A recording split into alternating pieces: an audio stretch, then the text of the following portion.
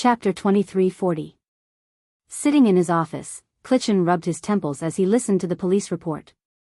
His face was as black as the bottom of a pot. He hadn't had a good rest for the whole day. His chest heaved with anger. Since the old government suddenly rebelled, he hadn't had a good night's sleep. Today, the strength of the Chinese ambassador made everyone feel pressured and humiliated. He and General Wuxia both wanted to take this opportunity to get rid of the ambassador who had humiliated them and then shift the blame to Wuxia. News came one after another, but in the end, they told him that the Chinese ambassador had escaped. 500 police officers were sent out. Some were dead, some were injured. In the end, only a dozen police officers could stand in front of him, detonating the fuel tank, leading them to the crossfire between the old and new governments, and being shot by their own people and the old government. More than 100 police officers were instantly killed. And what about the Chinese ambassador? There was no news of his life or death.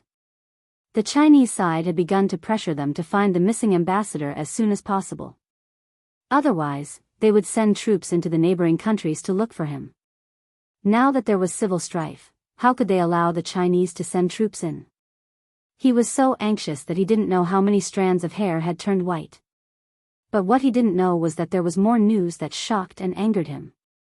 An official reporting the situation knocked on the door. Before Cultivation could answer, he pushed the door open and came in. What? He escaped the city. The Chinese ambassador escaped the city. Cultivation was shocked after hearing the report. What's the situation with General Wuxia? He didn't know how heavy the military's losses were. The official, sweating profusely, quickly replied, General Wuxia is furious. The 2 platoons stationed on the mountain were almost completely wiped out. Only 5 people survived. 2 platoons were wiped out. Only 5 people survived. Cultivation, who was shocked, pressed his hands on the desk. He slowly sat back in his chair. What kind of people did the Chinese side send out? What kind of people did they send out? The people sent by Wuxia were wiped out, the people sent by the new government were wiped out, and now General Wuxia's 2 platoons were wiped out. Who were these people? How? How could they be so terrifying? Sitting back in his chair, Cultivation's back was covered in cold sweat. After a long time, he asked in a deep voice, Does General Wuxia have any arrangements? After sacrificing so many people and letting the Chinese ambassador return, where would the face of their neighboring countries go? It was simply a great humiliation. They sent an elite platoon. There's no news yet, but the old government has also discovered the Chinese ambassador. The reporting official did not dare to speak loudly. Including the Chinese ambassador, there were only 6 of them. In the end, the 6 of them managed to wipe out hundreds of people. Even as he sat there, he felt a chill run down his spine. There was only one thought that flashed through his mind: the Chinese side is not to be trifled with. Their calculations were wrong. Although General Wuxia is very angry with the participation of the old regime, if the Chinese ambassador accidentally dies, we can directly explain to the Chinese that this is Wuxia's bad deed. Neighboring countries' new policies and military groups will definitely eliminate Wuxia to give China an explanation. This was the best way to push all the blame onto Wuxia. Cultivation felt a little better when he learned that the military group had sent another elite platoon to hunt him down. The elite platoon was the special forces of the military group. Chapter 2341. With the help of the special forces, even if the Chinese ambassador escaped from the city, it would be difficult for him to escape from the hands of the special forces of the neighboring country. Cultivation trusted the special forces of his country very much. Cultivation took a sip of cold water to moisten his throat and smiled. General Wuxia is a truly great general. Everything he does is for the sake of democratizing our country. No matter what happened to the Chinese ambassador tonight, all the consequences would be borne by the madman Wuxia. Xianxia knew very well what the new policy was, and so did the Chinese side. G3, who had completed the mission, received the order to quickly provide support without delay. Damn it. Dirty tricks. After learning about the new policy and the military group's plan, G3 cursed in a low voice. He said in a tense voice, in that case, let's play a trick too. Being kind to others is being cruel to ourselves. Major General, we can't be cruel to ourselves. If a tiger doesn't show its power, it will be treated as a sick cat? Bah! Either we don't play or we play big. Let's see who can win. Blowing up the oil depot was not a small matter. The Major General pondered for a few seconds before replying, the oil depot is located in the north. The forest in the north of the neighboring country is connected to our country's forest. Once it is detonated, there will be a forest fire. Even if I agree with your idea, the military is unlikely to agree. The news from the diplomat made the military very angry. Now that Yi Qian had already broken out with our ambassador and taught the neighboring country a lesson, if they only blew up the oil depot now, the loss would outweigh the gain if the fire spread to our country's forest. They would have to send troops to put out the fire. G3 laughed coldly. His gravel voice was like a sharpened knife, revealing a sharpness that seeped into his bones. Don't worry. Their oil depot is buried very deep. Even if a fire rushes up, the soil above will suppress the fire. There's also a small reservoir above. They set up the oil depot here, so it's obvious that they have made sufficient fire prevention preparations. The oil depot is not big and there isn't much oil stored. If we blow it up here, at most the neighboring country's military group will be angry, but they won't feel bad. Also, our face hurts from the heavy rain. Even if there is an open fire, the rain will extinguish it. Major General Liu was concerned about whether his country's forests would be affected. Since it was feasible. Major General Liu said in a low voice, "Give me 5 minutes to inform the higher-ups first." The small oil depot was located in the forest near the Northland Armed Forces. From here, it could be seen that the neighboring country's military forces were secretly preparing to attack the Northland. The northern lands were of great importance to China, and China did not wish for the northern lands to fall. The Major General spread out the map and sent it to the higher-ups of the Army Department at the same time. Soon, G3 received the latest order and said to his comrades, Come, brothers. Let's help the Northland Armed Forces. Burn them all." After completing the decapitation mission, they arrived at the oil depot of the neighboring nation's military group. This was their logistics oil depot. If there was an explosion, the oil depot in the Northlands would basically be finished. Wiring, blow them all up. G3's tone was harsh, and his eyes were filled with hostility as he stared ahead. He said ruthlessly, "They are heartless, so don't blame us for being unjust. Since they want to play with us, I'll grant them their wish. Daring to play dirty tricks? Then let's play bigger." Half an hour later, the underground logistics oil depot of the neighboring country's military group in the depths of a mountain suddenly exploded. Raging flames soared into the sky, and a huge fireball soared up. It was like the power of an atomic bomb explosion, and a mushroom cloud appeared. Chapter 23:42. When G3 and the others finally came out, they were covered with nearly 10 centimeters of dust. "You are all a bunch of useless trash." Useless trash. Even the logistics oil depot was found by Ruilala. "How did you all stand guard?" General Wu Wainu, who was part of the neighboring country's military group, was furious. This was a general who was quite unfriendly to China. His thoughts were completely inclined to the hegemonic countries. He believed that only by following the hegemonic countries could the neighboring country become the largest country in South Asia. Now that there was a fire in his backyard, he, who wanted to sit firmly on the hook, was furious. A small hidden logistics oil depot in the military was found and detonated in the most violent way. If the logistics were not guaranteed, how could they take down the North? Tonight, hit hard and chop off Ruilala's head. Chop his body into pieces. Wu Waina thought it was Ruilala's fault and gave the final order. Concentrate all the artillery fire to annihilate. Looking at the furious General Wu Wainu, someone asked nervously, "Then, the elite platoon you sent out, are they still chasing the Chinese ambassador?" "Chase my ass. The rear was in chaos, what was there to chase?" General Wu Wainu, who took back the order, was obviously unwilling. From day to night, the new government and the military group, plus the people sent by Ruilala, still let the Chinese ambassador escape. It was really infuriating. However, it was not appropriate to continue chasing. They needed to put all their energy on Ruilala and wipe out all his forces in one fell swoop. There was a sudden explosion in a mountainous area of the neighboring country. Even China felt the tremors.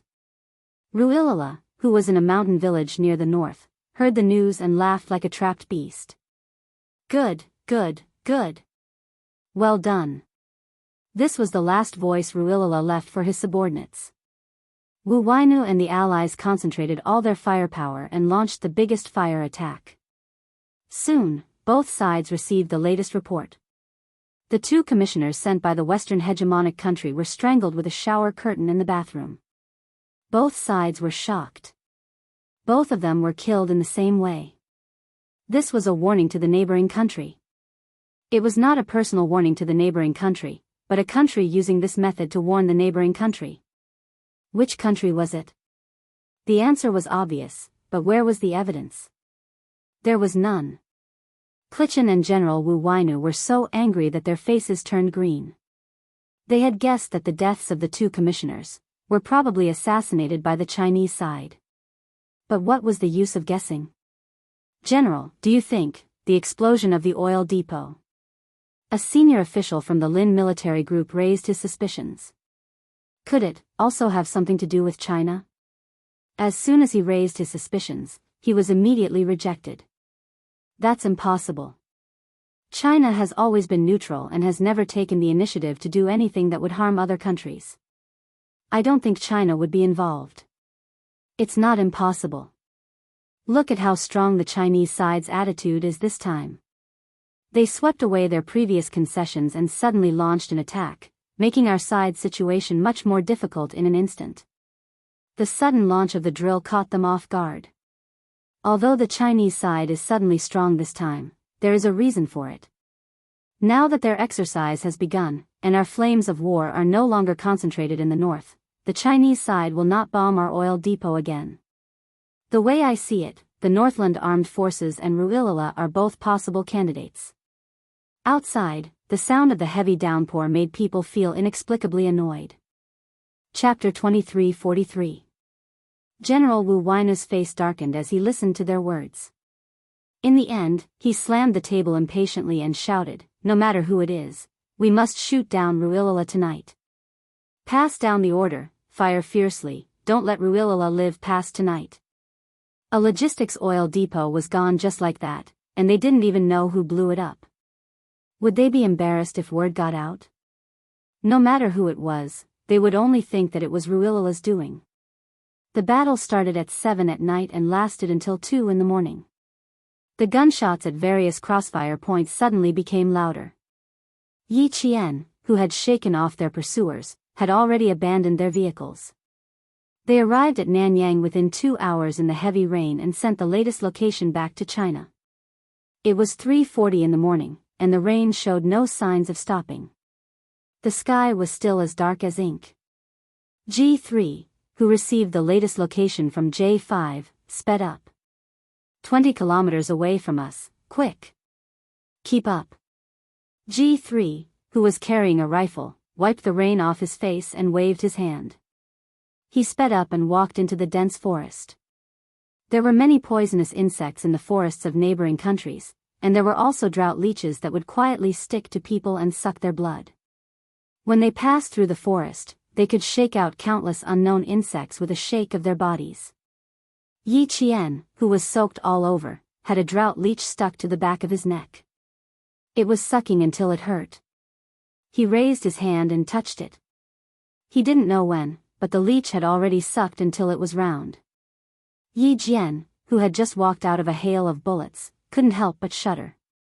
Yi Jian, who had just walked out of the rain of bullets, couldn't help but feel goosebumps. Drought leeches were longer and bigger than water leeches, and the suction cups were tighter. It might not be possible to pull it off by hand. She said to K7 beside her, "Help me, dry leech." "You got hit?" "Where?" K7 stopped and turned on the flashlight in his hand. In the rainy night, he saw a black thing stuck to the back of Yi Qian's neck. Yi Qian pulled out the dagger, and the sharp blade touched his skin. He could feel the cold touch. He could feel K7 using the blade to pry open the suction cup at the front of the leech, and then the suction cup at the other end. It sucked blood until the bloated thing fell off. K7 raised its leg and stomped on the ground. Then, it raised its leg and stomped on the ground to bury the black leech and the crimson blood. The rain washed away the leech, and there was not a single trace left behind. Yi Qian was not the only one who was stained. Along the way, almost everyone was stained.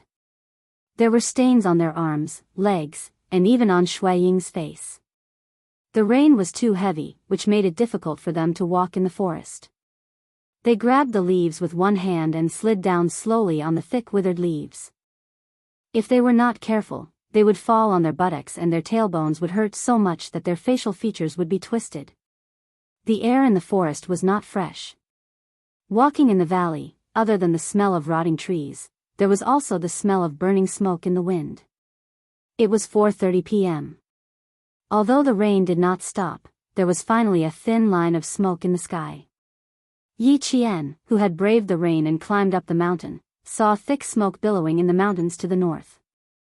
There was the smell of burning oil in the wind. They looked at each other, and there was an answer in each other's eyes. There was the smell of burning oil in the wind, and the heavy rain could not suppress the smoke. No matter how they looked at it, it looked like an oil depot explosion. It was possible that the underground oil depot had exploded. The collapse of the soil around the oil depot would cover the fire, and the thick black smoke would rise into the sky. That was why they couldn't see the fire. Chapter 23:44. J5's gaze flickered slightly, and a dark glint flashed across the depths of his eyes. From the direction, why did it look a little like the route G3 and the others would take to complete the mission? Could it be G3 and the others doing? Since they were still in the neighboring country, they could not confirm if their pursuers were still behind them. After a short rest, they immediately set off. According to their original plan, they should have arrived at the rendezvous point by now. After rushing out of the city and being circled by their pursuers, they were already an hour late. There's a sound. Yi Qian, who was going down the mountain, whispered. He pulled Xianxia and quickly hid behind a tree, using the dense foliage to hide their figures. J5 and the others were already hiding behind a tree. They held their breaths as they listened to the faint rustling sound at the foot of the mountain. When they tried to listen more carefully, the rustling sounds they heard earlier had disappeared. It seemed like the people walking had also discovered them and immediately stopped to hide. Damn, don't tell me we've encountered the local armed forces.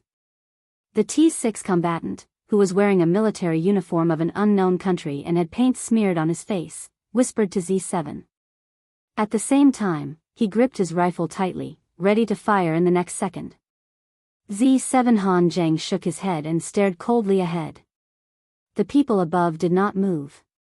It was obvious they had also discovered them and were in a silent standoff. This kind of standoff was very time-consuming. And they could not afford to waste time. Yi Qian and the others felt that they could not afford to waste time either, so J5 spoke in the neighboring country's language. He had just spoken when a loud shout came from below. Damn! I was so scared my heart almost jumped out of my chest. It was the T6 combatant's voice. Those on top of the mountain rushed down the mountain, while those at the foot of the mountain rushed up the mountain. The tense standoff was immediately broken. Several figures flitted past the trees like cheetahs to welcome their victorious comrades. I was so scared I had a heart attack. I thought we'd encountered the local armed forces and was wondering if we should fight them. In the end, you made a sound. The gun in my hand almost slipped out of my hand. The excited T6 combatant did not pay attention to his image. He rushed up and roared, his voice full of joy. Yi Qian is behind me. There's also the ambassador. Kid, pay attention to your image. J5 hurriedly reminded his comrade in case he said something even more rude. It couldn't be helped, sometimes soldiers could be very rude in private. Even their team leader, Q King, who was an elegant man, would swear in front of her.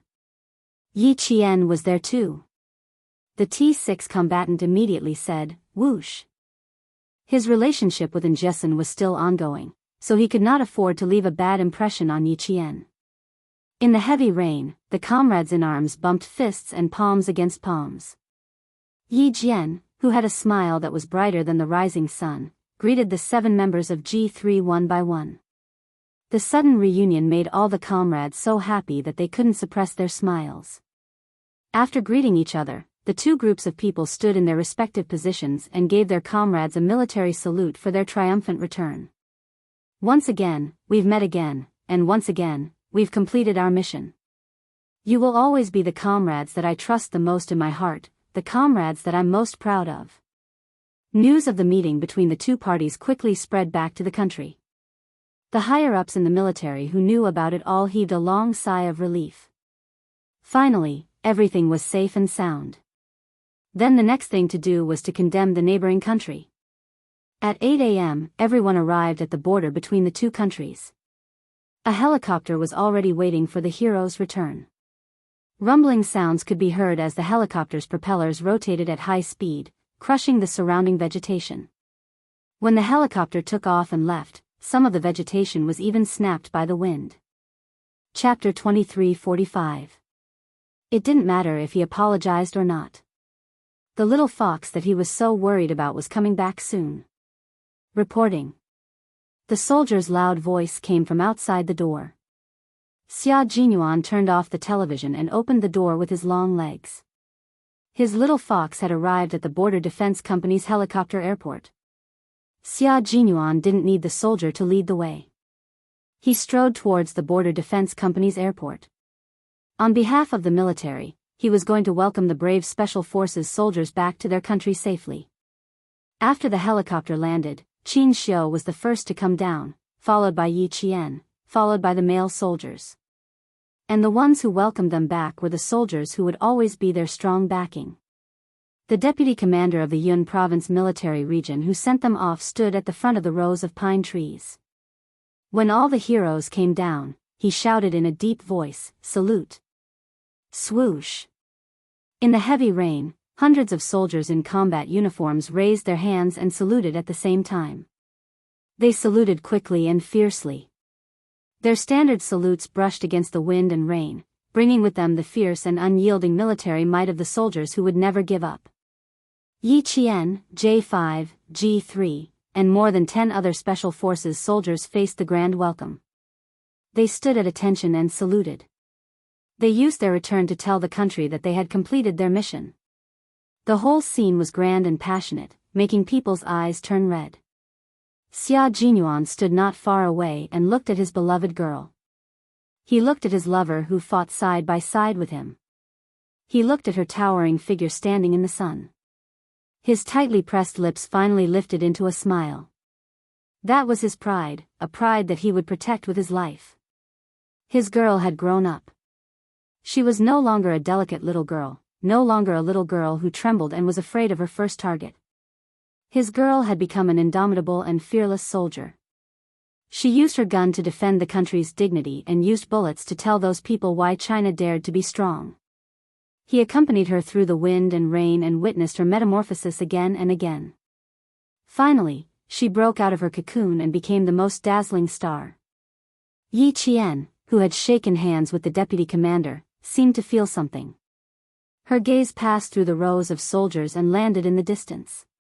She saw the most familiar figure, tall and slender, as proud as a mountain. Their gazes were separated and even passed by the soldiers.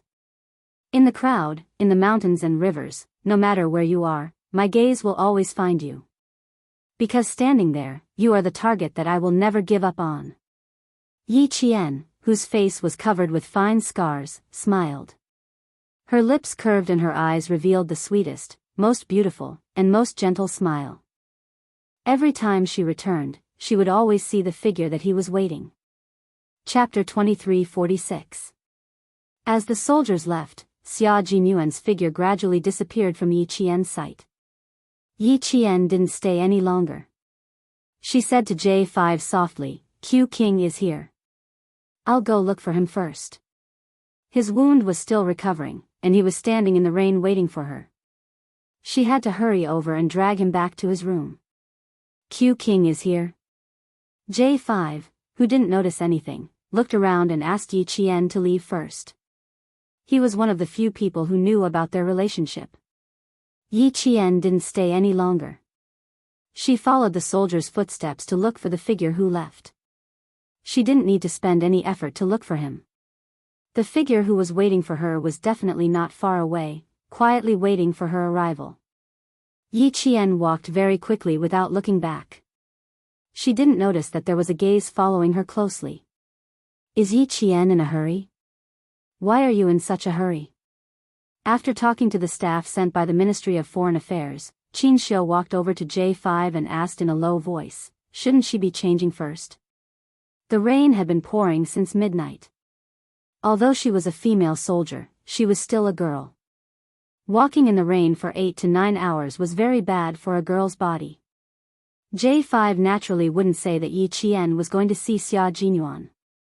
He smiled and said, she's a female soldier.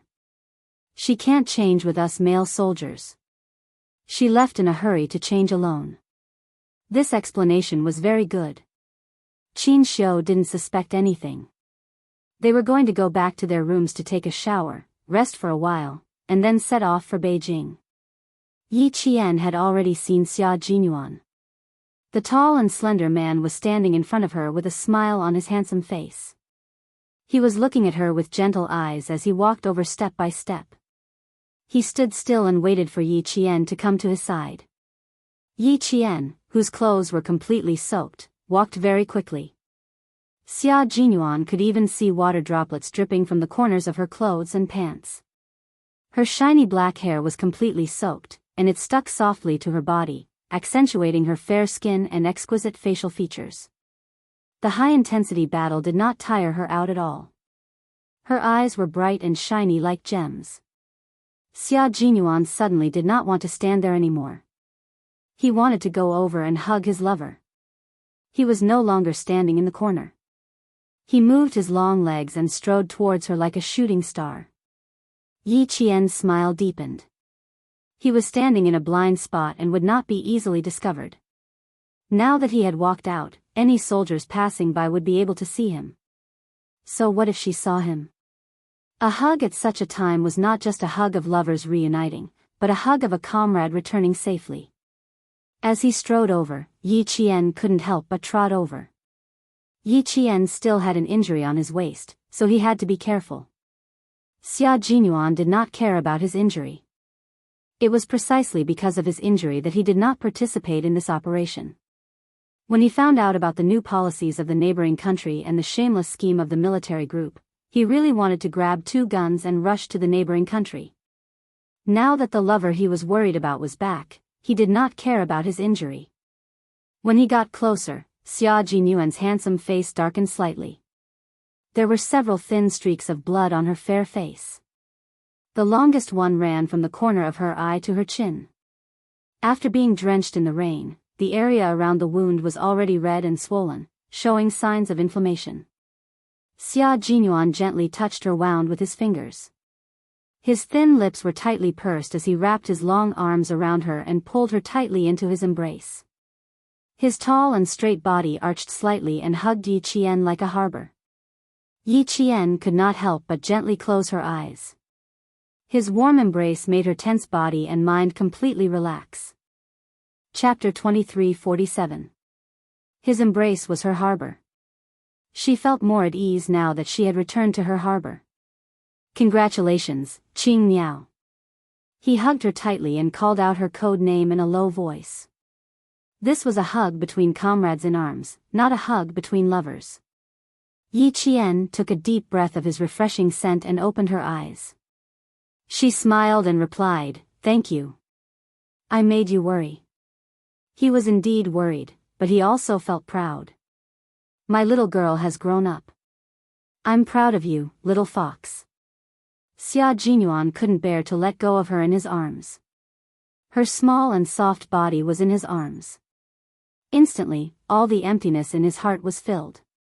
He truly felt that she was back, safe and sound. He felt a little helpless. He clearly told her that no matter who went out to fight, the people who stayed behind should wait patiently. There was no need to worry, no need to be afraid, even if they had to sacrifice themselves. That was the path a soldier should take. But when he found out that she had gone out to fight alone, accompanied the Chinese ambassador to a war-torn country without any equipment, he felt as if his heart had been struck by a heavy object. It was so painful that his heart stopped beating. Waiting was a scary thing. It was torturous both physically and mentally. If he wanted to get used to fighting separately, he had to get used to it too. Yi Qian felt his arm tremble slightly and knew that he had been worried about her. She patted his broad back gently and said softly, "Because you are my goal. I have to work hard to catch up to you. I can't let you wait too long." This little fox, sometimes she was so silly that it made his heart ache. Just because she knew that he had suppressed his promotion, she felt sorry for herself. She didn't feel sorry for herself either. She felt sorry for herself and how tired she would be if she worked so hard. Those cuts on her face, didn't she hurt? She still had the mind to catch up to him. He couldn't bear to see her tired, but sometimes he could only stand by and watch her tire. He lowered his head and kissed her temple. "Go back to your room and change first. Rest for the night and I'll send you back to school tomorrow. Your school leaders have called the military and hope that you can go back as soon as possible to prepare for the drill in May." Compared to a cadet, Yi Qian had taken too many days off.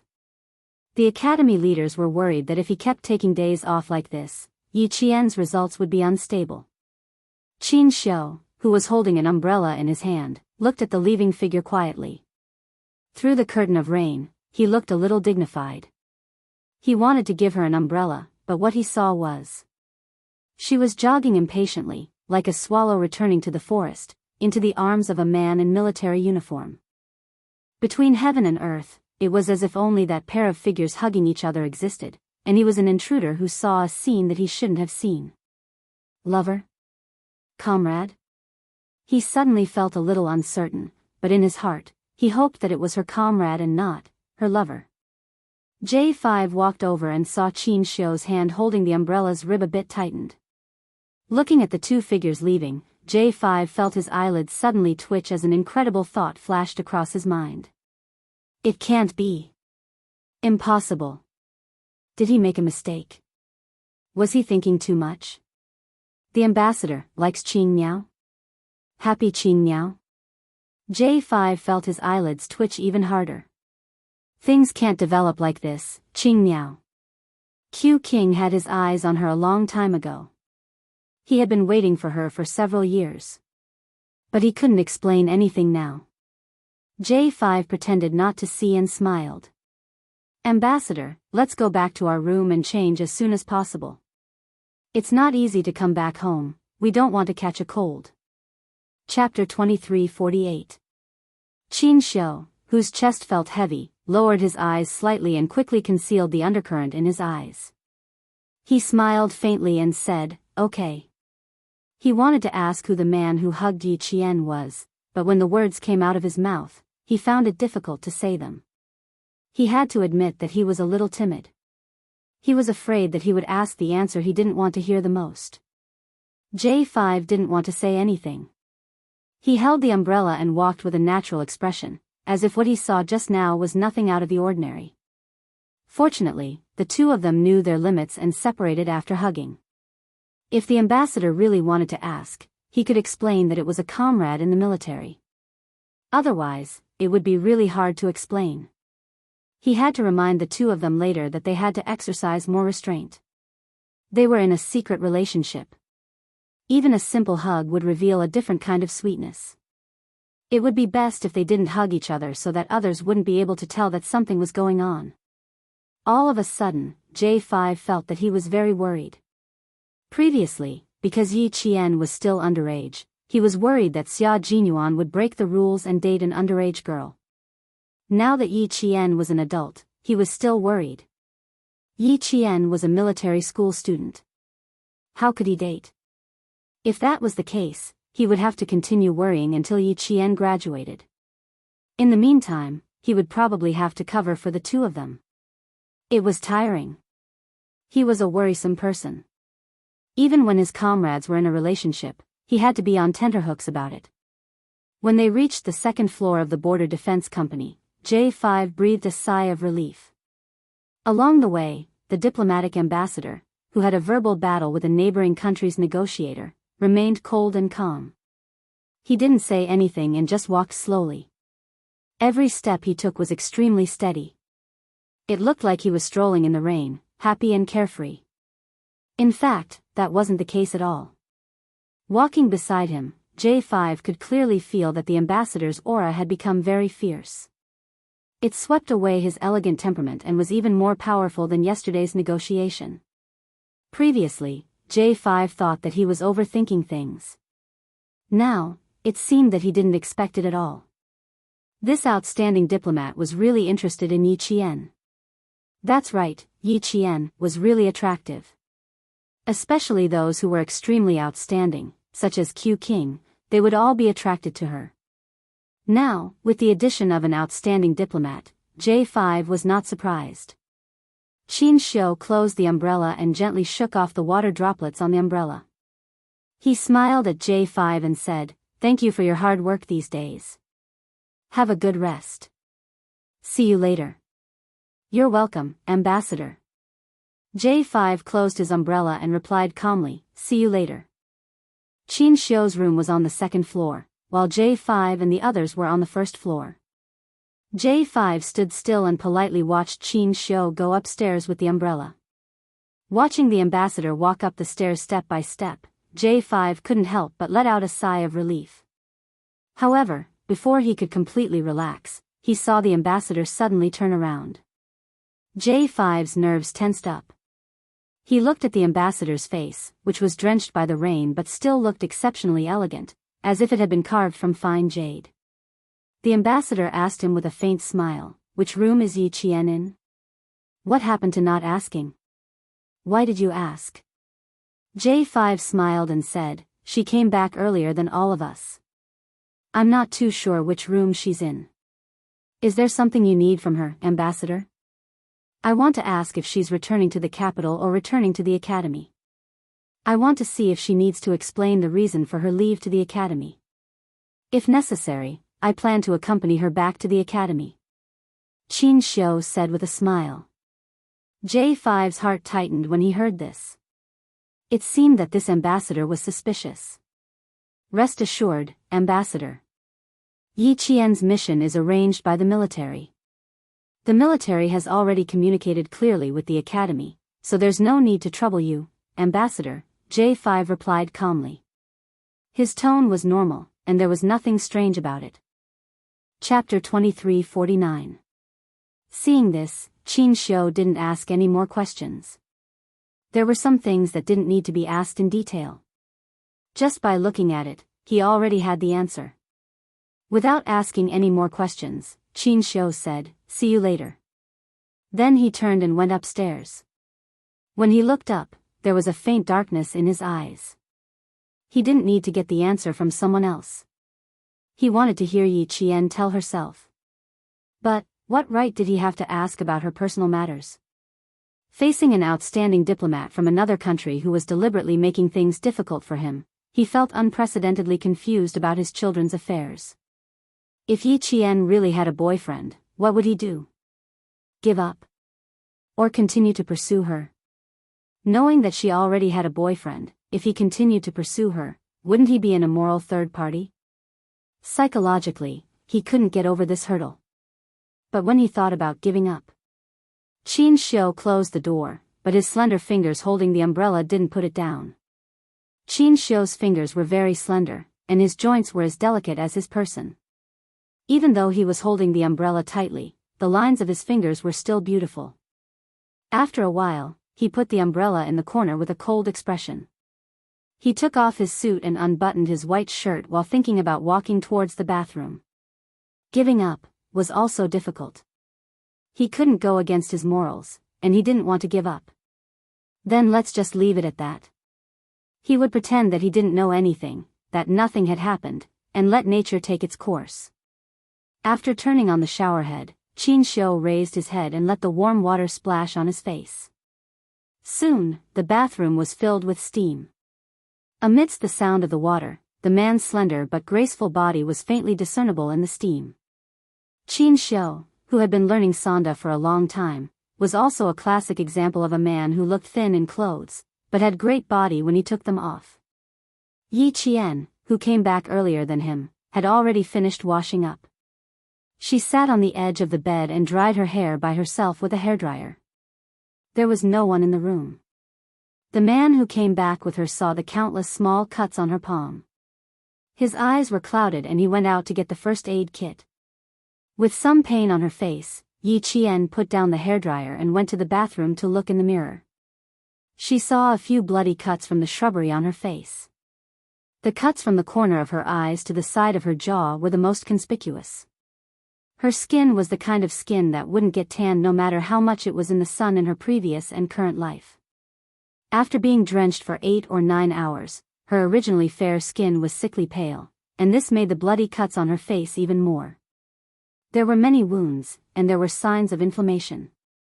No wonder Captain Xia immediately sent him back to his room to get the first aid kit. She had to treat it. Although she didn't really care if there was a scar on her face, she couldn't let the wound get infected. Yi Qian's in the bathrooms to see Xia carrying the first aid medicines doctor, S.A. doctor.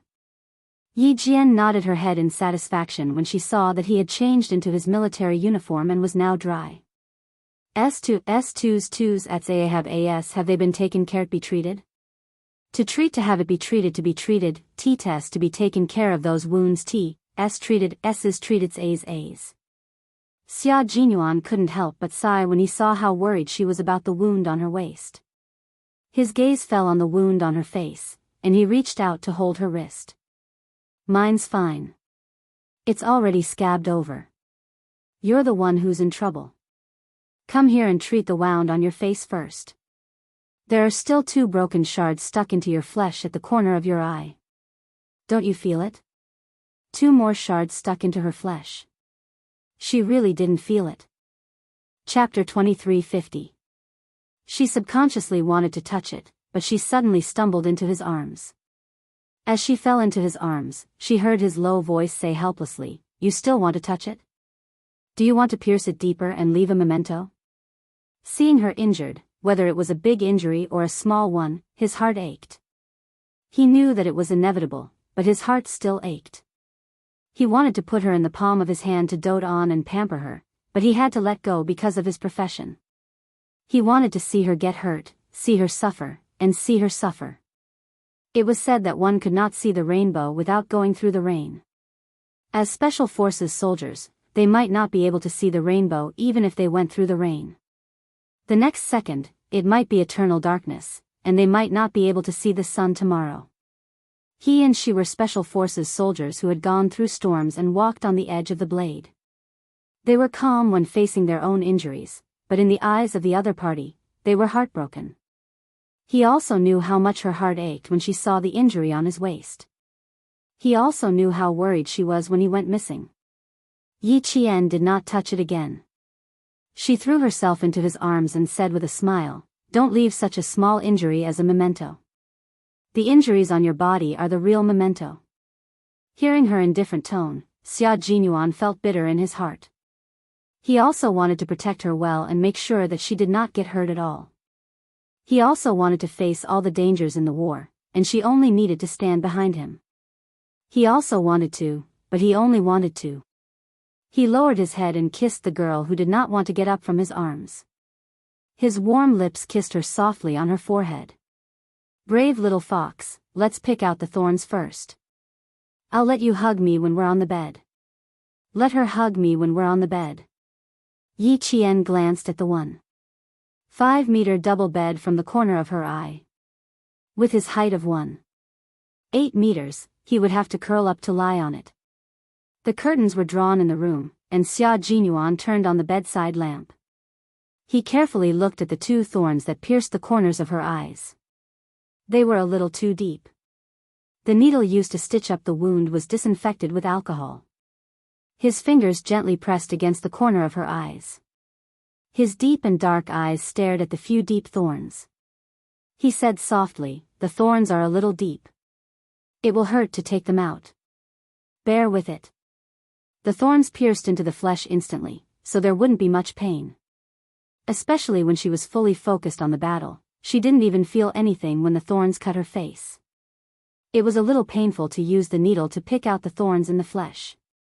When the tip of the needle touched the hard thorns gently, Xia Jinyuan saw Yi Qian's long and black eyelashes flutter.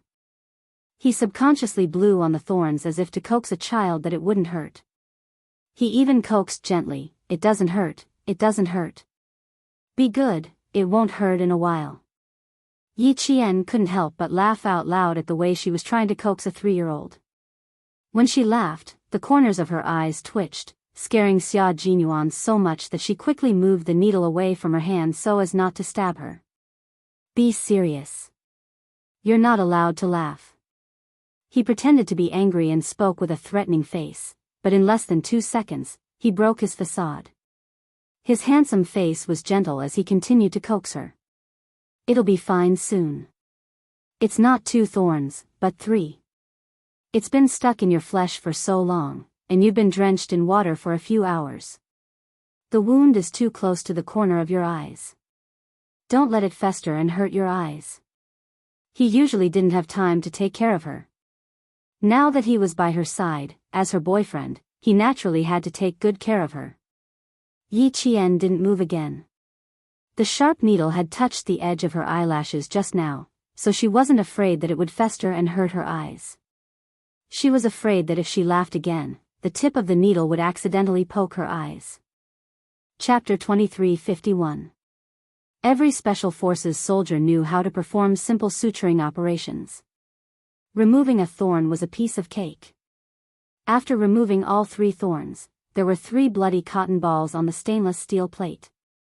The thorns were indeed deep, but fortunately, they weren't long. It wasn't much of a problem to remove them with iodine.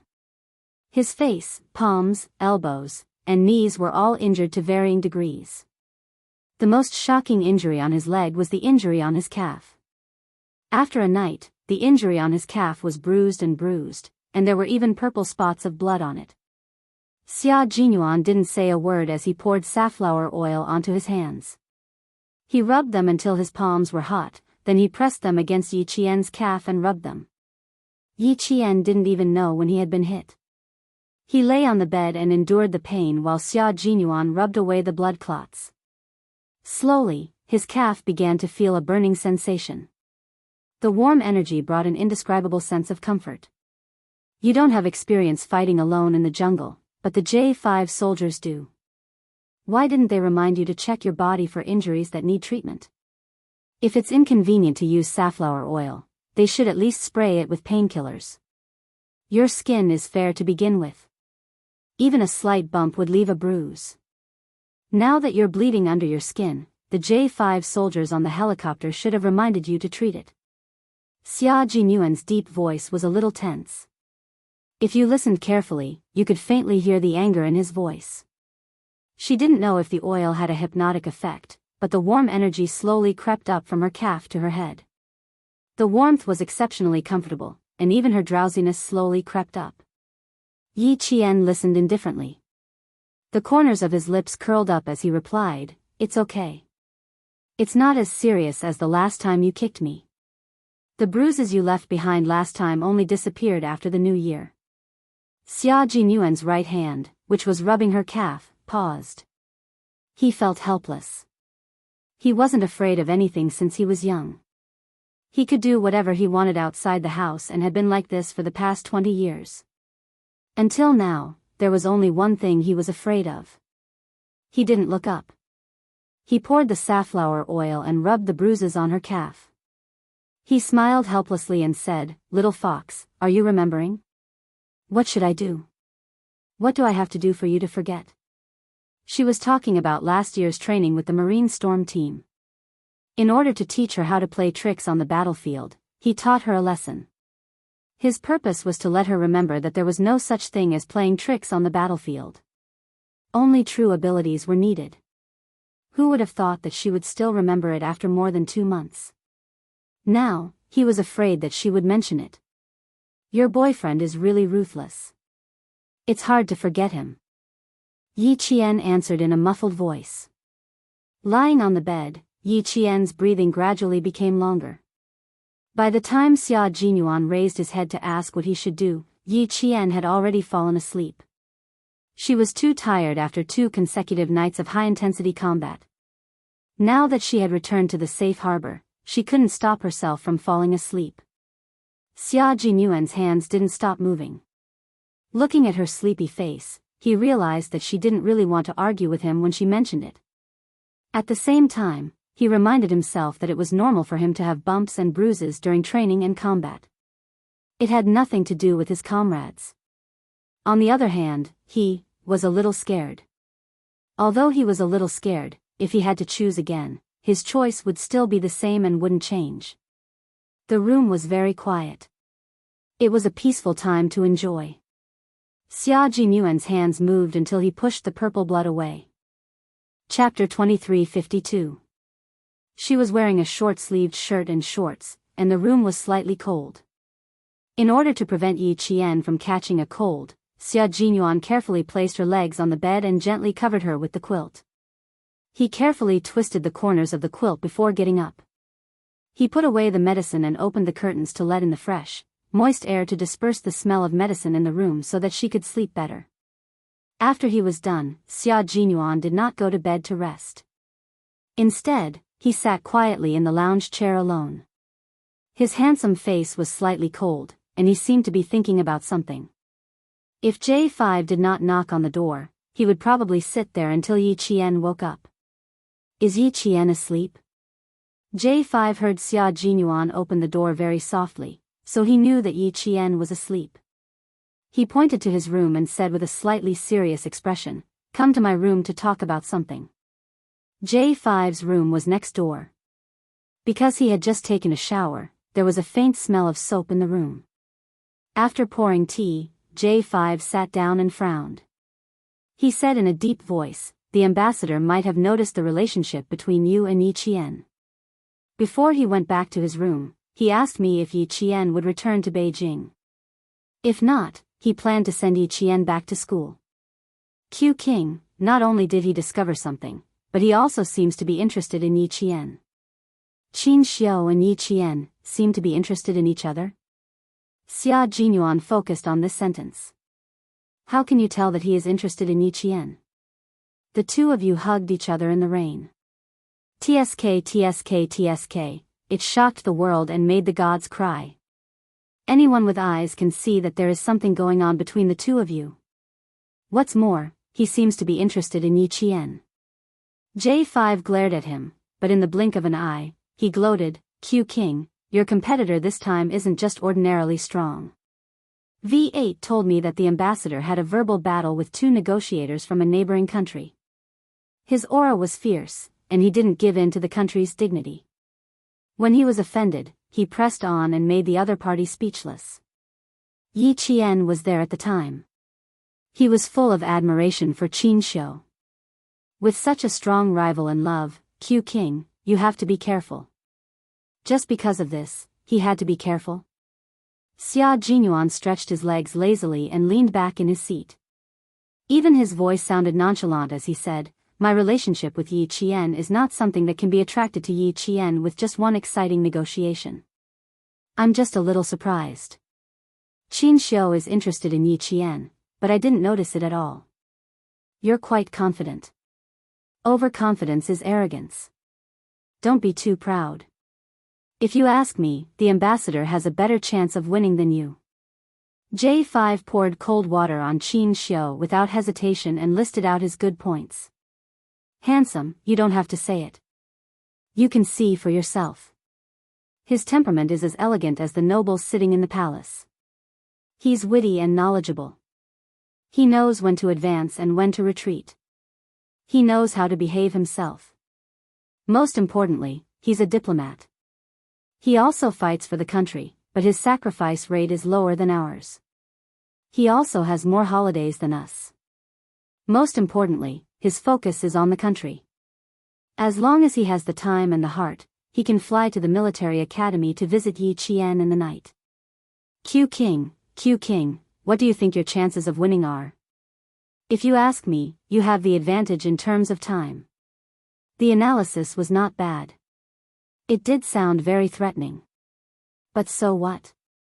The love between him and the little fox was not based on romance, nor was it based on time spent together. Their love was completely based on the fact that they were willing to put their lives in each other's hands. They were willing to fight side by side and vanquish their enemies together. Chapter 23:53. Through the smoke of war, through the flames of war, his and little fox's love wasn't something that could be easily interfered with. Xia Jinyuan raised his eyes. His disdainful gaze was filled with the unruffled domineering aura of a powerhouse. He spoke cheerfully and wittily with an irresistible force. So what? He likes Yi Qian. I can only say that he has good taste. But that's his own business. What does it have to do with me and Yi Qian? Such confidence, with a hint of arrogance, made J5 click his tongue. Q King, I couldn't tell. Back then, you were so afraid that Yi Qian would be pursued by others, but now you're so confident. You're actually not worried about Yi Qian being pursued by other men at all. I don't believe that when you heard me say that the ambassador is interested in Yi Qian, you didn't feel nervous at all, J5 said with certainty. Then, he looked at Xia Jinyuan without blinking, trying to discover something. Before he could discover anything, the domineering Lieutenant Colonel Xia frowned and admitted, a little, but it's okay. My girlfriend is so outstanding. There will probably be more flies flying around in the future. I have to work harder. Not nervous? Nonsense. How could he not be nervous? Xianxia, one of the top young masters in the capital, a language genius, the youngest diplomat, the most handsome diplomat, the most promising diplomat. His long list of most was enough to make people's eyes linger. Just as J5 said, he was lucky that he won in terms of time. If the young Xianxia and the young Yi Qian met. Lieutenant Colonel Xia's eyes darkened. Then, he really wouldn't know whose girlfriend Little Fox was. It wasn't that he was belittling himself, but Xianxia was indeed very outstanding. His character was also quite good. Among the young masters in the capital who didn't have any scandals, Xianxia was one of them. Even the old man at home said that Xianxia alone was enough to support the Qin family. Apart from family Xia and his children, old Master Qin had only commented on two other people. One was Xia Jinyuan's brother-in-law, Li Jinyan, and the other was Xianxia from the Qin family, who was worthy of being a role model in Beijing. From this, it could be seen how outstanding Xianxia was. Wasn't he nervous? How could he not be nervous? But this kind of thing couldn't be solved just by being nervous. The main thing was to let the other party know the difficulty and back off. Here came the problem. His current identity was still that of a boyfriend who couldn't see the light of day. How could he make her back off? J5 saw that he was deep in thought, and his eyes flashed with a teasing smile. Suddenly, he thought of a very important thing. Something was wrong. What he wanted to say was not that the ambassador had taken a liking to Yi Qian. Why was it that he and Q King were analyzing the chances of the ambassador winning? His main point was that the ambassador had found out about the relationship between Q King and Yi Qian. Stop. Let's not talk about whether the ambassador will become your love rival and make you feel threatened. Q King, our main point now is how you're going to deal with the ambassador if he finds out about your relationship with Yi Qian. This was a very serious matter. Although the military academy didn't explicitly state that students weren't allowed to date, everyone knew that dating in the military academy had a bad influence. Once the academy found out, they would come out and talk to the students first. The military academy students were the future of the country's national defense, and they were also the backbone of the country. During their time in school, all of their energy should be spent on their studies. From a personal point of view, it was understandable why military academy students would date, but from a national point of view, love would always come second. Chapter 23:54. Yi Qian was so outstanding that J5 didn't want her relationship to leave a bad mark on her military academy career. He was worried that as more and more people found out, Yi Qian would be implicated in the end. You too, Sai, why don't you continue to bear with it? Meet less, chat less, and travel less together. If you really need to meet, why don't you bring a few more comrades with you? What if the two of you travel together and there's a bit of distance between them? Don't let others see any signs. J5, who was worried sick, came up with one idea after another. It could be seen that he was really thinking for Xia Jinyuan and Yi Jian. However, Xia Jinyuan had already considered this matter, so it wasn't a big problem for him. However, because Yi Qian was worried that her relationship would affect the academy, he understood her concerns and respected her decision. Seeing J5's serious expression and unconcealed worry, Xia Jinyuan smiled and said, Xianxia, although I'm not familiar with him, I believe he's not the kind of person to gossip. Since he discovered something but didn't ask any of you, it's obvious that he's not someone who likes to ask about other people's private affairs. The Qin family has strict rules. If he really likes Yi Qian and discovers my relationship with Yi Qian, I think with his upbringing, he won't do anything immoral to interfere with other people's relationships. After all, he's a diplomat who represents the image of the country, not an ordinary person. Anyone who interferes with their relationship would be a third party. With Xianxia's upbringing and pride, he wouldn't allow himself to become a third party. After hearing Xia Jinyuan's detailed explanation, J5 felt that he was worrying for nothing. He yawned and waved his hand with a tired expression. I have to go to sleep. When the situation in the northern land stabilizes, we should return to the base and prepare for the overseas competition. Xia Jinyuan didn't intend to leave yet. He raised his eyebrows and said with a faint smile, I haven't asked you anything yet. Why are you in such a hurry to sleep? We haven't seen each other in a while. Let's catch up and have a chat. J5 stood up with his hands on the armrest of the chair and slowly sat back down. What do you want to talk about? Or do you want to ask me something? Since he didn't even let him rest, it was clear that he had something to ask.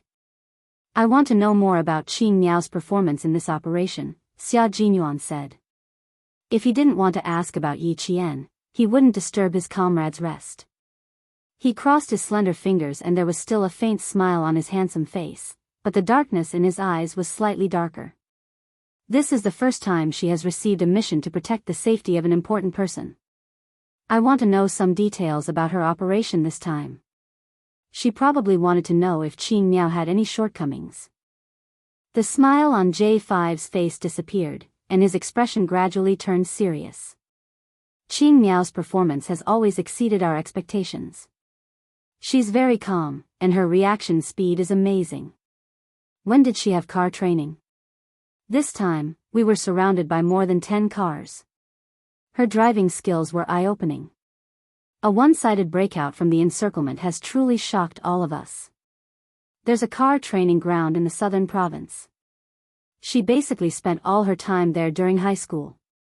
Xia Jinyuan saw the unconcealed admiration in his comrade's eyes when he mentioned Yi Qian, so he knew that his little fox had performed well in this operation. His thin lips curved slightly, and there was a faint smile in his dark eyes. She seems to have an extraordinary talent for combat training.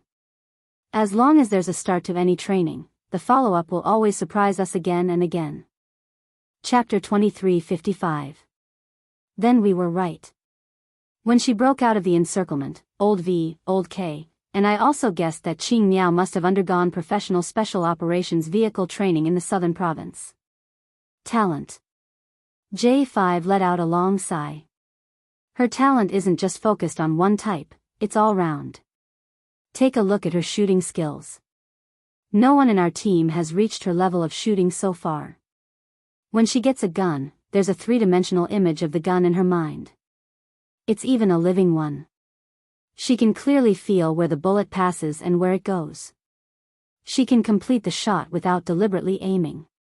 Q King, Qing Miao's talent, is amazing. Even a veteran like him was envious. Xia Jinyuan raised his eyebrows. This was natural. Otherwise, How could little Fox have carried out so many important missions before reaching the age of puberty and still be remembered by the Navy commander? His little Fox was an all-rounder talent. Judging from your expression, Qing Miao's mission this time was not bad. What about her shortcomings? From the perspective of a veteran special forces soldier like you, what does she need to improve? Or does she need to improve? Xia Jinyuan had heard a lot of praises for Yi Qian. He wanted to know if she had any shortcomings. Only by constantly discovering her shortcomings could she continue to improve. J5, I need to know if she has any shortcomings.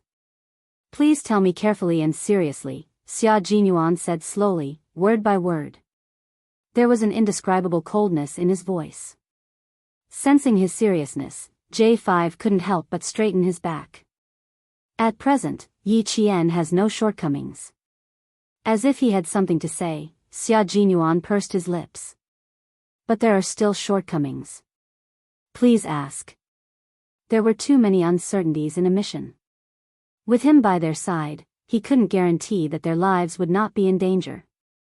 Without him by her side, when he couldn't see, he only hoped that she could cooperate well with her comrades and return safely. Qing Miao is more suited for individual actions. As for group actions, although we cooperated well and completed the battle beautifully, we were always worried that she would suddenly rush out and complete a mission by herself. I think it's because we haven't been training together for a long time. She's not in the army, so she can't participate in our daily coordination and training. It's normal for such a problem to occur. In the future, when she joins the army and trains with us, these problems will naturally be solved. Yi Qian's individual combat ability was so strong that sometimes the J5 and the others could not keep up with her. And Yi Qian was a sniper who had been trained by Principal Chen, a world-class sniper. An individual's independence was greater than the group's training. Therefore, the other comrades were worried that she would suddenly finish the mission ahead of schedule. There were two problems. First, although Yi Qian had established a tacit understanding with the Snowfield Brigade, it was only the beginning. She had not established a tacit understanding with all her comrades, so there was a certain degree of unfamiliarity. Second, Yi Qian was not used to working as a group, or rather, working with the group to complete the mission. She completed the mission too quickly, so the comrades behind her could not keep up with her. The two problems were actually one problem: the tacit understanding was not good enough. Chapter 2356. Xia Jinyuan, who had already figured out the reason, fell silent. After a long time, he pursed his thin lips and said, "Our teamwork still needs to be improved. After we go back, I'll redo the weekly training plan." Qing Miao's individual combat ability is strong, which means that the combat ability of the male soldiers still needs to be improved. We can't slow down and wait for the male soldiers just because her individual combat ability is too strong. Our training is only about chasing, not waiting. J5, you're the vice captain. You'll take the lead to improve our individual combat ability. Yes, sir. J5 nodded and said seriously, after the battle with Qing Miao, I've also been thinking about this. We need to improve our individual combat ability as soon as possible. Otherwise, we won't be able to take on any high-risk missions in the future.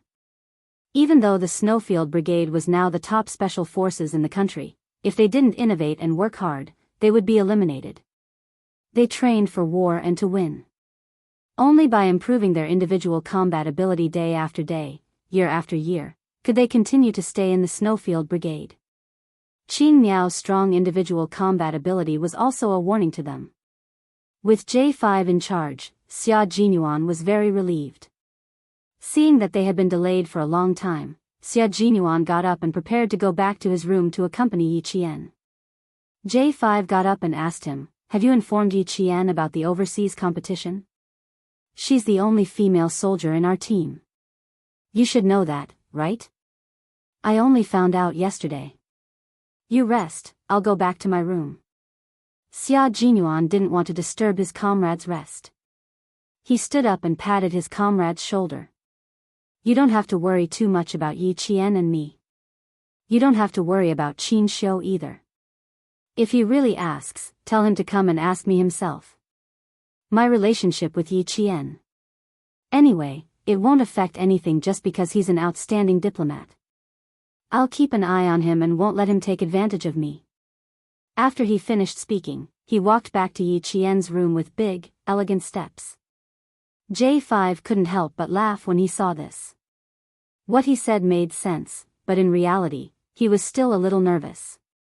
After all, his love rival was very powerful and not an ordinary person. As a comrade in arms, he naturally stood on Q King's side. He was not happy that Yi Qian was snatched away by the ambassador. The ambassador was very outstanding, but no matter how outstanding he was, he could not be compared to his comrade in arms who fought side by side with him. After returning to his room, Xia Jinyuan gently closed the door and walked to the bed. He saw that the girl he liked was still in her original position, and even the smile on her face had not disappeared. She was sleeping soundly. Xia Jinyuan didn't know that the second he saw Yi Jian, his eyes had become exceptionally soft. Even his heart felt like it was swimming in a pool of water. His military aura became soft and soft. He was a hot-blooded soldier who fought for the country, but he was also an ordinary man who was filled with tenderness when facing the girl he loved. After taking off his military jacket, Xia Jinyuan lay down on the bed very gently. As soon as he covered himself with the quilt, Yi Qian, who was sleeping soundly, took the initiative to move closer to his arms like a little animal. She then moved a little and found a more comfortable position to continue sleeping. Xia Jinyuan looked at her, who was sleeping soundly, with a defenseless and innocent smile on her face. He couldn't help but laugh. This little girl was quite proactive. He was still thinking about how to make her sleep in his arms without waking her up. Now that she took the initiative to move closer to him, he was pleasantly surprised. It also showed that even though she was sleeping soundly, she knew that the person lying next to her was him. This kind of reliance that was like a natural instinct made Xia Jinyuan very satisfied. Chapter 23:57. He gently caressed her shoulders with his hand from the back of her neck. His dark eyes were filled with a gentle smile. He lowered his head and kissed the top of her head. Sleep well, little one. Throughout the journey, it could be said that she was solely responsible for Xianxia's personal safety. J5 and the others were responsible for the perimeter. Yi Qian's contribution to not injuring Xianxia despite being heavily surrounded was undeniable. This also showed that she had the dedication of a soldier. Such Yi Qian made Xia Jinyuan feel proud and heartbroken at the same time. With Xia Jinyuan by her side, Yi Qian slept very soundly and peacefully. With him by her side, she didn't have to think about anything. She could sleep and eat whenever she wanted. She was relaxed and carefree. She really enjoyed this kind of leisure time together. Xia Jinyuan was in good spirits. During this period of recuperation, he had made up for all the sleep he had lost. Now that his girlfriend was lying in his arms and he was hugging her soft body, his heart was filled with tenderness. He closed his eyes for a while, then slowly opened them again to look at Yi Qian's sleeping face. He didn't rest at all and was thinking about something. Xianxia was also a man of character. As for his taste, it was extraordinary. However, after meeting Little Fox a few times, he fell in love with her. Just as J5 said, Xianxia was a very strong love rival. His love rival was too strong, and he worked in the country. If he wanted to, he could go to the military academy to look for Little Fox at any time. With his ability, going there once or twice a month was not a problem. However, his Little Fox wasn't stupid. If Xianxia really went to look for her frequently, she would definitely notice. When that time came, she would avoid him and Xianxia wouldn't be able to do anything about it. Just like how he used to chase her. If he didn't chase her to a corner and leave her with no way out, she would never show up easily. Xia Jinyuan gently tapped the tip of her nose with his slender fingers. Thinking of the appearance of a strong rival in love, he smiled indulgently and said, "Little thing, you've only carried out a mission, but you've already attracted a lot of attention. Tell me, why are you so likable?" Xianxia, the youngest and most promising diplomat. He also has a handsome face that even I have to admit. If you really take another look at him, my heart will definitely ache for a long time. Little thing, I'm going to be jealous for half a day. You're doomed. If I become jealous for half a day, I'll torture you so much that you won't be able to leave the bed for the whole day. You can't even look at other men. I, Xia Jinyuan, have always been arrogant. Now that you've taught me a lesson, you have to take responsibility. When you look at a man, you can only look at your own man, understand? Lieutenant Colonel Xia did not speak. He spoke softly, seemingly helpless, but in reality, every word he said was filled with affection. As he spoke, Lieutenant Colonel Xia narrowed his unfathomable black eyes. His gaze was like that of a large, ferocious beast, his eyes twinkling with fragmented light. He felt a little insecure, so he had to think of a way to make himself feel safe. Therefore, when Yi Qian opened her eyes, she saw a handsome face that was filled with faint sadness. Yi Qian blinked gently and naturally leaned into his embrace. Did I sleep for a long time? I seem to be able to sleep well with you by my side. Lieutenant Colonel Xia loved to hear such sweet nothings. His thin lips curved as he laughed softly and said, "It's all right. It hasn't been that long since the sky turned dark. You probably slept for 9 hours.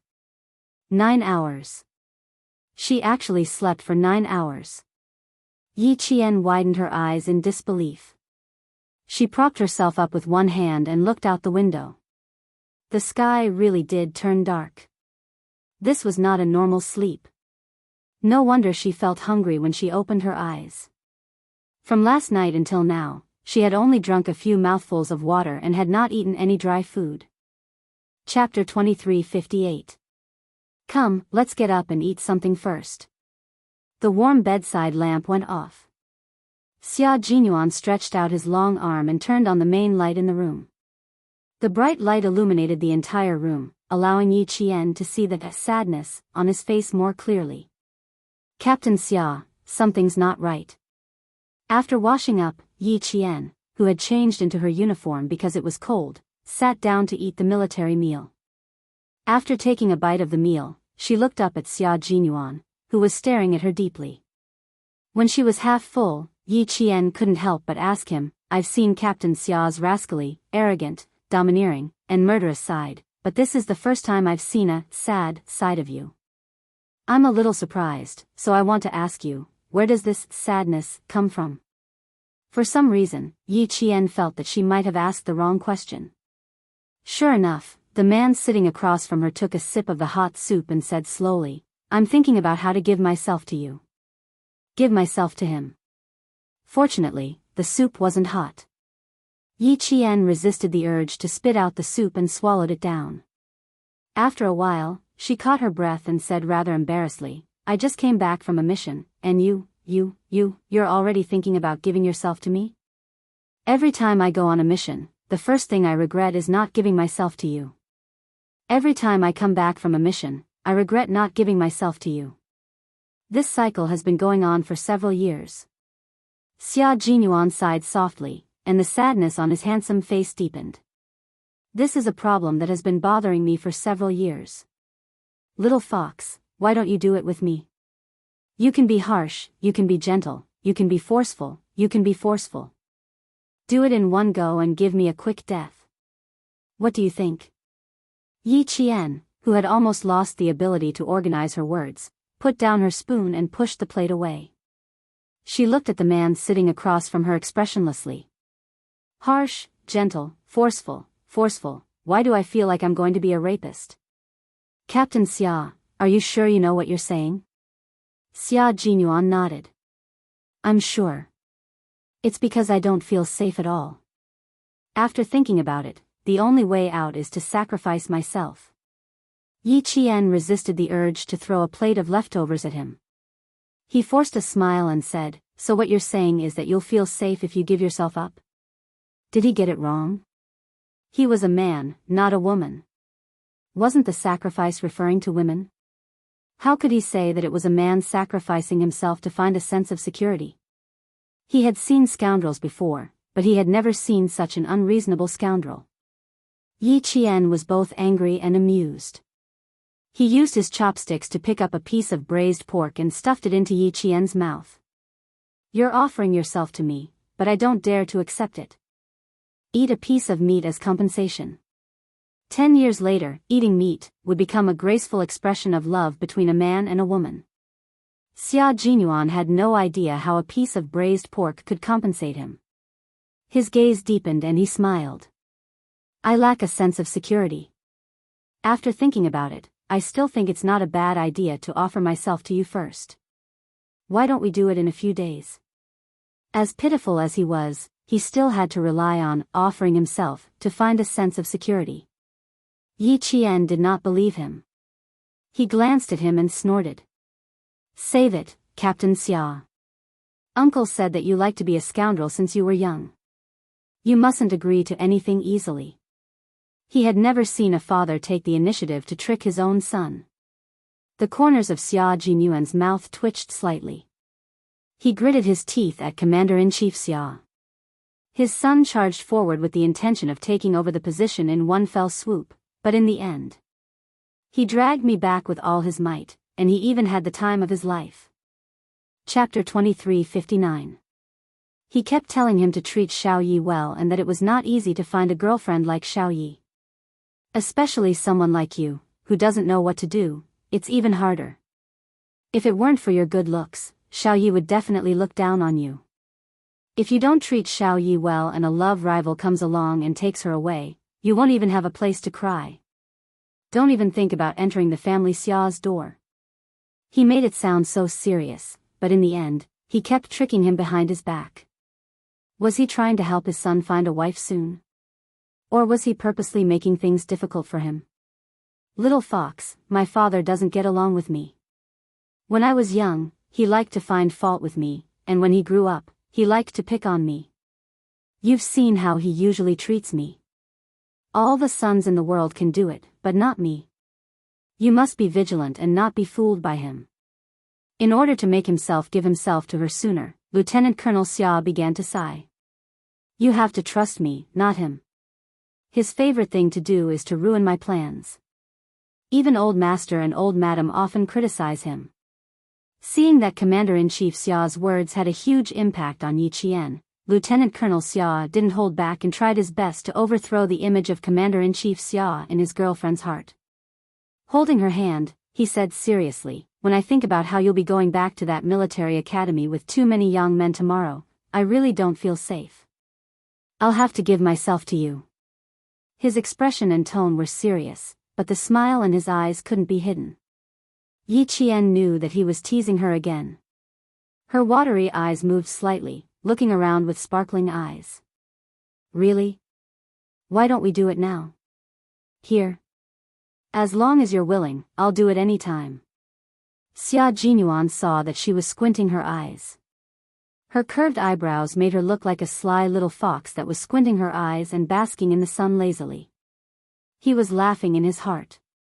How could he not know that this little fox in front of him was trying to checkmate him?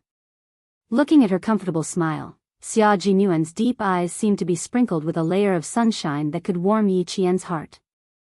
Yi Qian put down the chopsticks in his hand and propped himself up with one hand on the high table. At the same time, he stretched out his other hand and made a flirtatious gesture. His index finger curled slightly and hooked Xia Jinyuan's delicate chin. Even his expression was somewhat frivolous. Every time I see Captain Xia's face, my imagination does run wild. Yi Qian stood up and leaned towards Xia Jinyuan as he spoke. In the end, their breaths were just inches apart.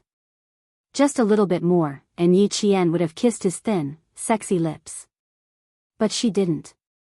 Under his calm and unruffled gaze, Yi Qian stopped. They were so close that they could see each other's eyelashes clearly.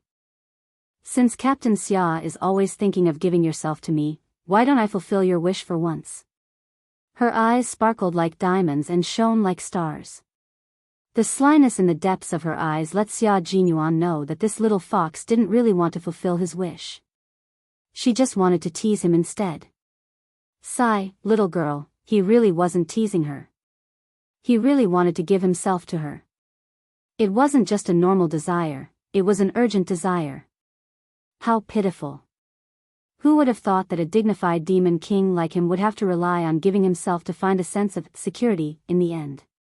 It was as the saying goes, sooner or later, you'll have to pay for what you've done.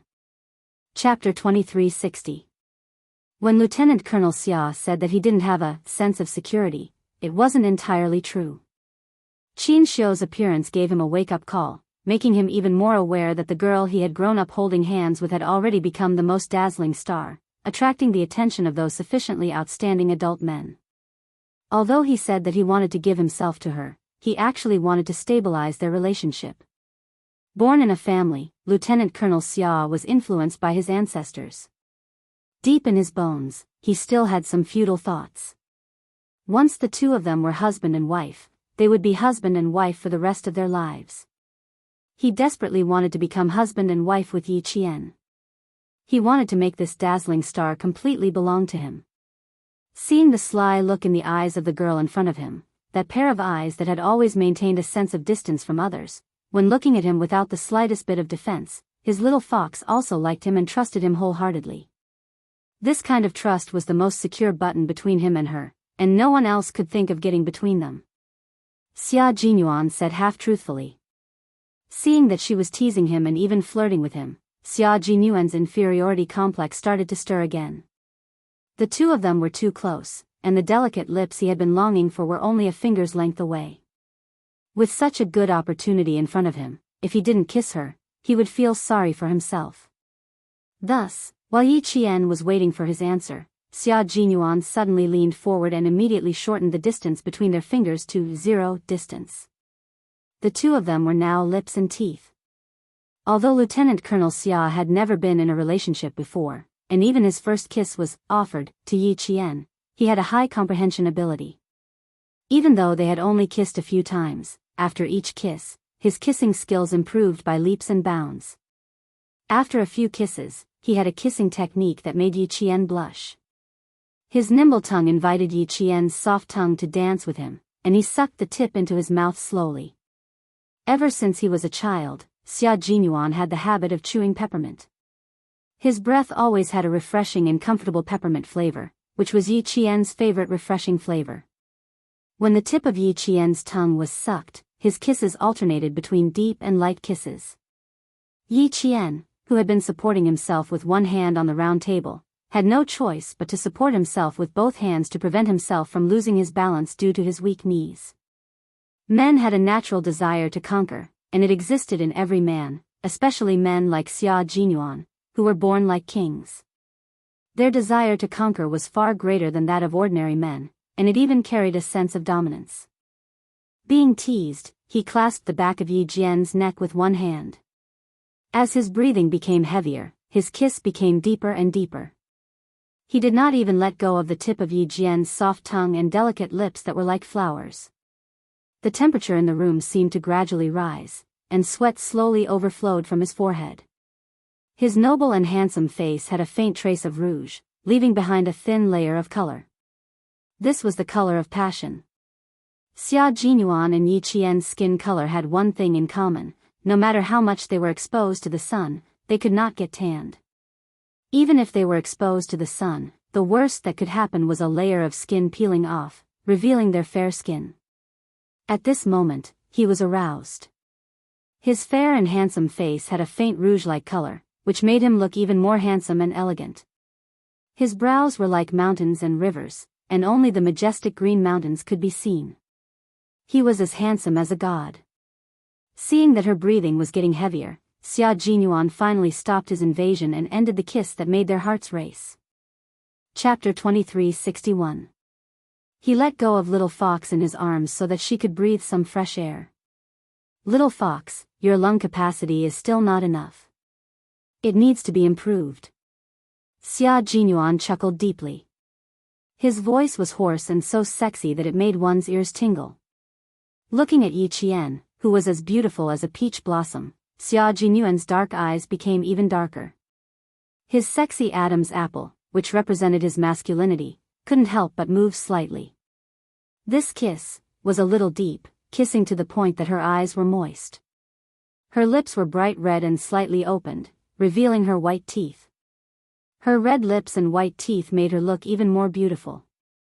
The more Xia Jinyuan looked at her, the more he felt like his heart was being scratched by 100 cat claws.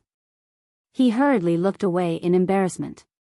Unexpectedly, just as he lowered his eyes, his gaze was locked on her again. He had to admit that the girl he had been protecting had really grown up. She had gradually matured from her initial naivety and was emitting a fruity fragrance that tempted him to commit a crime. His gaze only lingered on her chest for a few seconds before he felt the string called rationality in his brain instantly tighten and straighten. It felt like it would break at any time with her breathing. This is troublesome. He had said half-truthfully that he wanted to succeed. Now, he had really succeeded in the end. Yi Jian was still adjusting her breathing until the feeling of suffocation dissipated a lot. She supported herself with both hands on the round table and looked up at him with her watery eyes. She answered rather stubbornly, "Captain Xia seems to be a little lacking.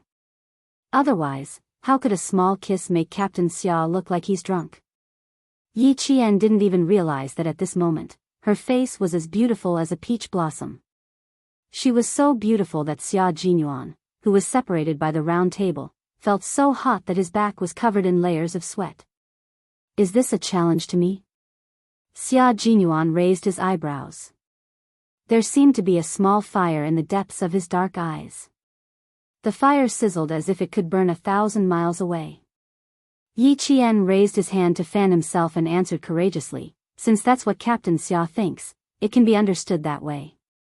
She really was a little fox that wasn't afraid of getting into trouble. She actually dared to challenge his rationality at this time. Xia Jinyuan, who had been restraining himself all this while, raised his hand and rubbed his forehead, looking rather worried. Since the letter of challenge had already been issued, how could he refuse? "Then let's continue."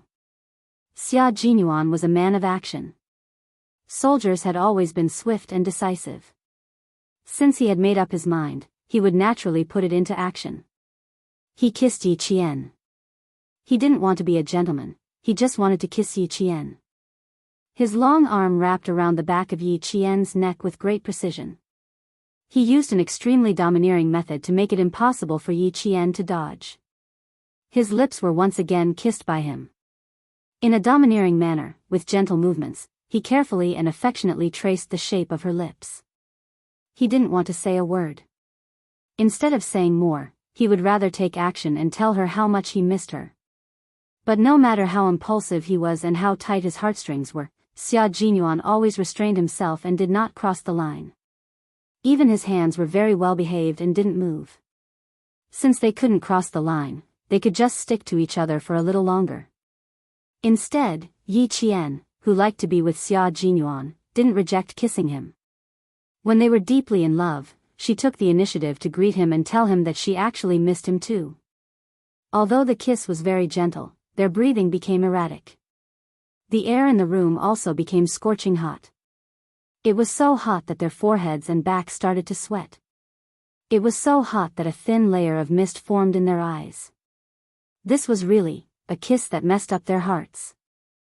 Chapter 2362. Compared to Xia Jinyuan's straightforward and undisguised desire, Yi Qian was much more reserved. Her face was as red as the morning sun, and the seductive look in her eyes was like peach blossom petals blown by the wind. It was so seductive that it made Xia Jinyuan even hotter. She was beautiful, too beautiful. She was so beautiful that he was willing to lower his head just to please her. Yi Qian only knew that his knees were so weak that he had to lean on the round table to maintain a stable posture. The lovers who had been separated were reunited, and their feelings for each other were so strong that it was like dry wood colliding with a raging fire. The kiss was out of control.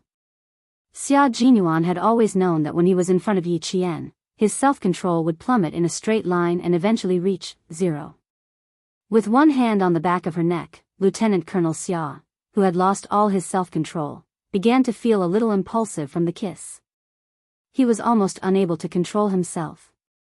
At this moment, Yi Qian, who was about to stand up, mumbled, "Captain Xia, let go of me." Who would have thought that the sentence would turn into and soft moans that could not be formed into words. Xia Jinyuan could clearly hear the string called rationality in his mind snap with a snap. The string called restraint in his heart snapped along with it. While gasping for breath, Xia Jinyuan, who was reluctant to end the kiss, simply used the strength of his lower body to push the round table to the side in a very manly manner. Yi Qian, who was caught off guard, suddenly widened her eyes. She had concentrated all her strength on the round table, and now that the round table was suddenly pushed away by him, Yi Qian's entire body naturally pounced directly into Xia Jinyuan's arms. It was just a kiss with a special forces soldier, but Xia Jinyuan managed to push the round wooden table between them to the side. When Yi Qian pounced over, the young lieutenant colonel happened to hug her. Yi Qian was a little embarrassed. He was not afraid of biting his tongue. She was beautiful, and her voice was even more beautiful. Her beauty carried a hint of seduction, causing him to be completely intoxicated. Xia Jinyuan, who had finally ended the kiss, lifted his head and looked at the girl in his arms.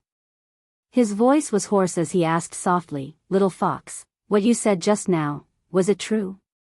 What? Yi Qian was very nervous. He was so nervous that he was stuttering. She looked at Xia Jinyuan with her moist eyes, which were like countless little hooks, gently hooking the soul of this special forces soldier. Sacrifice? When I said sacrifice, are you serious? I'm serious now. Xia Jinyuan fixed his gaze on her face and said, "I really want to give myself to you right now." He endured until his forehead was dripping with sweat. Yi Qian could even see a drop of sweat slowly sliding down his handsome face and quietly sinking into the army green shirt he was wearing underneath. The army green shirt was tightly buttoned, and the top button was tightly buttoned. It was so strict that it exuded a sense of abstinence. Yi Qian, who had been staring at the drop of sweat, did not say a word. When the sweat sank into the collar of his shirt, Yi Qian seemed to have felt something and couldn't help but gulp. This action became a silent invitation, a silent agreement. The man, who was standing steadily with Yi Qian in his arms, suddenly had a deep, unfathomable look in his eyes. It was like a deep, unfathomable ancient well. Deep down, there were huge waves, slowly forming a whirlpool that could suck in people's souls. Without stopping, he carried Yi Qian, turned around, and walked towards the bed. Chapter 2363. Yi Qian, who was also sweating from nervousness, supported herself with both hands on his broad shoulders and allowed him to carry her to the bedside. He was deeply attracted to Yi Qian, who was as beautiful as a peach. How could Yi Qian not be attracted to him? At this moment, she was attracted to Xia Jinyuan, who only had eyes for her. Both of them were in love with each other, and their feelings were so strong that Yi Qian didn't have the self-control to reject Xia Jinyuan's offering. Lying on the bed, Yi Qian was so nervous that her hands secretly clutched the quilt. Perhaps because she had been with him for so long, Yi Qian had become bolder. Even when Xia Jinyuan began to unbutton his shirt, Yi Qian opened her eyes wide and didn't close them out of shyness. He had a good figure and wore the military uniform that showed off his military aura. The tailored military uniform made him look even more slender and tall, towering like a mountain. He first took off his jacket and didn't throw it aside carelessly. Xia Jinyuan, who loved and cared for military uniforms, hung the jacket on the coat rack. As he walked over, he raised his hand slightly to unbutton his shirt. Sensing Yi Qian's burning gaze, Xia Jinyuan paused in the middle of unbuttoning his shirt. His handsome eyes, which were slightly surging with emotions, looked over with a smile and caught Yi Qian's unblinking gaze. His thin lips curved slightly. "Little fox, why do you look so interested in me taking off my clothes?" Yi Qian couldn't help but admire beautiful things. At this moment, Xia Jinyuan was undoubtedly beautiful in her eyes. Even the simple act of buttoning his shirt made her heart pound. Hearing this, she admitted frankly, "It's pleasing to the eye. I am indeed very interested." In her heart, she added, "He's even more charming when he's not wearing formal clothes." Although Yi Qian didn't have any opinions about men, she couldn't help but take a second look at men in formal clothes. This was the case in her previous life. She always felt that men who wore suits and leather shoes and went in and out of high-rise buildings were very cultured. In her previous life, she didn't interact with many people and her knowledge was too limited. The security company was located in the most famous financial street in the city, and the office building was in the best location in the entire financial street. The men and women who went out in formal clothes were so confident that they walked with confidence. At that time, she was quite envious of these people. As a result, even though she had lived 2 lives, she still liked men who wore formal clothes and had a certain temperament and upbringing. Xia Jinyuan looked especially elegant in formal clothes, and when he wore his military uniform, he was fierce and fierce. Due to his temperament, occasionally, when he wore casual clothes, he looked like he was wearing formal clothes. This was exactly what Yi Qian liked. Of course, Xia Jinyuan was very happy that his girlfriend appreciated him. A woman would doll herself up for her lover, and so would a man. Xiao raised his eyebrows slightly and laughed in a low and deep voice. Why do I feel a little nervous when you see it like this? Why don't you take a step back? Why would he be nervous? Yi Qian didn't believe him. Captain Xia, you look very relaxed from head to toe. You're not nervous at all. You just can't see that I'm nervous. Out of the corner of his eye, he glanced at her hands that were clutching the quilt. She was obviously nervous but pretending to be calm. She was like a budding flower, a little shy and a little charming. His heart had already melted into water. He really wanted to hug her and love her. Just the thought of it made the heat in his body go on a rampage. It was like a wild beast that wanted to break out of its cage. It was so crazy that even he was shocked by it. The girl lying on the bed didn't do anything. She was just looking at him with a smile, but it was enough to make him crazy. Chapter 2364. His craziness was even more obvious tonight. He was slightly agitated, which increased his sense of crisis. She also agreed to let them have a deeper understanding of their relationship. She was already not very strong to begin with. Now, she was seducing him so blatantly. Xia Jinyuan's eyes darkened. He looked at Yi Qian gloomily, and his deep voice sounded drunk. Tonight, no matter how nervous you are, you have to continue. Little fox, you have nowhere to run. Yi Qian knew what he meant by continue. His face burned even more, and he stuttered, I'm not running away. As she lowered her eyes, her gaze inadvertently swept across the lower half of his body. When she accidentally saw a certain part, Yi Jian's mind exploded with a boom. He reacted so quickly. Seeing his body's honest reaction, Yi Qian swallowed with difficulty and suggested with a dry mouth, Captain Xia, why don't you take off your clothes with your back facing me? It was too scary, as if a giant beast was about to rush out. Seeing her blushing face, Xia Jinyuan's heart softened. He quickly looked down at his lower body. Not bad, brother, you're giving me face. Bending down, he placed his hands on the edge of the bed and gently kissed her forehead. He was so nervous that his forehead was covered in sweat. After the light kiss, he didn't get up. Instead, he looked at her from a close distance. His deep eyes had a dark look that was determined to win. You can't turn around. I like to look at you, he said in a low voice and got up again. Seeing that she was nervous, he deliberately teased himself to slow down. Unexpectedly, when she saw his body's honest reaction, her little face tensed up again. Yi Qian's heart trembled uncontrollably. His hands clutched the quilt so hard that creases appeared. When Xia Jinyuan got up and took off his clothes quickly, Yi Qian's gaze fell on his slender fingers again. His fingers were long and slender, with well-defined joints. They were elegant and strong. When he held the gun, they were fierce. When he unbuttoned his shirt, they were sexy. After unbuttoning both sleeves, he raised his head slightly and unbuttoned the top button of his shirt with his elegant and slender fingers. After the buttons were unbuttoned, Yi Qian couldn't help but gulp. His voice was a little loud, which made Xia Jinyuan chuckle. He stared intently at Yi Qian and smiled. You seem to be more anxious than I am. It seems like there won't be any problems with my virginity tonight. Yi Qian, who was staring at his fingers, did not seem to have heard what he said. He nodded and said, "Yes, no problem. This is good." Her answer made Xia Jinyuan's blood flow even hotter. As the first button was unbuttoned, a corner of his shirt was unbuttoned. It was this corner that made him look extremely sexy and seductive. Yi Qian, who was lying nervously on the bed, suddenly felt all the blood in his body rush to his face. In an instant, his face became hot and dry, as if it was on fire. Xia Jinyuan, who was taking off his clothes, kept his gaze fixed on Yi Qian's face. Naturally, he saw all the changes on her face. He saw the surprise in her eyes when he took off his jacket, and the fire in her eyes when he unbuttoned his military uniform. At that moment, Xia Jinyuan realized that his little fox liked to watch him take off his clothes. It seemed that he had misunderstood.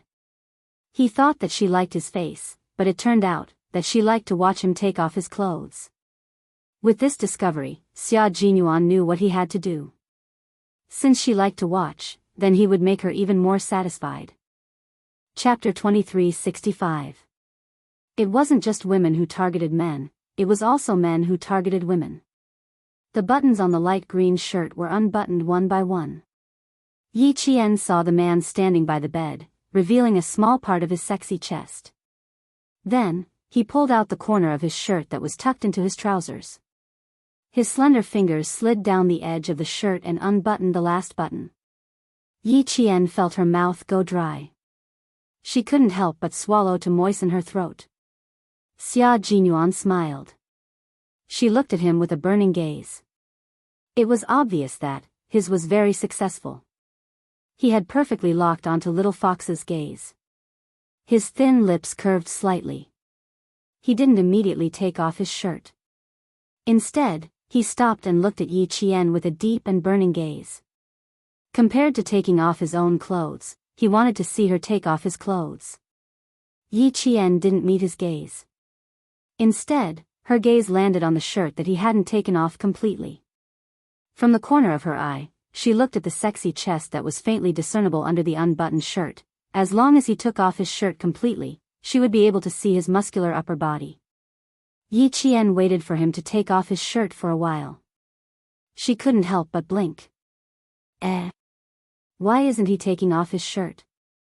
She was still waiting for him to take off his shirt completely. Just as she thought about it, Xia Jinyuan's deep and sexy chuckle came from above. His chuckle instantly woke Yi Qian up. She was startled and hurriedly looked away to hide her embarrassment. Her cheeks became even redder and hotter. He must have been laughing at me. I was mesmerized by watching him take off his shirt. Yi Qian was so embarrassed by her behavior that she wanted to get up and run away.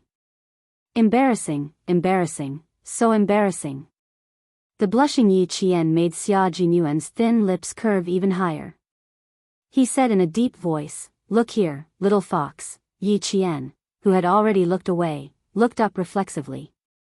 She saw the man who was originally standing slowly leaning down as her gaze landed on him. Yi Qian's eyes widened even more.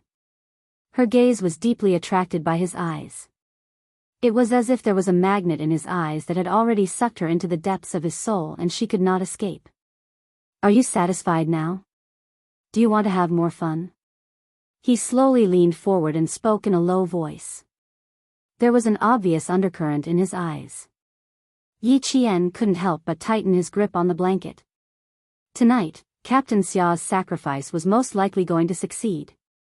She was already tempted by him and wanted to drink water to quench her thirst. Xia Jinyuan, whose shirt was completely unbuttoned, approached Yi Qian. His scorching hot breath was like a giant net, instantly trapping Yi Qian. Yi Qian felt as if her entire body was on fire. She couldn't help but close her eyes, and her hands secretly gripped the blanket even tighter. She was so nervous that even her eyelashes were trembling slightly. She was like a butterfly that had jumped into a flower. Her wings were trembling, making her look pitiful. "Little fox, I've already unbuttoned my shirt and you're helping me take off my clothes?" He didn't completely lean down. Instead, he placed his hands on both sides of her shoulders and stared at her with a gentle yet scorching gaze. He coaxed her in the softest voice, "Be good. Raise your hands and help me take off my clothes." This man was also the pinnacle of masturbation. It wasn't like a woman's actions. It was more like an impulse that came from the darkness. Even though he knew it was dangerous, he couldn't help but want to embrace the darkness. This kind of temptation was a temptation to human nature. It was difficult to escape. Yi Qian didn't want to escape. She liked this man's sexiness and loved every part of him. Even if she knew that there was a dark abyss in front of her, she would step forward without hesitation. She would throw herself into the darkness and fall into the abyss. Chapter 23:66. She hooked her arms around his neck and used a little strength to pull him close to her. Her red lips parted slightly as she said, "But I prefer to watch Captain Xia take off his clothes." The moment she opened her mouth, Xia Jinyuan's deep and unfathomable eyes suddenly became turbulent. It was as if he would swallow Yi Qian whole in the next second. That gaze made Yi Qian's scalp tighten a little. "You." She had just opened her mouth to say one word when the man, who was originally slightly elegant, came over her like a storm. His tall and straight body pressed against hers, and in the end, his body was tightly pressed against hers, leaving no gap between them. His kiss came with a domineering swallowing force. It was like a stormy wave that broke the dam and drowned all of her rationality. "Yi Jian, my baby," he said in a low voice. His voice made a circle on the tip of his tongue. Although it was vague, it made Yi Jian's heart beat even faster. Thump, thump. Her hands had unknowingly slipped into his unbuttoned shirt. Her scorching palms were pressed against his skin. She could feel the firmness of his skin and feel the blood vessels under his skin expanding. A steady stream of heat seeped through his skin and into her palms. "Injury, your injury. Be careful." At this moment, she still remembered the injury on his body. Xia Jinyuan's kiss was a little hurried. There was sweat dripping from his forehead. His drunken voice was so sexy that it made the air a little intoxicated. "It's okay. It's already scabbed. I'll be careful. Slow down. My mouth hurts." Yi Qian mumbled. He kissed her too hurriedly and with too much force. Her delicate petal-like lips were tingling a little. The palms of her hands on his shoulders were also sweating. When she was really nervous, her palms would sweat. He must be very nervous too. His muscles were tense and had lost their elasticity. They were as hard as stone. There was also a thin layer of sweat seeping out from under his skin. Their sweat mixed together, making his shoulders wet and slippery. Thump, thump, thump, his heart was beating so fast that it felt like it was going to jump out of his chest. It was so hard to breathe. The oxygen in the air was so thin that he had to open his mouth to breathe. Her red lips were slightly parted, making it easier for Xia Jinyuan to plunder her. His breathing was also very heavy. His hot breath sprayed onto Yi Qian's face, so hot that even her pores couldn't help but tremble. This time, Xia Jinyuan's kisses did not stop at her lips. As his breathing became more and more shallow, his kisses slid down from her bright red lips to her small and round earlobe. The soft and exquisite feeling made him unable to resist nibbling on it gently with his teeth. Yi Qian's body was already trembling slightly from the scorching hot breath. Suddenly, he was caught off guard and bit his earlobe with the tip of his teeth. His throat let out an uncontrollable moan. It was intermittent, sometimes shallow, sometimes long, sometimes high, sometimes low. This was the first time Xia Jinyuan heard such a sound. His tall and straight body trembled violently as he heard her moan. He was so excited that his handsome and cold eyes were faintly red. "Gentler, gentler, it hurts a little." He was so excited that he didn't know how to control his mouth. Yi Qian couldn't help but beg for mercy in a low voice. It couldn't be helped. When it came to sex, Xia Jinyuan was an inexperienced newbie. He had accumulated some experience with the green vegetables and tofu soup from before, but that was only enough for him to handle it with ease in the beginning. As they went deeper into sex, the newbie Xia Jinyuan couldn't control himself anymore. Chapter 2367. If he couldn't hold it in, he wouldn't be able to control his strength. Yi Qian begged for mercy in a low voice to remind him, but it was undoubtedly the wrong time to do so. This reminder was equivalent to directly arousing the hidden beast in the man's body. How could he be gentle? He only had more strength than ever. From her earlobe to her slender, swan-like neck, Xia Jinyuan panted heavily and used all his martial arts skills. It was all an inexperienced kiss. He was so excited that he could even make low, deep sounds in his throat. It was sexy, hoarse, and full of possessiveness. Yi Qian pulled her hands out of his clothes. The stimulation of her senses made her hug his head tightly with both hands. It was like she was rejecting him but welcoming him at the same time. The temperature in the room was even higher. The two people on the bed were already drenched in sweat. Xia Jinyuan realized that his hands were trembling. They were trembling so much that he couldn't even undo a button. Yi Qian felt a little chilly after getting out of bed, so he put on his military uniform. He didn't wear a jacket, only a shirt. This put Xia Jinyuan in a difficult position. Button. His hands were trembling so much that he couldn't undo the button. Fuck. The usually elegant man couldn't help but utter an indecent word at this moment. His handsome face was red from holding it in.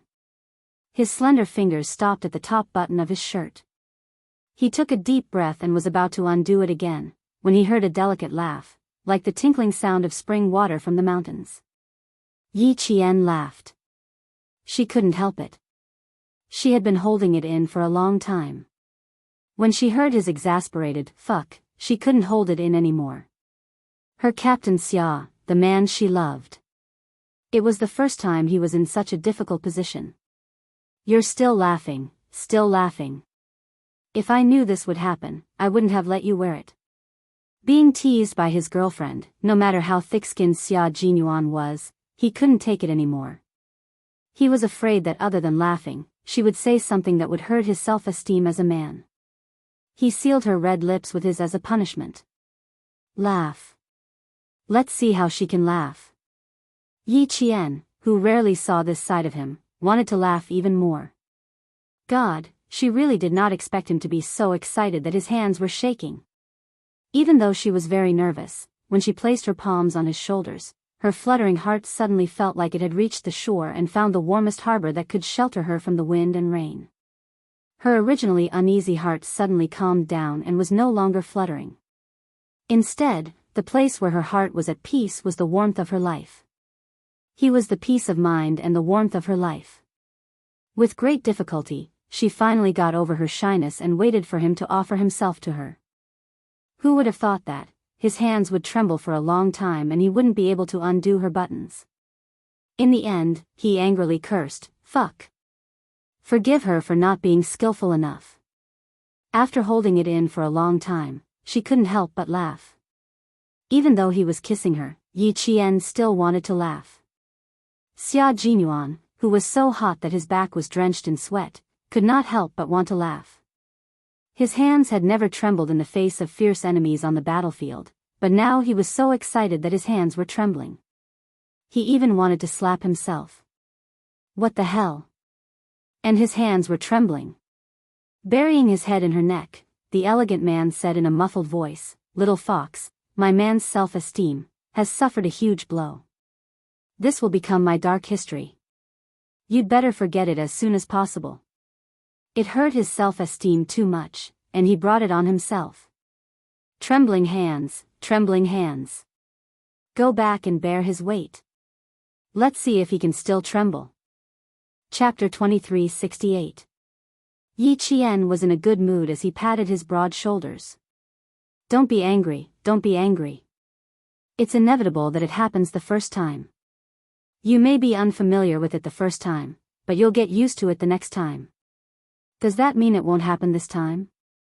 Upon hearing this, Xia Jinyuan felt even more frustrated. He lifted his head from her neck and stared at Yi Qian with his dark eyes that were gradually fading away. His voice was still warm as he said, "Do you think I'll be traumatized? Will my hand tremble the next time?" Yi Qian was stumped by his question. He really didn't know if it would happen or not. Why don't we try again? Maybe we'll succeed if we try again. The man's eyes lit up. The fire in his eyes that was about to extinguish seemed to be reignited. Little fox, you have to help me. You mustn't be traumatized. Yi Qian could tell that he was doing it on purpose. He cupped his handsome face with both hands and said with a smile, I promise that my Captain Xia won't be traumatized at all. Your hand trembling just now only meant one thing. Captain Xia isn't ready to give yourself to me yet. Don't worry, I won't force you. It won't be too late to give yourself to me when you're fully prepared. I'll be waiting. After he finished speaking, he even raised his head and kissed his forehead. When he lowered his hand, he also patted his shoulder. He was indescribably gentle and considerate. Xia Jinyuan, whose intentions were exposed, buried his head in her neck again and sucked on her skin with his scorching lips. At the same time, his slender legs shifted slightly so that his lower body, which was originally pressed to the side, was now close to Yi Qian's body. It's uncomfortable. Feel it. His feet moved slightly. The hard and scorching spot told Yi Qian directly how uncomfortable he was at that moment. Yi Qian coughed awkwardly. His dark, watery eyes turned, and he lowered his head to whisper in his ear, we'll talk about it later. I told J5 that you were here, so he might come over to look for you later. If he comes over and interrupts again, not only will you be traumatized, even I will be. He was right. Although J5 knew that he was coming, K7 and the others didn't know.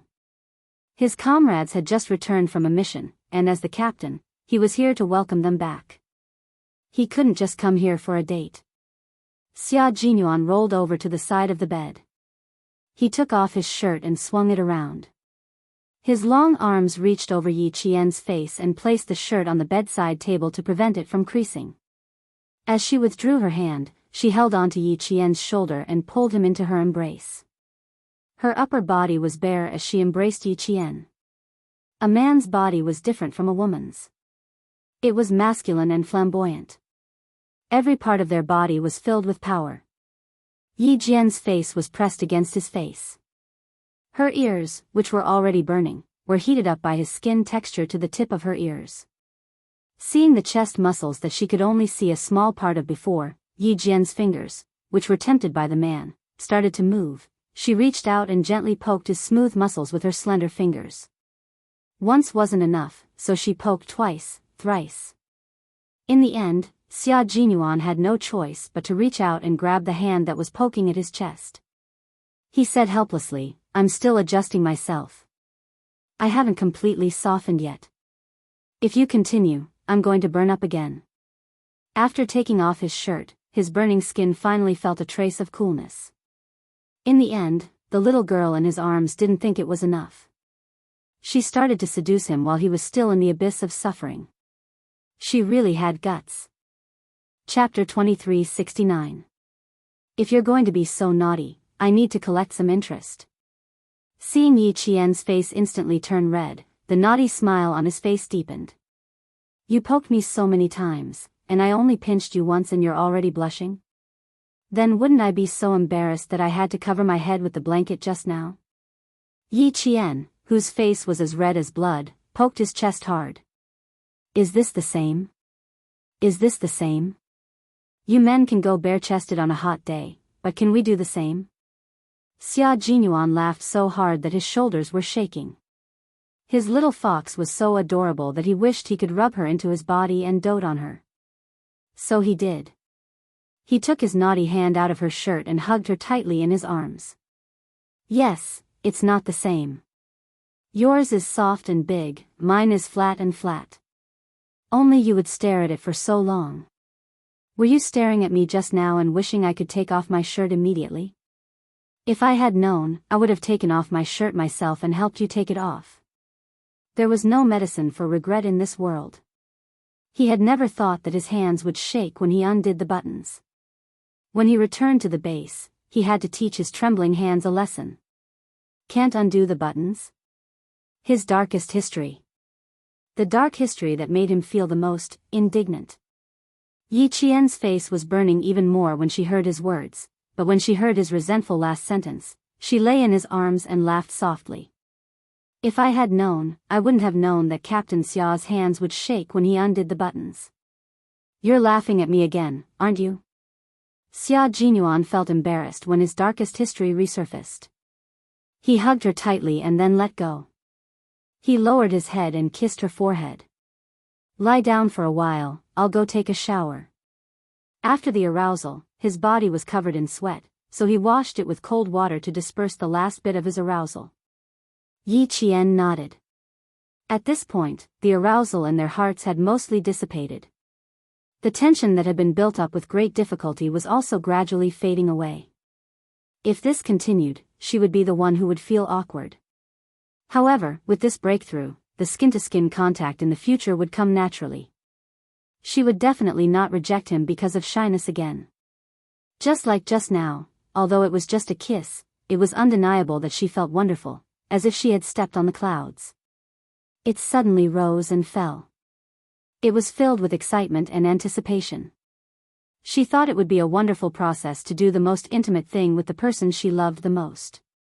As Yi Qian listened to the sound of running water in the bathroom, his cheeks flushed as he looked forward to the arrival of midnight. Captain Xia, sacrificing himself. Yes, it's indeed possible. There was a knock on the door, followed by J5's voice. Yi Qian, are you awake yet? Yi Qian leapt out of bed like a carp and lifted the clean white blanket with flying movements. He gently spread it over the bed. As if he had cast a spell, the originally messy bed suddenly became so clean that it looked as if no one had slept in it. Then, she quickly picked up Xia Jinyuan's shirt from the bedside table, tidied it up, and hung it on the coat rack. She then walked to open the door while tidying up her clothes. When she opened the door, J5 saw Yi Qian dressed neatly and heard the sound of running water from his right. J5 instantly coughed awkwardly and said, K7 and the others are in my room. They knew that Q King was coming over, so they wanted to talk to Q King. How much longer is he going to shower? Fortunately, he came 5 minutes later. Otherwise, he would have seen Yi Qian getting dressed and Q King preparing to enter the bathroom. It was obvious that J5 had misunderstood. Chapter 2370. Yi Qian didn't feel like he had exposed anything. He even invited J5 in. He just went into the bathroom. Come in and wait for him. It won't be long. Okay. J5, who had already stepped into the bathroom, suddenly retreated. He smiled and corrected himself. It's okay. I'll go back to my room and wait. You and Q King can come together. Q King went into the bathroom to take a shower. It was obvious that he had just finished exercising. If he went in now, it wouldn't be appropriate. The messy bed would only make things more awkward for him. J5 was certain that Xia Jinyuan and Yi Qian had an unusual relationship just now. Why was he so sure? Because there were 2 red marks on Yi Qian's neck. They were marks from kissing. He hid it well. Yi Qian didn't suspect a thing. He smiled and said, Okay, we'll come together later. J5 didn't stop for a moment. He turned around and left. When he heard the sound of the door closing behind him, he raised his hand to wipe the non-existent sweat off his forehead. Luckily, I reacted quickly. Otherwise, I would have been skinned alive by Q King. Xia Jinyuan, who had just put on his pants, came out of the room. He asked Yi Qian why J5 came over just now. Yi Qian, who had helped him get his clothes, smiled and said, K7 and the others are waiting for you in the room. I asked him to sit down and wait for you. He came in and then suddenly left. Xia Jinyuan took the clothes and put them on. When he was buttoning his shirt, his gaze slowly slid past Yi Qian's face and finally landed on her neck. There were 2 kiss marks on her fair skin. Xia Zhongxiao's thin lips curved slightly as he buttoned up his sleeves. J5 might have misunderstood. He wasn't afraid of this kind of misunderstanding. It was just that the thin-skinned little fox would be embarrassed. he said casually while buttoning his cuffs. "Help me get my jacket." "Thanks." Yi Qian took the jacket he had hung up and took it over. He then heard him say, "The J5 room is air-conditioned. Wear a jacket." The kiss mark was close to the edge of the shirt collar, so it could be covered with a jacket. On the other side, J5 said to his comrades, "Be careful when you see Yi Qian later. You are not allowed to look at her neck. She's shy, don't make her feel uncomfortable." V8 was confused. Why would I stare at Qing Niao's neck? I don't even stare at my fiancé's neck. Bah, you don't have a fiancé. J5 sneered. V8 grinned. That's right. That's why I haven't even looked at my fiancé's neck. Why would I stare at Qing Niao's neck for no reason? K7, who was a forensic doctor, seemed to have guessed something. His cold lips twitched, revealing a smile that could be considered a smile. You saw something you shouldn't have seen. G3, who had a girlfriend and their relationship had improved a lot, also reacted. He let out a long "oh" and laughed. Looks like our captain acted fast. I think I guessed something, but I'm not sure if I'm right. A deep smile appeared on T6's delicate baby face. He glanced at V8, who was still clueless about the situation. When he received his comrade's inquiring gaze, he deliberately dragged out his words. It's that, right? What do you mean by that? Shuang, who had also just woken up and was eating dinner, said vaguely, I don't understand. J5 glanced at all the men in the room and stood up. Chapter 2371. He had to go back and remind them. He had almost forgotten that only a few people in the brigade knew about Q King and Qing Niao. His reminder just now was actually more of a hindrance. The Snowfield Brigade had sent out 11 people for this mission, G3 had 7 people, and J5 had 4 people excluding Yi Qian. Now that they were all sitting in one room, the entire room seemed even smaller. Let's talk in the conference room. The room is too small, and Q King won't be able to sit here later. J5 gave G3 a look. He was going to remind Yi Qian that the others would be led to the conference room by G3. V8 still wanted to ask why they couldn't look at Yi Qian's neck, but T6 dragged him away. What's there to look at a girl's neck for? J5 is reminding us not to look at anything below the face. Don't ask so many questions, this is a sign of respect. V8 felt that his intelligence had been insulted. Looking below the neck, was that a sign of disrespect?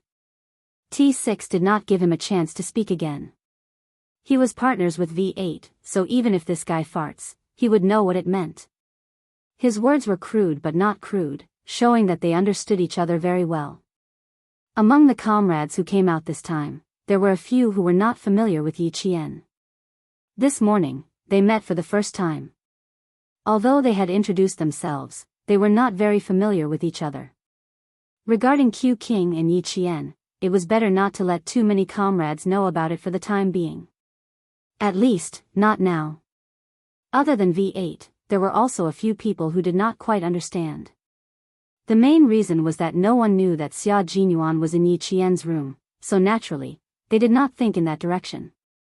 Outside the room, Xia Jinyuan was about to knock on the door when it suddenly opened. There are too many people, we're going to the conference room, G3 said. At the same time, his gaze passed over Xia Jinyuan's shoulder and landed on Yi Qian, and he nodded slightly. The light in the corridor was white and bright. Yi Jian, who was standing in the light, looked beautiful. Her expression was even more relaxed and elegant. There was nothing different about her. Looking at her neck, G3 wondered if J5's eyes were playing tricks on him. How could there be a problem? There was nothing wrong with being white and tender. Xia Jinyuan and Yi Qian sensed G3's gaze at the same time. One of them didn't comment, while the other thought of something. Their expressions instantly became unnatural. No wonder J5 suddenly said that he wouldn't enter the room. He must have found out. Just now, Captain Xia had been sucking on her neck, so he must have left a mark. J5 saw it but did not say anything out of consideration for her reputation. Yi Jian only felt that her face was burning a little. But in the face of more than 10 comrades, no matter how unnatural it was, he had to maintain his composure. The Border Defense Company's office was a little far away. Although the rain outside wasn't heavy, it still didn't seem like it was going to stop. The soldiers of the Frontier Company invited the Snowfield Brigade into the reception room of the building. The reception room was only the size of a dormitory. It didn't have a large bed, so it seemed empty. Yi Qian met 3 new comrades of the Snowfield Brigade. One of them was from the land of abundance. He was introverted and looked like a southerner. His codename was Y2. Another one was from the Lus Plateau. He was a rough and steady man from the northwest. His codename was E6. The last one was from the Jin province. He graduated from the Computer Science Department of Tsinghua University. His codename was X. He didn't have a number. When he introduced himself, he said that X and Y had a functional relationship. Y had a number, so he didn't need one. Y2 and X both graduated from the Computer Science Department of Tsinghua University. Because they hacked a main website, they were targeted by the Snowfield Brigade. After a week of threats and promises, they were so scared that they didn't even get their diplomas and quickly reported. From then on, the Snowfield Brigade had 2 more experts in electronic warfare. Chapter 2372. The Snowfield Brigade was a place where talents gathered. Every member of the Snowfield Brigade was highly educated. They were all elites in the military and were all extraordinary. Yi Qian gradually forgot about the awkwardness as he interacted with them. However, she remembered that there was a kiss mark on her neck, so she sat obediently and didn't dare to move too much. J5 and K7 also blocked her so that Yi Qian would feel more at ease. Xia Jinyuan looked at them and felt a little uncomfortable trying to hold back his laughter. Finally, he put his arm around J5 and K7's shoulders and said with a smile, "You two don't have to block her. The more you block her, the more uncomfortable she will feel. Just pretend that nothing happened." He knew that his comrades had good intentions, but their good intentions could sometimes lead to bad things. He had already suffered countless daggers from Little Fox sitting there. He had a premonition that tonight's sacrifice would be full of twists and turns. If his comrades continued to cover for Little Fox, in the end, he would be the one to suffer. When J5 and K7 heard this, they reflexively turned to look at Yi Qian. Xia Jinyuan said calmly, "Don't look. She's already uncomfortable enough. If you look again, she'll know what I told you. Brothers, give me a way out. It's not easy to get a girlfriend these days. Don't you think so?" That's right. In this day and age, especially for men like them who lived on the edge of a knife, it was too difficult to find a girlfriend. Take G3 for example. He went to the poor mountainous area to teach his girlfriend and he had to chase her for a long time before he finally got her. After this mission, he would go back to his hometown to hold an engagement party and get his marriage certificate. Then, he would rush back to the army a week later to train for the international competition. With Xia Jinyuan's reminder, the two didn't pay much attention to Yi Qian. This made Yi Qian feel a lot more at ease. Project X was talking about how he was scared into joining the Snowfield Brigade. Y2 and I were so scared that we didn't dare to sleep in the middle of the night. At that time, we were very timid and thought that we were being targeted by some big shot that we couldn't afford to offend. We were afraid that we would lose our lives if we weren't careful. After a week, Y2 and I lost a total of 5 kilograms. 5 kilograms. Then, guess what happened? Our Qing Miao. Yi Qian listened with great interest and asked with a smile, "What happened?" Because Y2 and I were overweight, if we didn't lose weight, we wouldn't be able to meet the team. We were scared and we lost 5 kilograms. We met the team. Our comrades, for half a year. We slept in the mountains, we ate our food, and we were all taken by helicopters. Y2 foot S's families twos. Where? The story of every comrade in the Snowfield Brigade was like a book, a story. The content of the story was full of ups and downs, and it was fascinating. Listening to such a story, with such a group of people sitting around him, Yi Qian looked at their military uniforms and thought of the civil war in the neighboring country. He thought of the civilians of the neighboring country who sacrificed their lives in the artillery fire. His mood fluctuated. Our country's military's protection. That's why she dared to enter the neighboring country without any worries. She even had the guts to hold a gun in her hand and point it at the enemy who threatened her. She can go abroad without fear, and she can return to her country confidently. Chapter 2373. It was precisely because of this group of Army Green soldiers who treated life and death lightly and protected the country's dignity as if it were their own lives that the country and its people could be at peace. Yi Qian was so immersed in his comrade's stories that he forgot about the hickeys on his neck. Xia Jinyuan, who was sitting next to him, sighed in relief. At the same time, he couldn't help but wonder if he could share his own story as well. Outside, Qin Xiu asked which room Yi Qian was staying in. As he had to return to Beijing early, he knocked on Yi Qian's room. After 3 knocks, he smiled and said, "Yi Qian, it's me, Qin Xiu." It was very quiet inside, as if there was no one inside. Qin Xiu looked at the room number. There was no mistake. It was indeed Yi Qian's room. Could he have gone to another room? The staff member from the Ministry of Foreign Affairs, who had accompanied him back to Beijing, reminded him softly.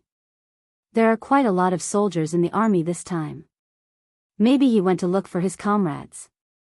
The scene he saw during the day flashed through Qin Xiu's mind.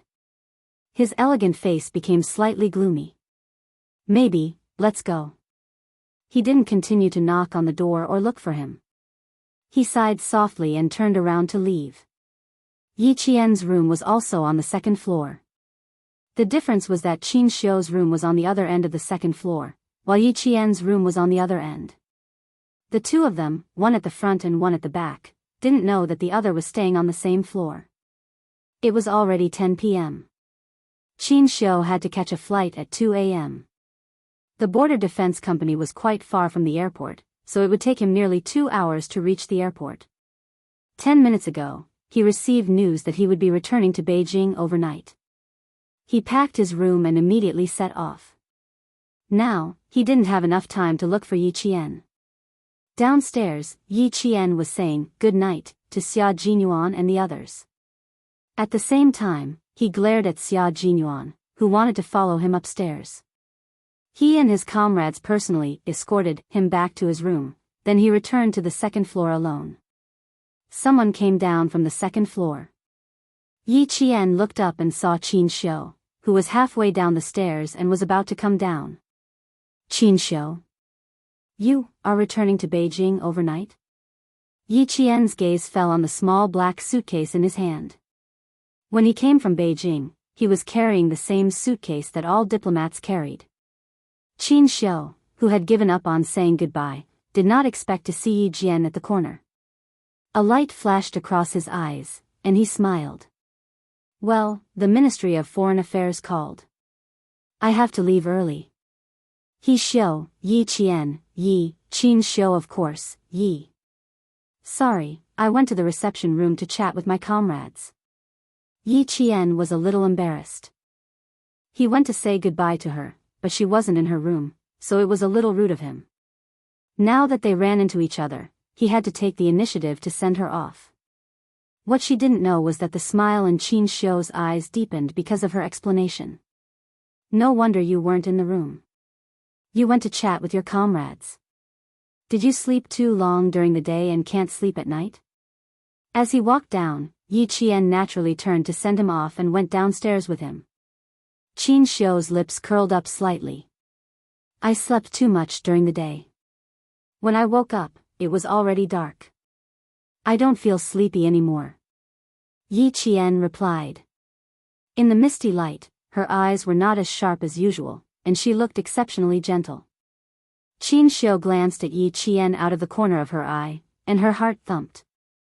Chapter 2374. It was raining outside. Even if he wanted her to walk him to the car, he had to stop. He turned around and looked at her with his dark eyes. Let's go upstairs. It's raining, so it's not easy to walk. There was no way for the car to drive downstairs, so he had to walk. Yi Qian looked at the rain and pointed at his trousers. Roll up your trousers. There's a lot of mud outside. Be careful not to dirty your trousers. The Border Defense Company's barracks were still under construction. The two-story building they were staying in had just been built, and the greenery outside had not been completed yet.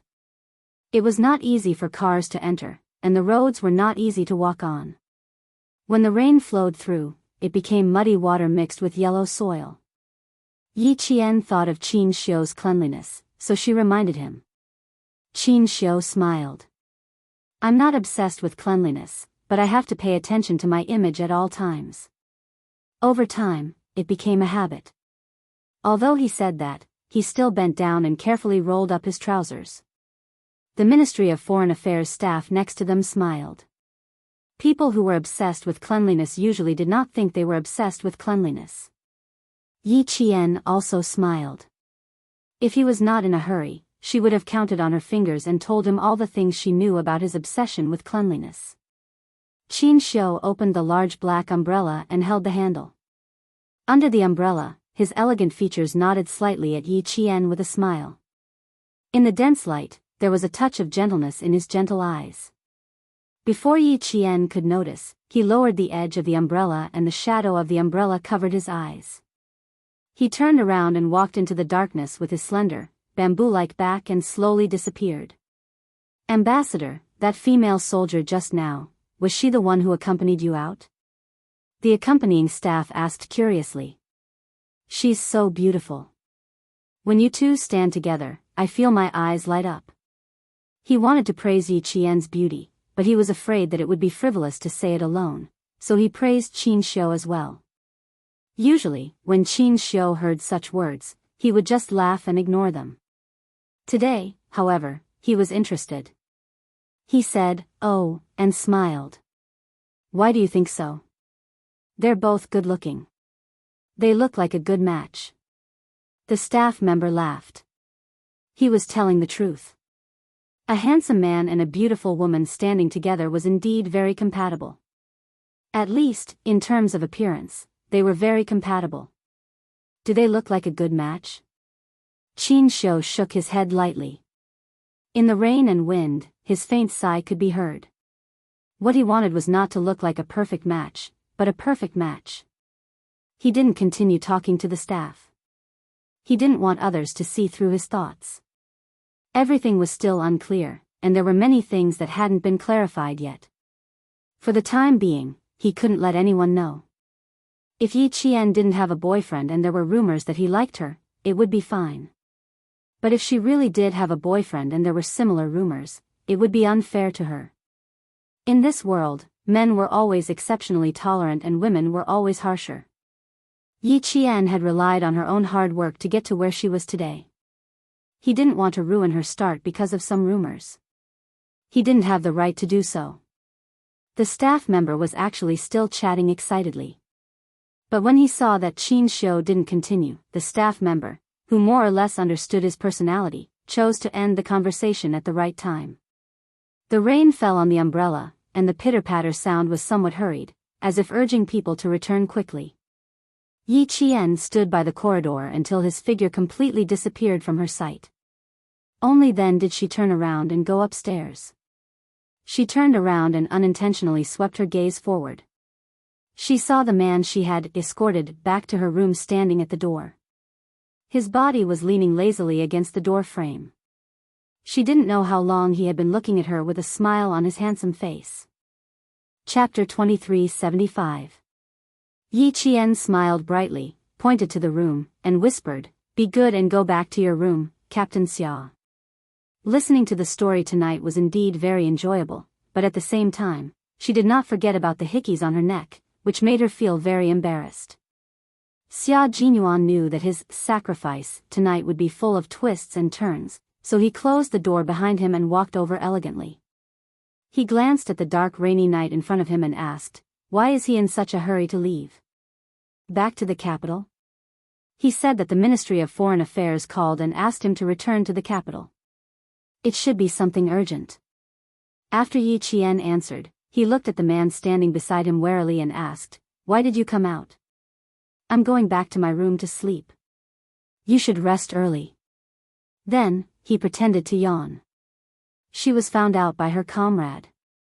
She was so embarrassed, she was so embarrassed. Xia Jinyuan smiled slightly and said, "I slept too much during the day. When I woke up, it was already dark. I don't feel sleepy anymore." "I heard you talking to him just now, huh? Why, you're telling me you want to sleep with me?" That was a little seductive and had a deeper meaning. He slowly bent down and looked at Yi Jian with a smile in his dark eyes. His thin lips curled up a little as he said slowly in a naughty manner, "Do you want to sleep with me?" Yi Qian looked over with a smile in his eyes and said, "I already slept with you. I should rest tonight."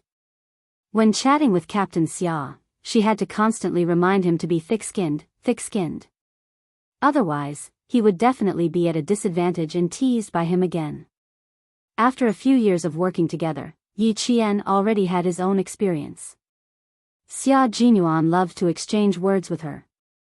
In the dim light, his tall and broad body leaned towards Yi Qian. Yi Qian leaned back, but he continued to move closer and said with a faint smile, "You slept with me, so shouldn't you take responsibility?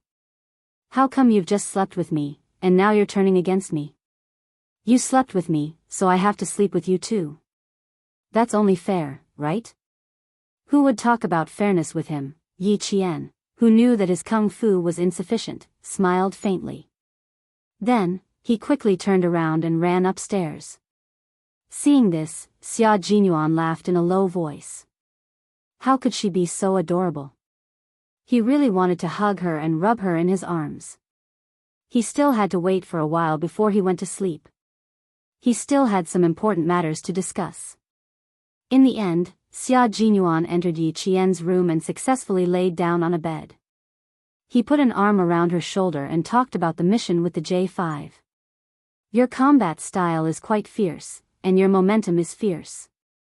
While making your comrades feel at ease, they are also worried.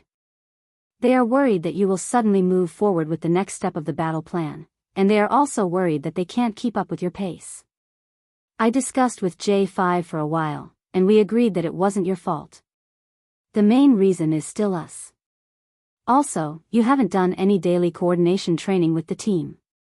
Although you have experience fighting together, you still lack a certain degree of tacit understanding." Yi Qian listened very seriously. At the same time, she was also thinking about whether she was too impatient. Sometimes, she really wanted to complete the next step of the battle plan as soon as possible, but every time she had this thought, she would remember what he said, "Collective combat is teamwork, not individual action. Remember not to make individual mistakes that will affect the entire battle situation." Whenever she thought of what he said, she would endure it. She didn't expect J5 to see through her. She pursed her lips and said seriously, "I will change these bad habits." Chapter 2376. It's not a problem. The main problem is that you still need to improve your tacit understanding and cooperation. When I return to the military, I plan to make a request to see if you can come to the base alone to train with us during the winter and summer vacations. Tacit understanding and cooperation can't be developed in a day or two, but over a long period of time. Also, you're much better than us in a certain aspect, so we have to keep up with your pace. There's no problem of you waiting for us. No strong person will slow down and wait for the weak to catch up. Don't feel pressured. Everything can be solved with tacit understanding and cooperation. Yi Qian thought for a moment and asked, "Did I hold the J5 back during this operation?" "Why would you think so?" "No, you performed very well, especially when you broke out of the encirclement with one wheel. It was an eye-opener for them." Hearing the uncertainty in her voice, Xia Jinyuan lowered his head and kissed the top of her head. "You did very well, little fox. You're the greatest pride of my life." Yi Qian heaved a sigh of relief and felt a little embarrassed by his praise. She hugged his muscular waist with one hand and replied seriously, "You're my pride too." The interaction between lovers was filled with endless words of love. In addition to words of love, Yi Qian and Xia Jinyuan also talked about training, combat, missions, and other topics. They talked about the operation and the international competition. Before they knew it, the time had passed from night to morning. Yi Qian didn't even know when he fell asleep. When he opened his eyes, he realized that the man who said he would give himself to him last night didn't stay the night. He didn't know when he left either. He had no impression of him at all. Yi Qian pulled open the curtains and saw the light blue sky. Although the sun hadn't risen yet, it was clear that it was a sunny day. He stood on the second floor and looked into the distance. The world that had been washed by water was green and full of vitality. The new barracks were built at the foot of a mountain surrounded by green hills and clear waters. The training ground for the Border Defense Company was still in the old barracks. When Yi Qian came down for his morning jog, he only saw the Border Defense Company sentinels standing guard. As for his comrades from the Snowfield Brigade, Yi Qian looked at the rows of tightly shut doors behind him and wondered if they had already woken up. Yi Qian did not knock on the door. Instead, he walked out of the new building. As soon as he reached the door, he saw Xia Jinyuan striding towards him. When he saw her, he quickened his steps and soon, he was right in front of her.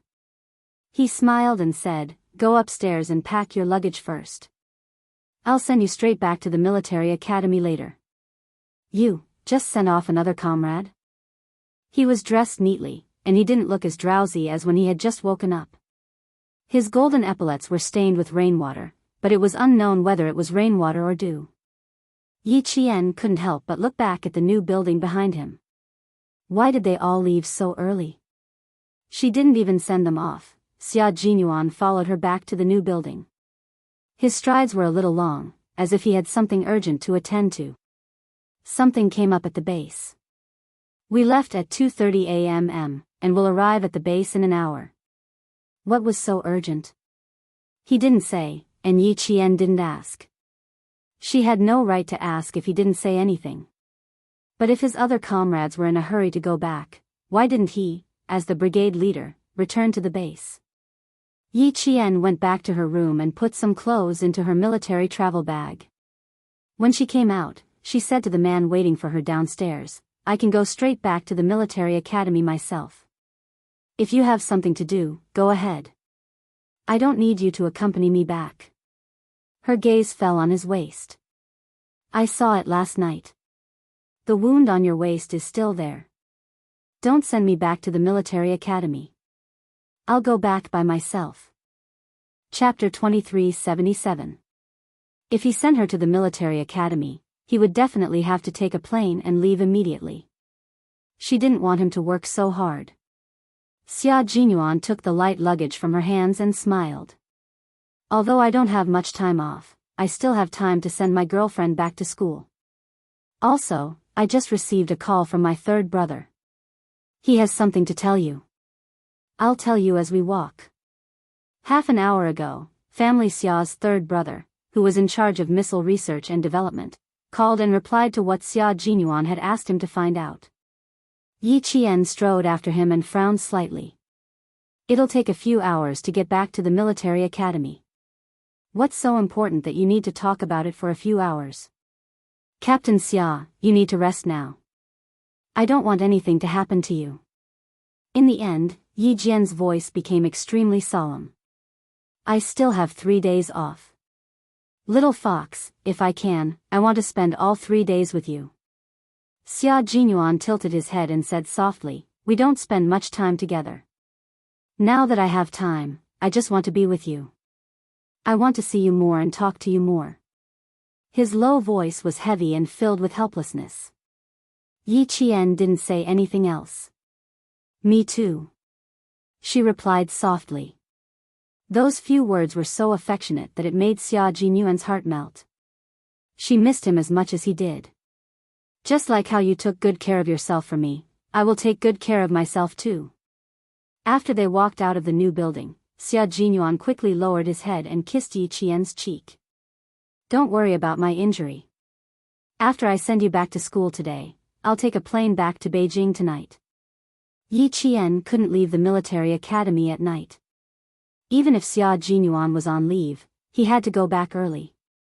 Xia Jinyuan insisted, so Yi Qian took a step back. When they were about to get into the car, she gently pulled on his finger and said softly, "Take me to the airport. Don't go to my school. The flight back to Beijing is after 7.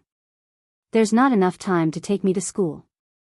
If he took her to school, he would have to go back to the airport immediately. The bumpy ride back and forth was too tiring. "All right, I'll listen to your arrangements this time."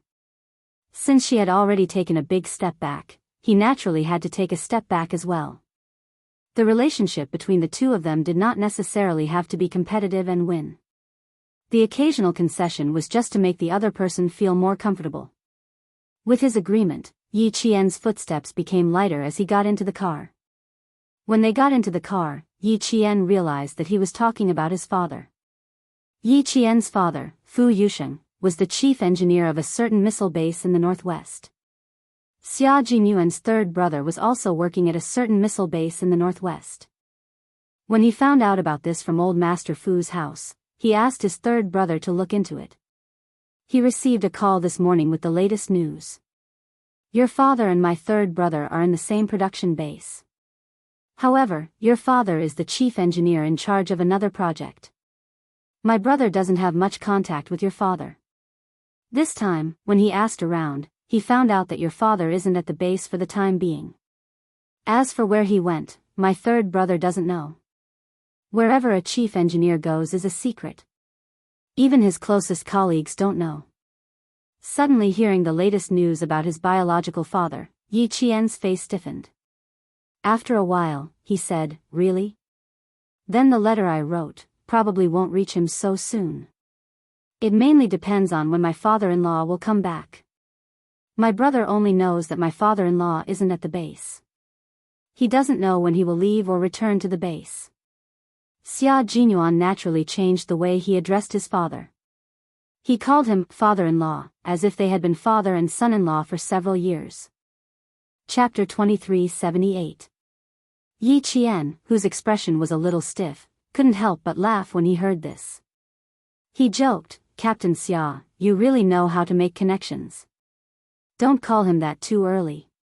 What if your father-in-law doesn't like it? I've already passed the old man's test, so I definitely won't have any problems with my father-in-law." Xia Jinyuan was very confident.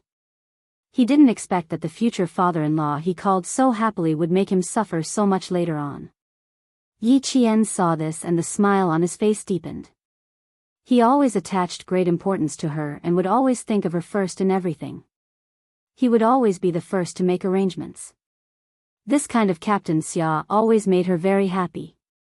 She picked up the small bag beside her and placed it on her lap. Then she tugged at Xia Jinyuan's sleeve from under the bag. The two of them exchanged glances. Xia Jinyuan smiled and reached out to hold her hand from under the bag. It was just a date and a simple handshake with his girlfriend. Did he have to be so sneaky? Yi Qian was worried that the soldiers driving them to the airport would see them. Xia Jinyuan understood what she meant, so he let her be. As long as she liked it, it was fine. The soldiers drove them all the way to the airport. After arriving at the airport, Xia Jinyuan went to a small shop selling local specialties and bought a notebook and a pen. Yi Qian didn't know his intentions until they boarded the plane. The plane took off on time and soared into the clouds. Not long after, Xia Jinyuan handed the notebook and pen to Yi Qian. He smiled and said, "Open it and take a look." The plane was full. One of them was wearing a military uniform, while the other was wearing a cadet's uniform. Even though they were sitting together, they were well behaved. They had to be careful when they spoke and couldn't say or do anything that would damage their image as soldiers. Yi Qian smiled and took the notebook. He opened it and immediately closed it. His dark eyes glared at Xia Jinyuan. "I'm very sorry that I didn't succeed in giving myself to you last night." Such a sentence was written in the notebook. Yi Jian glanced at it, and the tips of her ears became a little hot. His hand unconsciously touched his neck. Luckily, it was still early spring when he returned to the military academy, so he would be wearing the uniform of the military academy. If it was summer, he wouldn't even be able to cover the kiss mark. Seeing this, Xia Jinyuan's handsome face slowly broke into a smile. He took the notebook from her hand and slightly touched the tip of the pen before handing it back to her. Take a look again. Can I not look? Yi Qian cleared his throat and glanced at the passenger sitting on the other side of the aisle. They were seated in 2 rows of business class seats. Fortunately, there was no one beside them. Otherwise, Yi Qian would have maintained a serious expression and refused to chat with the men beside him. Xia Jinyuan smiled and shook his head. I can't not watch it. When he looked again, the corners of Yi Qian's mouth, which he had pretended to be suppressing, curved upwards uncontrollably. She's so beautiful that it makes my heart flutter. His handwriting was very stylish. The strokes were clear and sharp, and there was a sense of openness between the curvature. His handwriting was like his person, excellent. Yi Qian's handwriting was also very beautiful. Every word was beautiful and sharp. She wrote, Captain Xia's figure is very good. It makes my heart flutter. Unfortunately, my hand trembled in the end and ruined the mood. You want to flirt with me? Then let's flirt together. She finished writing in a serious manner and handed the notebook over. Xia Jinyuan opened it and the smile in his eyes deepened. She didn't use her mouth but instead used a pen. She was even more daring and directly exposed his dark history. The flight was 3.5 hours long. During these 3.5 hours, the 2 of them only exchanged notes. They didn't make any blatant moves. They flirted back and forth with each other, as well as sweet words between lovers. This was also a kind of fun to get along with. When they got off the plane, the notebook was already half finished. Chapter 2379. The 2 of them didn't check in any luggage. After they walked out, Xia Jinyuan put the notebook into his military travel bag and smiled at Yi Qian. This is my most precious memory. When we return to Beijing, I'm going to lock it in a safe. When we're old, we can take it out and look at it. At the same time, we can tell the younger generation how we fell in love. Seeing him put the notebook in the bag and patting the camouflage travel bag, Yi Qian smiled like a crescent moon. Keep it well. Treat it like a family heirloom. They laughed and talked about the pain of separation. Before Xia Jinyuan sent her to the bus, he pulled her to a secluded place in the airport and made out with her for a while. They kissed until Yi Qian's lips were bright red and a little swollen. Only then did he reluctantly send her to the bus and leave. Yi Qian deliberately sat at the back of the bus. Through the glass of the bus, he waited until he could no longer see the figure that was watching him leave before he sat back down. Separation was a common thing for the 2 of them. But even if it was a common thing, every time they parted, the bitterness in their hearts was unbearable. Yi Qian opened the window and let the cool breeze blow in.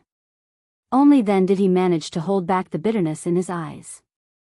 When he said that when they got off the plane, he was just trying to make her laugh. Family heirloom. How could a notebook be a family heirloom? But it was indeed a memory that belonged to them. She didn't know what was so urgent at the base that they had to leave at 2:30 in the morning. They left so quietly and without a sound. Leaving in such a hurry. There must be something urgent. After parting with Xia Jinyuan, Yi Qian was a little uneasy. The image of Xia Jinyuan looking down at his phone when she got on the bus flashed through her mind. Even his eyebrows were sharp and cold.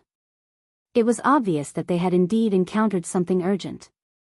Xia Jinyuan had indeed encountered something. It wasn't an urgent matter, but a matter that concerned the outcome of the competition. He waited until the bus was out of sight before he turned and returned to the airport. He didn't have time to feel bitter about separation. After sending Yi Qian off, he called the base. All the members of the Snowfield Brigade had suddenly returned to the capital ahead of schedule because they had joined 2 of the world's top special forces for the overseas tournament. As for the Chinese side, it was their first time participating in an overseas competition. In the face of a sudden opponent, they had to improve their individual combat ability to the maximum within a limited time. The Storm Commandos have sent a total of 6 comrades over. They'll arrive at the base in about half an hour. You don't have to rush. Just return to the base on time. J5, who answered the phone, quickly answered Xia Jinyuan's question. His voice was deep and tense, and Xia Jinyuan could hear the nervousness in his heart. There are still a few months to prepare. I hope there will be a big improvement. Standing in a secluded corner of the airport, Xia Jinyuan's handsome face swept away the gentleness he had when interacting with Yi Qian. His gaze was as cold as an arrow as he said in a deep voice, according to the weekly plan I previously set, the training will be carried out step by step. The Storm Commandos need targeted training.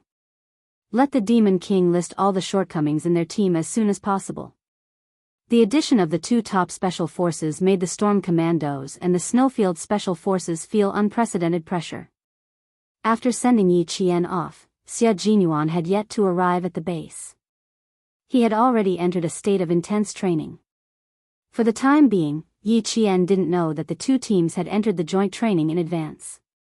After taking the bus back to school from the airport, she transferred to another bus. When she got off the bus, it was already 5:20 in the afternoon. Chapter 2380. Before she reached the school gate, she saw a figure she didn't want to see the most. He was sitting on a stone squat in front of the school gate, looking here and there as if he was looking for someone. Yi Qian's eyes darkened. Sun Dongqing. She was actually sitting in front of his school gate. Yi Qian ignored her. He got off the car on the opposite side of the road and walked across the sidewalk. He didn't try to avoid Sun Dongqing and walked towards the school gate. She went to Lingguo on Sunday and came back on Wednesday. She didn't have a leave slip with her and the sentry had to call the school before she could enter the school. Sun Dongqing had been waiting at the school gate for 3 days, from Monday morning to Wednesday. Even though the early spring wind chilled her to the bone, she could only endure it for Sun Ying's sake. Yi Qian. She had to wait until Yi Qian. She had to see him. Her daughter, Sun Ying, was still waiting for her to save her. She had to see Yi Qian. From sunrise to sunset, and from sunrise to sunset, it had been 3 days. Yi Qian, who was supposed to be at school, still hadn't come back. The sentry didn't allow her to enter, nor did the leaders inside. They only told her that Yi Qian wasn't at school and didn't know when he would return. Business? She was still studying. What business could he have? He just didn't want to see her. That wretched girl. She was all grown up now and knew how to give her attitude time and time again. But what could she do even if she hated her? No matter how much she hated her, she had to endure it. No matter how much she hated her, she had to wait for her daughter to come out. She tightened her grip on the black handbag in her hand and a trace of ruthlessness flashed in her eyes. As long as she saw Yi Qian, she would have a way to force him to make a move. Now, she just had to wait for Yi Qian to appear. In front of the National Science University's majestic main entrance was the city's main road that connected to the river. The road was wide and there were few cars. Sun Dongqing would pay attention to every bus that stopped there. She thought that she might see Yi Qian coming back from his business trip. After looking around, she would look at the school gate, afraid that she would miss out on something. Sun Dongqing was a shrewd middle-aged woman. She had no choice but to wait and see if she could reach Yi Qian. Previously, she dared to stop the cars entering the National Science and Technology University. Later, she was scared out of her wits. Seeing that the day was about to pass, Sun Dongqing stood up and prepared to ask the sentinel again. As soon as she turned around, she saw Yi Jian. Yi Jian's classmate, Su Wen, came out to pick her up and gave the sentry her leave slip. You're finally back. The heads of the other classes were so worried that their hair turned white. Didn't they say that the freshmen were divided into red and blue teams? The freshmen are all excited. They don't want to lose too badly. Yi Qian had only been here for a few days. Su Wen felt like she had not seen him for months. She told Yi Qian everything that had happened in the past few days. Now that we see the seniors in the third year, we feel a little scared. Do you think that if we build a good relationship with them, they will go easy on us during the exercise? Go easy on them? Yi Qian raised his hand and lightly knocked on her forehead. He splashed a bucket of cold water on her. Comrade, the exercise is a battlefield. Have you ever seen a battlefield where people go easy on them? You attended military school for half a year. Comrade, where did your comrade's comrade go? Chapter 2381. His tone was unusually cold and stern. Ha, ha. Su Wen laughed awkwardly. I was just joking. I wouldn't dare to go easy on you. Su Wen, this kind of joke is not a joke. It directly lowered your IQ. If the instructor hears this, do you think your physical training will be doubled? Yi Qian did not stop because of her awkwardness. He seriously told his comrade, first of all, you have to remember that the drill is not a joke. It's not something that can be fooled by laughing and having fun. Treating every drill seriously is also a form of respect for your own life. Su Wen, you can say that you don't have enough awareness, but you absolutely cannot say that this is a joke, understand? In class, Yi Qian was the leader of the entire class. Sometimes, her words carried more weight than the instructor's. In addition, Yi Qian had fought back a group of hooligans to save Su Wen. Su Wen admired Yi Qian from the bottom of her heart. Hearing this, she realized how serious her mistake was. The smile on her face disappeared, and she said seriously, I understand. I promise that this kind of mistake will not happen again. The drill was a form of respect for one's life. She would remember this. As the two of them spoke, they had already entered the school grounds. Sun Dongqing, who was not sure if she had recognized the wrong person, saw this and ignored the sentinel's warning. She shouted loudly, Yi Qian, Yi Qian. Yi Qian. She was afraid that Yi Qian could not hear her, and she was also afraid that she would be chased away, so she seized the opportunity to call out 3 times in a row. After that, she stood still and did not dare to move forward. This was because the sentinel had already walked over with a dark expression. Yi Qian did not turn around. She did not want to hear anything about Sun Dongqing's family. She did not want to see her either. Su Wen suddenly remembered and hurriedly said, Aya, the person who called out to you just now came on Monday. She said that she was your aunt, and then she said that she was your aunt. She was so confusing. Everyone in class knows.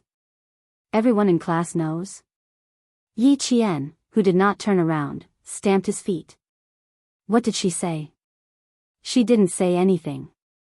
The instructor even came out to ask her, but she refused to say anything. She insisted on seeing you in person. The dean said that he would deal with it when you came back. Su Wen could see that Yi Qian's expression was a little cold. He couldn't help but feel uneasy and asked carefully, Is it troublesome?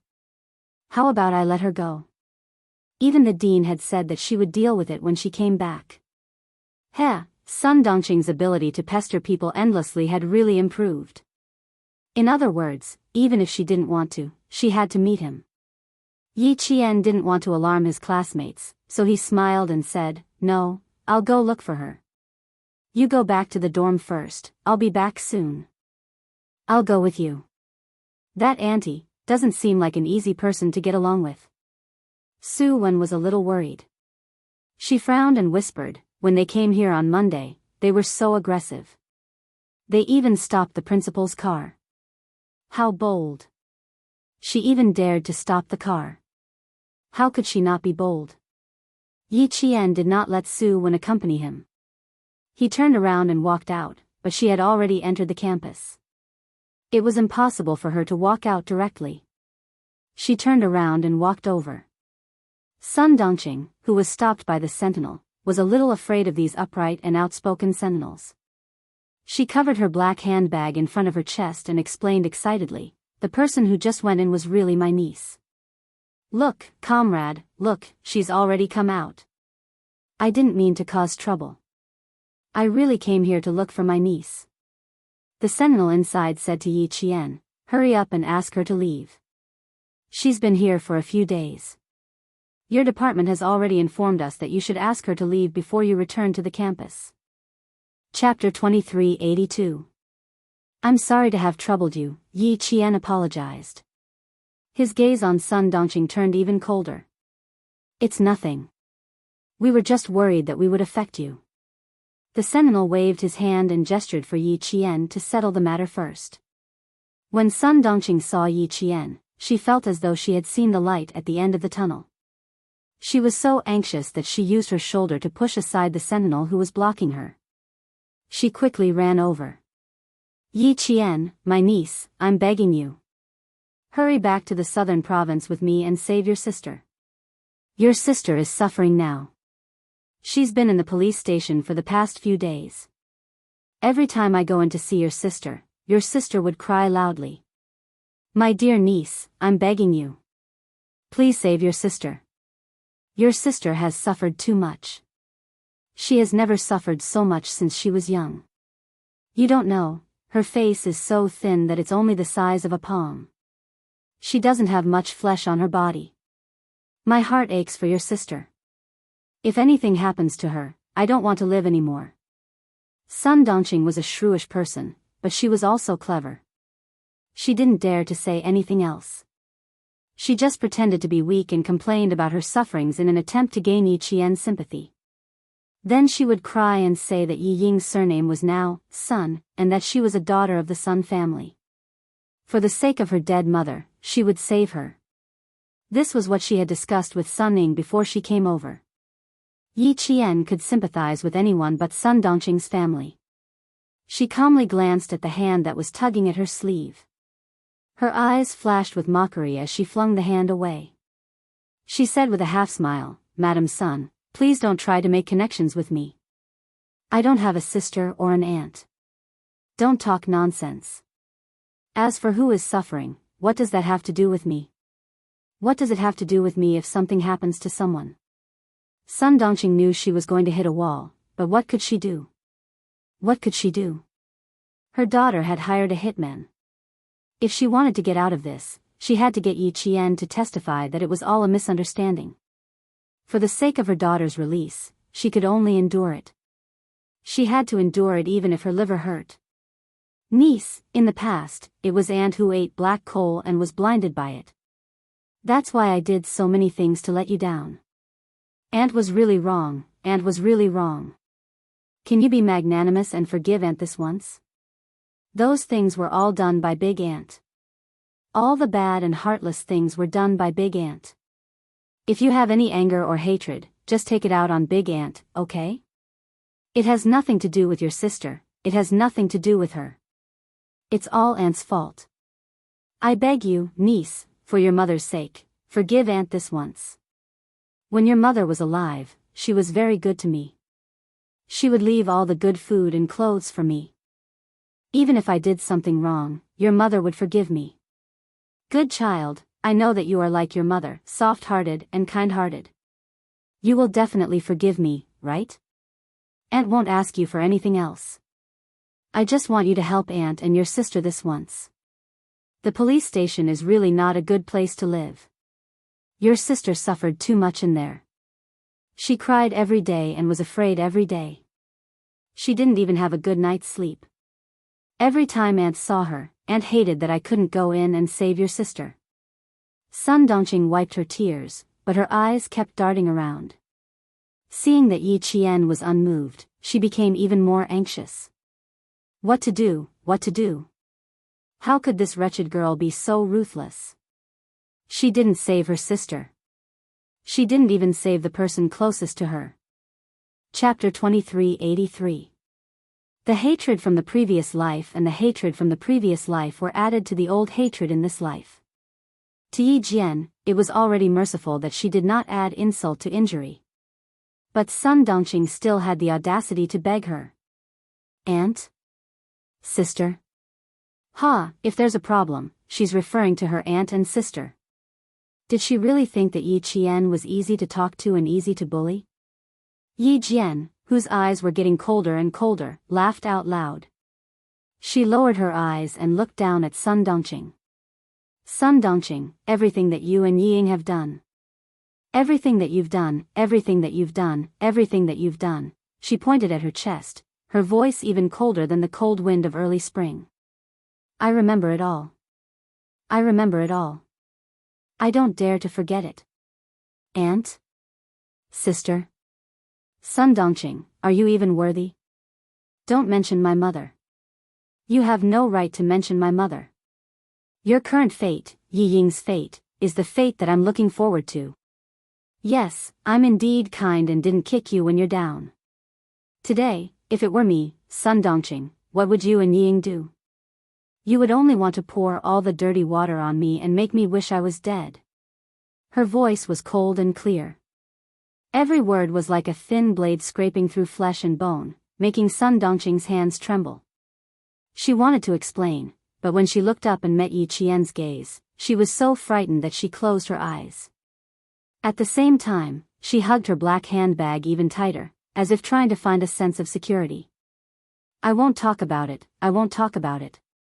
I won't talk about it. Sun Dongqing stammered with her eyes tightly shut. There were more words that she wanted to say, but they were all stuck in her throat. No matter what, she couldn't say them. Too scary. Too scary. That wretched girl is too scary. Yi Jian, who had just returned from the battlefield, was illuminated by the dim yellow light. Her face was gloomy and ruthless, and even her dark eyes were filled with bloodthirst, which made people feel intimidated. Yi Jian's murderous aura was too strong, and she had been on the battlefield before. Her momentum was enough to scare Sun Dongqing. Sun Dongqing, whether your family lives or dies has nothing to do with me. Whatever you want to do, don't even think about messing with me. As for your daughter, don't you think it's retribution? You want me to save you? Sun Dongqing, I only hope that she... Yi Qian abruptly took a step towards her, closing the distance between the two of them. Then he slowly lowered his head to Sun Dongqing's ear, who still did not dare to open her eyes. He chuckled coldly, I only wish for her to suffer a fate worse than death. Why would I save her? He only hoped that he would suffer a fate worse than death. Sun Dongqing's teeth were chattering, and her knees were weak. She couldn't control her body properly, and her legs gave way. She fell to the cold ground, and the bag in her hand fell from her hand. Yi Qian. Yi Qian. You're too cruel. How can you be so cruel? That's your sister. Ying is your younger sister. She couldn't accept Yi Qian's indifference. It shouldn't be like this. She was already begging him, what else could she do? What else did he want her to do? She was ruthless. Was she ruthless? Yi Qian seemed to have heard a joke. In order to let Sun Dongqing hear his words better, Yi Qian squatted down and smiled coldly, am I ruthless? On the second day of the Lunar New Year, Ying wrote a love letter to the teacher, but it was discovered. She was afraid that she would be criticized, so she framed me instead. The two of you, mother and daughter, poured basin after basin of dirty water on me. You wanted me to be unable to raise my head in the village, you wanted me to be despised by the school, you wanted me to be tainted for the rest of my life. Chapter 2384. Memories of the past were still fresh in her mind. She had been tortured twice in both her previous and current lives. How could she forget? How could she forget? Yi Qian's gaze was cold as he stared at Sun Dongqing, whose shoulders were trembling even more. His voice was filled with ruthlessness and coldness as he enunciated each word clearly. How old was I then? How old was I? I was only 13 or 14 years old, yet you were so cruel to me. I didn't have any food to eat. I was hungry and secretly ate some leftovers. How did you treat me? Have you forgotten? Have you forgotten everything? You tied me up with a thick hemp rope and whipped me with Yi Jifan's belt. Do you remember what Ying did? Sun Dongqing, Ying dissolved a bag of salt into water and splashed it directly on my wound.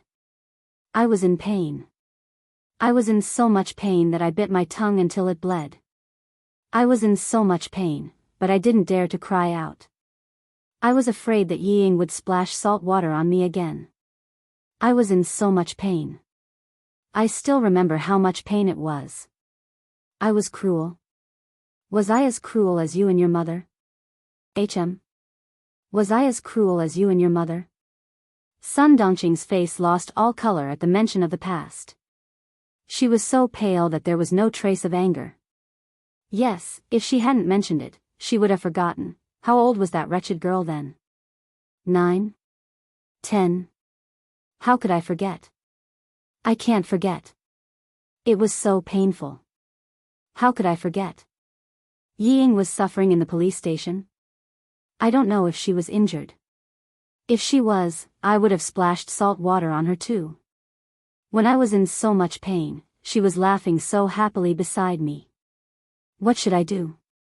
Sun Dongqing, I also want to see her bite her tongue until it bled. I also want to stand beside her and laugh. Beg me to save her? Say that she's my sister? Sun Dongqing, you really dared to dream. I didn't kill her back then. I was being merciful. How dare you come and beg me? The more you beg me, the more it reminds me of the past. The more I want to see her beg for death. Yi Qian spoke slowly and clearly. The hatred in his words was so deep that Sun Dongqing's shoulders trembled in fear. She finally opened her eyes and tears streamed down her cheeks. We won't do it again. We won't do it again. We really won't do it again. Yi Qian, please be magnanimous and let us go. Ying and I won't do it again. Forget about the past, okay? Aunt, please, forget about it, okay? I'm begging you. Also, Ying's surname is not Yi anymore. Her surname is Sun. Look, her surname is Sun now.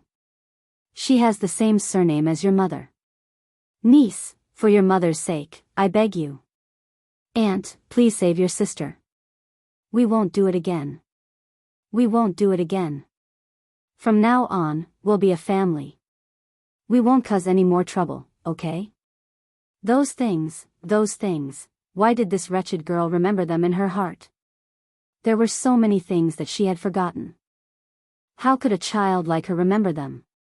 He even remembered it for more than 10 years. Sun Dongqing, whose shoulders were trembling, felt very guilty. She didn't even have the courage to beg. But she had no choice. She could only beg Yi Qian. If she didn't beg her, Ying wouldn't have any chance of being released. How could she bear to let her beloved go to jail? She couldn't bear to. After the divorce, she could only rely on her daughter in the future. If she couldn't even protect her daughter, how was she going to live the rest of her life? How was she going to live? Yi Qian's words made Sun Dongqing really scared. She was so scared that her whole body couldn't help but tremble. No matter how scared she was, she could only endure it. Where's her bag? Where's her bag? Where's her black bag? Chapter 2385. Sun Dongqing, who had been pleading, realized that the black bag she had been holding was not in her hands. She was so shocked that she fumbled around on the ground, looking for it. The bag was right in front of her feet. She grabbed it when her hand touched it and hugged it tightly in her arms. She continued to cry, "Niece, you can't be so cruel. She's your sister, your only sister. You can't be so cruel. Look at you, you're a soldier." A soldier. Isn't a soldier supposed to save lives and heal the injured? You can't leave her in the lurch, right? Look, I've already come to school. If you don't save her, what will the school think of you? What will your classmates think of you? This was a threat. Yi Qian, whose eyes were cold, sneered. Why should I save someone who schemed to harm me? Save her so that she can continue to harm me? Sun Dongqing, I can't wait for Ying to stay in prison for the rest of her life. Change her surname to Sun. Yi Zhifan was indeed amazing. This was to sever the last connection with Yi Ying. Could it really be severed? The wife of the Deputy Chief of Staff Madame Li, would not give up so easily. How could she give up just because of a mere surname change? There was no hurry. Yi Ying's retribution. Oh, no, it should be Sun Ying. Sun Ying's retribution in this lifetime had just begun. I've waited for your family's misfortune for so many years. I've waited and waited and waited. Now, it's finally here. I'll take my time. I want to see your family destroyed. Cold and gloomy, with a bloodthirsty aura that could not be dispersed. The hatred of 2 lifetimes, the enmity of 2 lifetimes. Finally, there was an end. She wanted her to save Sun Ying. Dream on. Her family destroyed. That wretched girl said she wanted to see her family destroyed. She wanted Ying to die. Cruel, what a cruel wretched girl. Sun Dongqing, who was guilty and scared, was angry. She was so angry that her teeth chattered. She begged like this. She was just short of kneeling down and begging, but she would not relent. She wanted to see Ying suffer. Fine. Fine. Fine. Then don't blame her for being merciless. Sun Dongqing watched as Yi Qian stood up and turned to head back to school. Sun Dongqing grabbed her black handbag tightly and got up. She suddenly shouted, Yi Qian, how could you be so cruel? Do you still have a conscience? Do you still have a conscience? When are you going to stop harming our family? Are you trying to force me to my death? Previously, Yi Qian had spoken to her in a low voice. Now that Sun Dongqing was shouting, the passers-by who were hurriedly passing by could not help but stop. She gripped her black handbag tightly and rushed in front of Yi Qian. She stared at Yi Qian with a strange look in her eyes. She gritted her teeth and said hatefully, Yi Qian, are you really not willing to save Ying? Yi Qian keenly sensed the change in her. He glanced at the black handbag in her hands and narrowed his eyes slightly. Yi Qian, do you hate me that much? Do you want me to die immediately? Her voice was high and low, and her emotions were also changing strangely. This change made Yi Qian feel alarmed. At that moment, Sun Dongqing suddenly took something out of her handbag. Under the dim streetlights, it flashed with a chilling light that made one's heart skip a beat. She raised the fruit knife and stabbed at Yi Qian. My Ying is suffering, but you won't have a good time either. Yi Qian had been on guard for a long time. Dealing with such a trivial matter, she could easily dodge it. Yi Qian easily dodged Sun Dongqing's first stab. Chapter 2386. At the same time, the sentries on sentry duty noticed something amiss. They whistled sharply and several people ran over. Sun Dongqing was anxious. Her daughter had said that success or failure depended on this. The fruit knife had to have Yi Qian's fingerprints on it. Otherwise, everything would be in vain. Mom, you must remember that Yi Qian's fingerprints must be on the fruit knife. This is very important. Mom, as long as she leaves her fingerprints, you can stab yourself. When the time comes, you just have to insist that she was the one who stabbed you. Only then will we be able to exchange with her and get out of this damned place. Mom, you must succeed. Dad doesn't care about me anymore. I can only rely on you. If you don't save me, my life is over. Mom, I beg you, you have to save me. Yes. Yes. She must save her daughter. She must make that wretched girl leave her fingerprints on the fruit knife. A sharp whistle sounded. Sun Dongqing, who had failed this time, panicked. Don't you want to destroy our family? The knife is right here. Stab me. Stab me. I'm right here. I'll stab you. Sun Dongqing was very agitated. She didn't know when the hair tie had broken. Her hair was disheveled, and she clung onto Yi Qian like a madwoman. She wanted to force the fruit knife into Yi Qian's hands. At this point, Yi Qian finally understood her intentions. Sun Dongqing, this is what Sun Ying taught you, right? You want me to stab you with a knife in exchange for saving her? Yi Qian only found it funny. Yi Ying was ruthless enough in her previous life, and she was still the same in this life. She could even come up with such a method to frame him and get him out of trouble. Stab you in exchange for her. Sunning, oh Sunning, you're really ruthless when it comes to scheming against your own mother. You can even think of such a sinister method. You should stay in the police station. The first attack didn't succeed, the second attack didn't succeed, and the third attack didn't succeed. Suddenly, Yi Jian exposed her daughter's plan. Sun Dongqing panicked even more. Stop. What are you doing? Put down the knife. The sentinel roared as he raised the stun baton in his hand. The voice of the sentinel was right behind her. Sun Dongqing's confidence, which she had worked so hard to build up, exploded like a balloon and disappeared without a trace. Panicking, she threw the fruit knife away and ran for her life in fear. After dodging continuously, Yi Qian said to the sentries, I'll chase after him. You guys pick up the sabers first. Then he turned around and chased after him. She didn't want to chase Sun Dongqing back. Instead, she wanted her to send a message to Sun Ying. How could the obese Sun Dongqing outrun Yi Qian? She was instantly blocked by Yi Qian. You. What are you trying to do? I. Don't come over. Don't come any closer. Sun Dongqing was so scared that she stuttered. She couldn't say a single word. My knife. No, my knife wasn't used to stab you. You said that you hated us.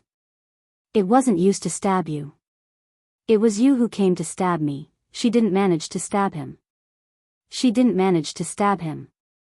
Actually, she was so close. She was too impatient. She should have grabbed Sun Dongqing's hand first and shoved the knife to her. Then she would have pounced on Sun Dongqing.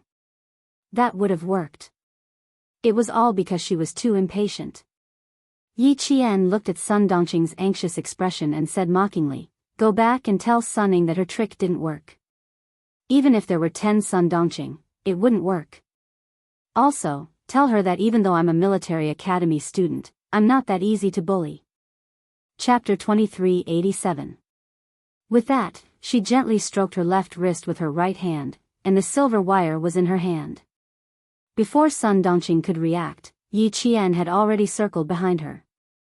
At the same time, the silver wire that carried a trace of her body temperature wrapped itself around Sun Dongqing's neck. Sun Dongqing screamed in fear as something suddenly wrapped around her neck. She wanted to reach out to touch it, but something cold slid past her palm, followed by a piercing pain in her palm. By the time she realized what had happened, her palm was covered in blood. Blood from her palm. Ah! Sun Dongqing screamed in fear at the sight of the blood on her palm, but she was immediately delighted. She was injured and bleeding. Yi Qian was the one who hurt her. She was the one who hurt her. She had committed the crime of intentional assault. Other than intentional assault, there's also the crime of self-defense. Sun Dongqing, you raised the knife just now. There are surveillance cameras all around our school. Our school sentinels saw you trying to stab me with a knife. Sun Dongqing, why don't we go to the police station and see how long you'll be sentenced to? Yi Qian seemed to know what she was thinking. He slowly put the silver wire back on her wrist and analyzed the situation for Sun Dongqing. Intentional assault. Wouldn't she have committed the same crime as Ying? Sun Dongqing's scalp tensed up when she heard that. She didn't dare to stay any longer. She didn't even dare to treat her wound. She scrambled to hail a taxi and told the driver to go to the airport. She didn't even say the word airport very clearly. She was so frightened that her soul almost left her body. The sentinels had already picked up the fruit knife.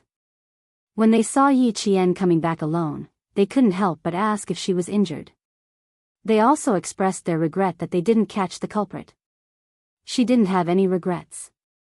She let Sun Dongqing go on purpose so that Sun Ying would know that her scheme had failed again. She believed that Sun Ying's expression would be very good at that time. Yi Qian smiled and thanked her. He told the sentinels that he was fine, took the fruit knife, and returned to school. This incident gave Sun Dongqing quite a shock. She only felt alive after she got off the plane in Southern Province. It was also early spring in the Southern Province. When Sun Dongqing arrived in the Southern Province, it was already past midnight. She stood in a daze at the airport exit where there were not many people coming and going. What should he do now that he had failed to accomplish what his daughter had asked him to do? What should she do next? How was he going to explain this to his daughter tomorrow? What should I tell my daughter? We're finally back in the southern province. Hubby, I won't accompany you on your business trips anymore. I'm so tired. A sweet voice brushed past Sun Dongqing's ear. At the same time, there was a burst of fragrance. The man smiled and replied, I told you it's tiring outside, but you didn't believe me. Now you know. Let's see if you still want to follow me in the future. I won't. Hubby, you've worked hard. I'll cook a table of delicious food for you tomorrow. The woman's voice was still so sweet and full of happiness, but it was so harsh in Sun Dongqing's ears. Hubby. The hubby this woman was talking about was none other than Sun Dongqing's ex-husband, Yi Zhifan. Yi Zhifan hugged his young girlfriend who was 17 years younger than him with one hand. Along the way, he didn't attract much attention. He, who was 6 or 7 years younger than his actual age, hugged his girlfriend who he had just officially started a relationship with 2 days ago. He smiled and said, Okay, I'll get off work early tomorrow. Chapter 2388. Yi Zhifan no longer had any feelings for Sun Dongqing. Now, there was no evil woman by his side, nor was there a burden on his daughter. Now that he was divorced, it was as if 2 mountains had been removed from his body. These days were the most comfortable for him. The Commission for Discipline Inspection carried out a comprehensive investigation in the southern province. The situation in the southern province was strange. Within a day, several government officials were pulled down from their positions. Only he was allowed to be investigated by the Commission for Discipline Inspection. An upright person was not afraid of a crooked shadow. He had been cautious and conscientious for so many years and did not dare to take any bribes. Investigate. The more they investigated, the happier he would be. Why? Everyone in the southern province was in danger, but he was the only one who was clean. What did this mean? It meant that he was clean and honest. It meant that he was a practical person. The more people above him were removed from their positions, the more advantageous it was for him. The more vacancies there were, the more opportunities he would have. So what if he had a girlfriend who was 17 years younger than him in his arms? He was a divorced chief of the Urban Construction Bureau. He did not cheat on his marriage. After the divorce, he needed a family and a virtuous wife to take care of him. Who could say anything about him finding a girlfriend who was 17 years younger than him? Hearing his girlfriend's voice full of admiration, Yi Zhifan, whose self-esteem was greatly satisfied, laughed heartily. Perform well and improve your cooking skills. In the future, you can cook for our son. Yi Zhifan had one good thing. No matter how bad he was very loyal to the people he loved, especially to his family. He also did not have the bad habit of playing with women. Although the woman beside him was 17 years younger than him, he was dating her with the purpose of marriage. In addition, he had power in his hands and was a famous Confucian official in the southern province. In fact, he did not lack admirers. After the divorce, many of his colleagues began to become matchmakers. Yi Zhifan rejected them one by one. He did not dare to marry his colleagues for fear that one day it would implicate him. Therefore, he went to a state-owned enterprise to find a girlfriend with a stable job. He brushed past Sun Dongqing with a face full of happiness. He didn't notice that his ex-wife had a ferocious look on her face at this moment. When she heard the words, "Cook for our son again," Sun Dongqing, who had been suppressing her temper all this time, completely exploded. She ran around everywhere for her daughter, begging everywhere.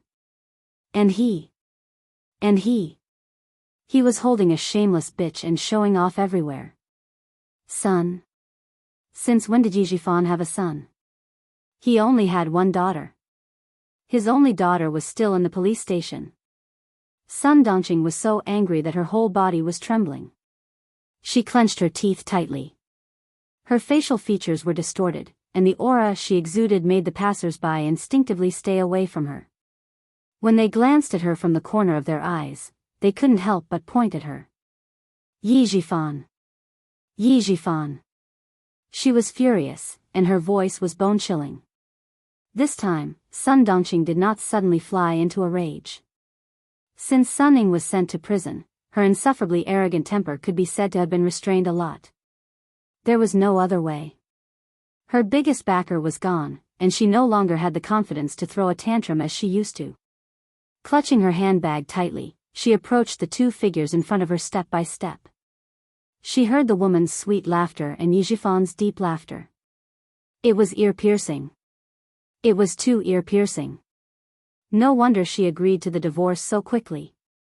No wonder she left with nothing. It turned out that there was already a slut waiting for him outside. The more Sun Dongqing thought about it, the more hatred she felt. The more hatred she felt, the more venomous her eyes became. Chapter 2389. Sun Dongqing approached with light steps. When she was only a few steps away, she suddenly stopped, bent down, and took off her heels under everyone's strange gazes. The floor was cold, but Sun Dongqing, who was burning with anger, didn't feel cold. She only had eyes for the two figures in front of her. She stared at them with a venomous hatred, like a vengeful viper, and the cold light it emitted was chilling. Sun Dongqing knew Yi Jifan well. Facing Yi Jifan, she could keep her composure more than facing Yi Qian.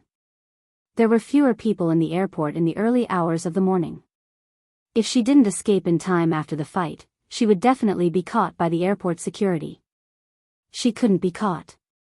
Her daughter, Yingying, was still waiting for her to save her. Parking lot, that's right. Yi Jifan must have driven.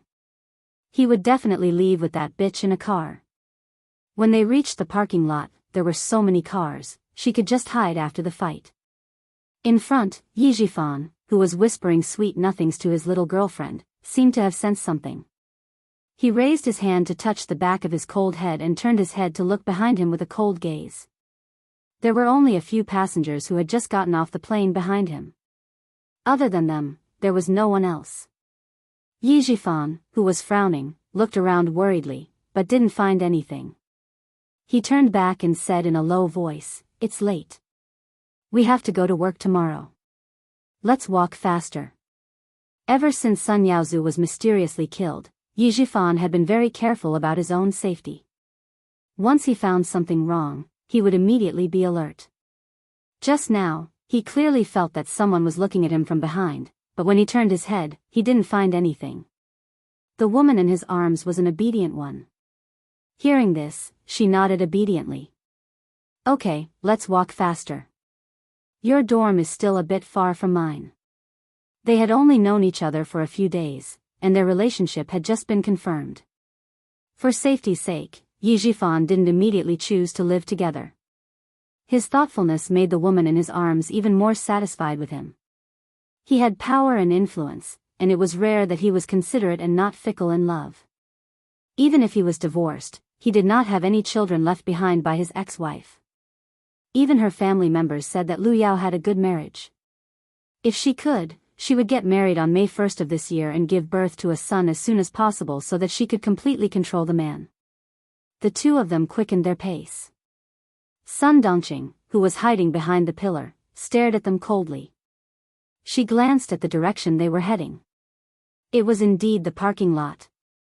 The parking lot in Nan Province was an open-air parking lot. One had to cross a road that was used by the airport buses. Just as Yi Jifan was crossing the road, he suddenly felt a strong wind coming from behind him. "Bitch! Broken shoes, seducing a married woman. I'll beat you to death, you broken shoe." Sun Dongqing, who was holding the shoe in her hand, exploded. She used the hard heel of the shoe to hit the back of Lu Yao's head. Not only did she hit the back of Lu Yao's head, but she also raised her foot and kicked the slender Lu Yao, who had a slim waist and long legs, to the ground. Lu Yao had never been treated like this before. A sharp pain came from the back of her head, and she was so scared that she screamed repeatedly. Before she could fully react, she was kicked in the back by the woman who had insulted her. How could she stand firm in her high heels? She staggered a few steps, and the sharp heel of her shoe didn't stabilize her. She screamed and fell to the ground. The unforeseen event happened so suddenly that even though Yi Jifan was on guard, he couldn't completely guard against Sun Dongqing, who wanted to kill him. He was stunned. Hearing her disgusted voice, Yi Jifan was relieved. At least, it wasn't Sun Yaozu's murderer who attacked him. Sun Dongqing's fighting ability was very strong. It only took a few seconds for her to hit Lu Yao.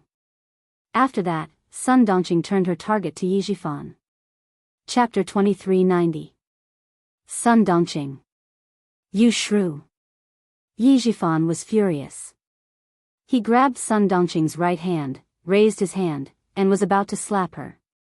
Sun Dongqing couldn't let it go. She jumped up and made a scene even more fiercely. Yi Jifan, you bastard. No wonder you're in a hurry to divorce me. You've already raised a slut outside. You want to be with a slut after divorcing me?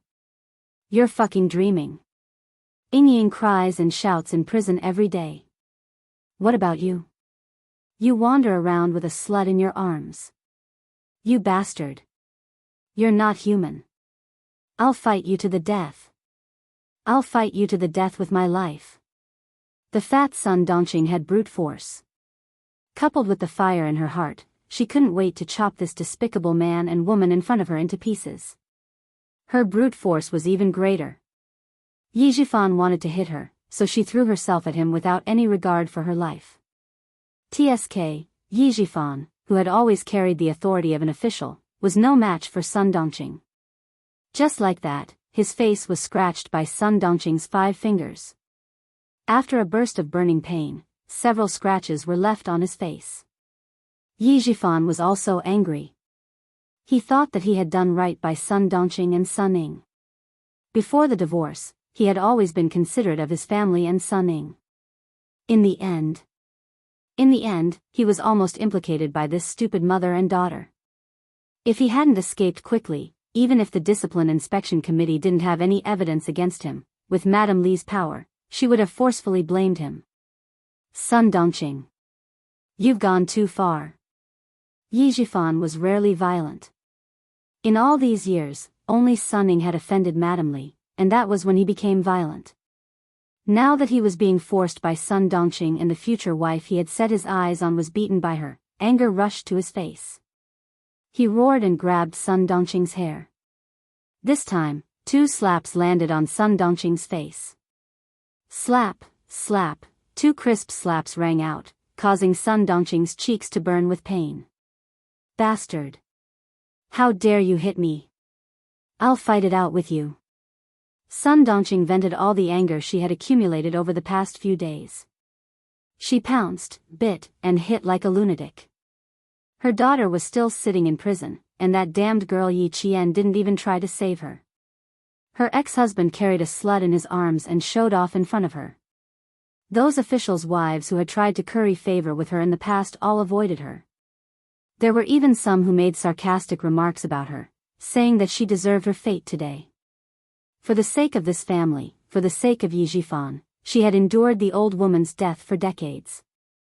Now that she finally had a good life, Yi Jifan, that bastard, divorced her for the sake of that slut outside. Since everyone wanted to make life difficult for her, then no one would be able to live well. Sun Ying's personality was actually very similar to Sun Dongqing's. They were both people who couldn't bear to see others doing well. The only difference was that Sun Ying was better at hiding things. Yi Jifan, who had been bitten a few times, was so angry that he lost his composure. His arm was bitten hard by Sun Dongqing, and the excruciating pain caused him to have no choice but to kick her. He kicked Sun Dongqing's stomach, but it didn't open. He kicked again. Sun Dongqing screamed in pain. Her teeth loosened, and her whole body fell to the ground. Lunatic. I had 8 lifetimes of bad luck to marry a crazy woman like you. Back then, it was Sun Xueqing who married me. In the end, it was a crazy woman like you who married me. After the divorce, you still fucking came to find trouble with me. Sun Dongqing, do you think I still have a good temper like before? This time, Sun Dongqing's hair stood on end. She fell to the ground with a ferocious expression and roared, "Sun Xueqing? Good, good. You bastard finally admitted that you were thinking about that old woman who got pregnant before she was even married. I knew it." Chapter 2391. When Sun Dongqing heard Sun Xueqing's name, her suppressed emotions erupted like a volcano. This was a thorn in her heart, a thorn that pierced her flesh and grew with her heart. No one could touch it, not even herself. Why did she hate Sun Xueqing? Why did she hate Yi Qian?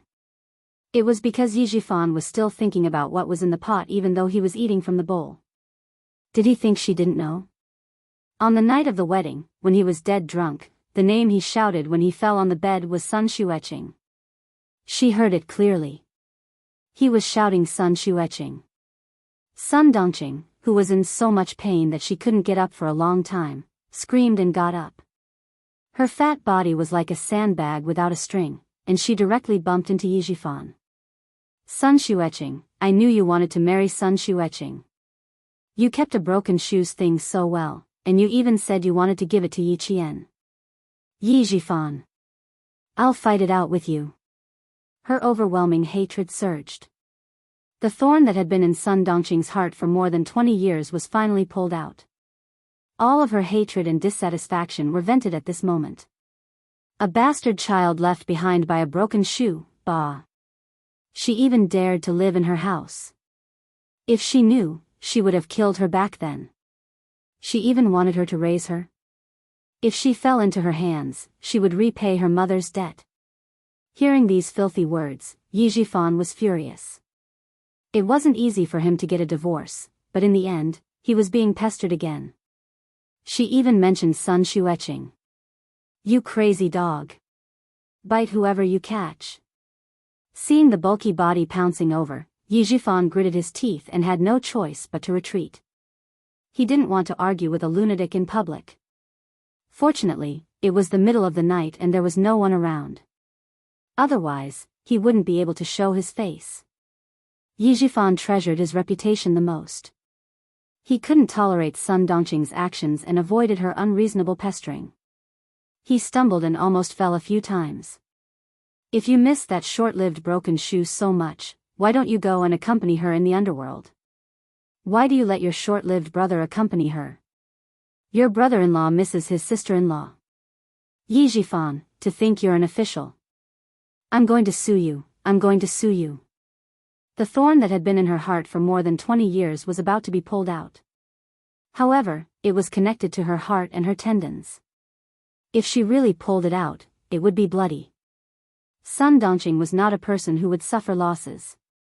Since someone had touched the thorn in her heart, even if she had to pull it out, she would stab it back into that person's heart.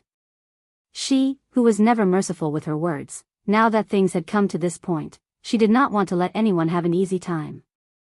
You don't dare to admit it, you're a coward. You're thinking about your sister-in-law. If you're so capable, why don't you go and snatch her back? Why, are you angry? Or did I hit you? I've been with you for more than 20 years. How can I not know what you're thinking?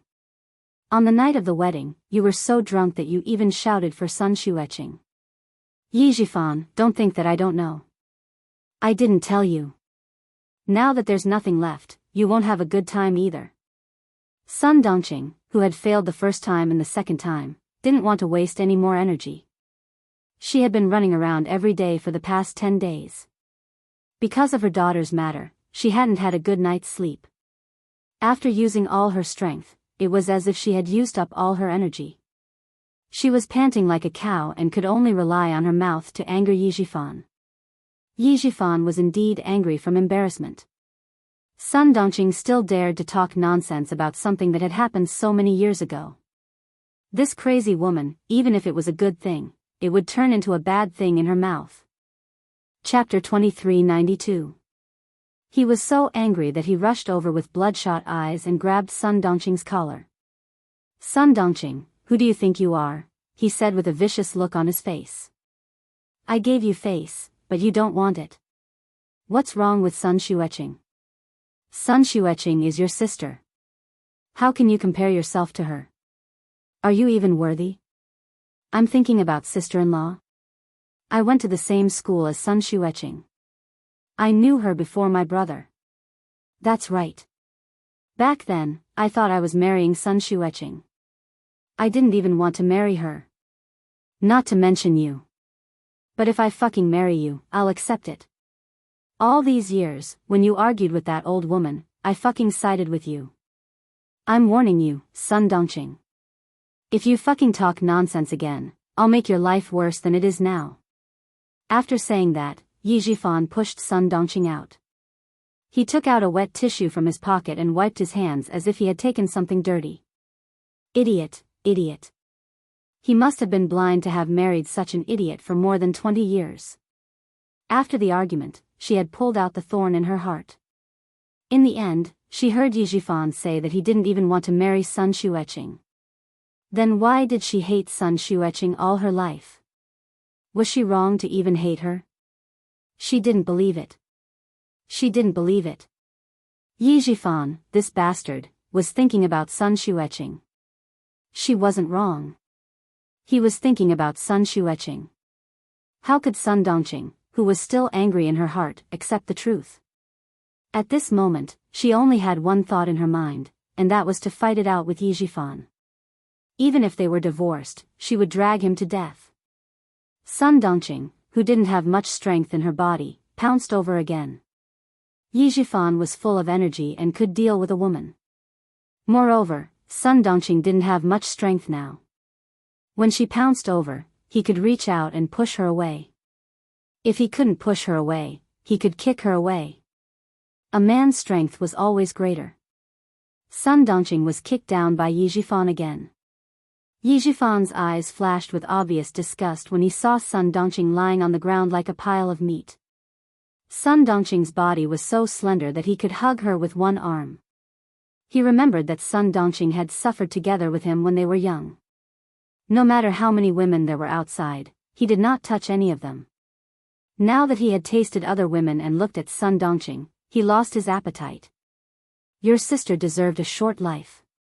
She always ran into things that she shouldn't have. She died early, but there's still a scourge like you. What an idiot. I've lived with you for more than 20 years, and I've had enough. A stupid woman dragging a stupid thing. Save her. Can you fucking save him? At the mention of Sun Ying, Yi Zhifan was so angry that his chest heaved up and down. He lowered his voice. Who would dare to save that stupid thing? Who the hell would dare to save him? Madame Li has said that whoever dares to save Sun Ying in the southern province will be going against the Li family. However, Sun Dongqing was suddenly awakened by his words. Bumping into something that she shouldn't have bumped into? Back then, what did Sun Xueqing do when she bumped into Yi Zhifan? Was she really wrong to hate him? Yi Zhifan, that bastard, was not thinking about Sun Xueqing. He was afraid of Sun Xueqing. No. No. She wasn't wrong to hate him. It was because of Sun Xueqing that she felt a thorn in her heart for 20 years. If she hadn't bumped into Yi Zhifan, she wouldn't have heard anything on the night of their wedding. She wasn't wrong to hate him. She definitely wasn't. It was said that like mother, like daughter. Sun Ying was wrong again and again, and she refused to admit her mistakes. It was because of Sun Dongqing's influence that she got to where she was today. In addition, without Yi Zhifan by her side to guide her, Sun Ying kept making mistakes on the wrong path. There was no turning back. Chapter 2393. Yi Zhifan didn't want to be entangled with her anymore. His eyes were cold as he looked down at Sun Dongqing, who was lying on the ground like a dead pig. He shouted coldly, "Don't you know that Mrs. Li has an older brother who is the leader of your province? The deputy chief of staff Du has an older brother who is the second in command of a big province. Who would dare to save that stupid thing of yours? I have to thank that stupid thing of yours for instigating you to divorce me. Otherwise, I would have been implicated by her and wouldn't even be able to keep my current position. Sun Dongqing, for the sake of our past relationship as husband and wife, let me remind you." Yi Zhifan saw that Lu Yao had stopped sobbing. He lowered his voice even more and said gloomily, "No one would dare to save Sun Ying. It's useless for you to beg anyone. Tell her that she only has herself to blame for what she has today. She can't blame anyone else. Mrs. Li's anger hasn't subsided. She'll stay here forever and never come out. Suddenly, Yi Jifan's expression changed drastically. Sun Dongqing appeared at the airport in the middle of the night. Where did that idiot go? Why are you at the airport? Where did you go? He asked gloomily. His eyes were clouded. What he cared about was whether or not Sun Dongqing's whereabouts would affect him. Sun Dongqing had been kicked a little hard. It was so painful that she hadn't recovered yet. Her face had also been slapped twice by Yi Jifan. The slaps were so painful that her ears were buzzing. She didn't know where the 2 shoes in her hands had gone. The wound on her palm that was cut by Yi Qian had also split open. Sticky blood stained her hand. She covered her face with her hands, leaving a bloody palm print on her face. When she heard Yi Jifan ask her, she suddenly raised her head. Her eyes were filled with hatred as she stared at Yi Jifan. Under the light of the street lamp, Yi Jifan was frightened and couldn't help but take a small step back.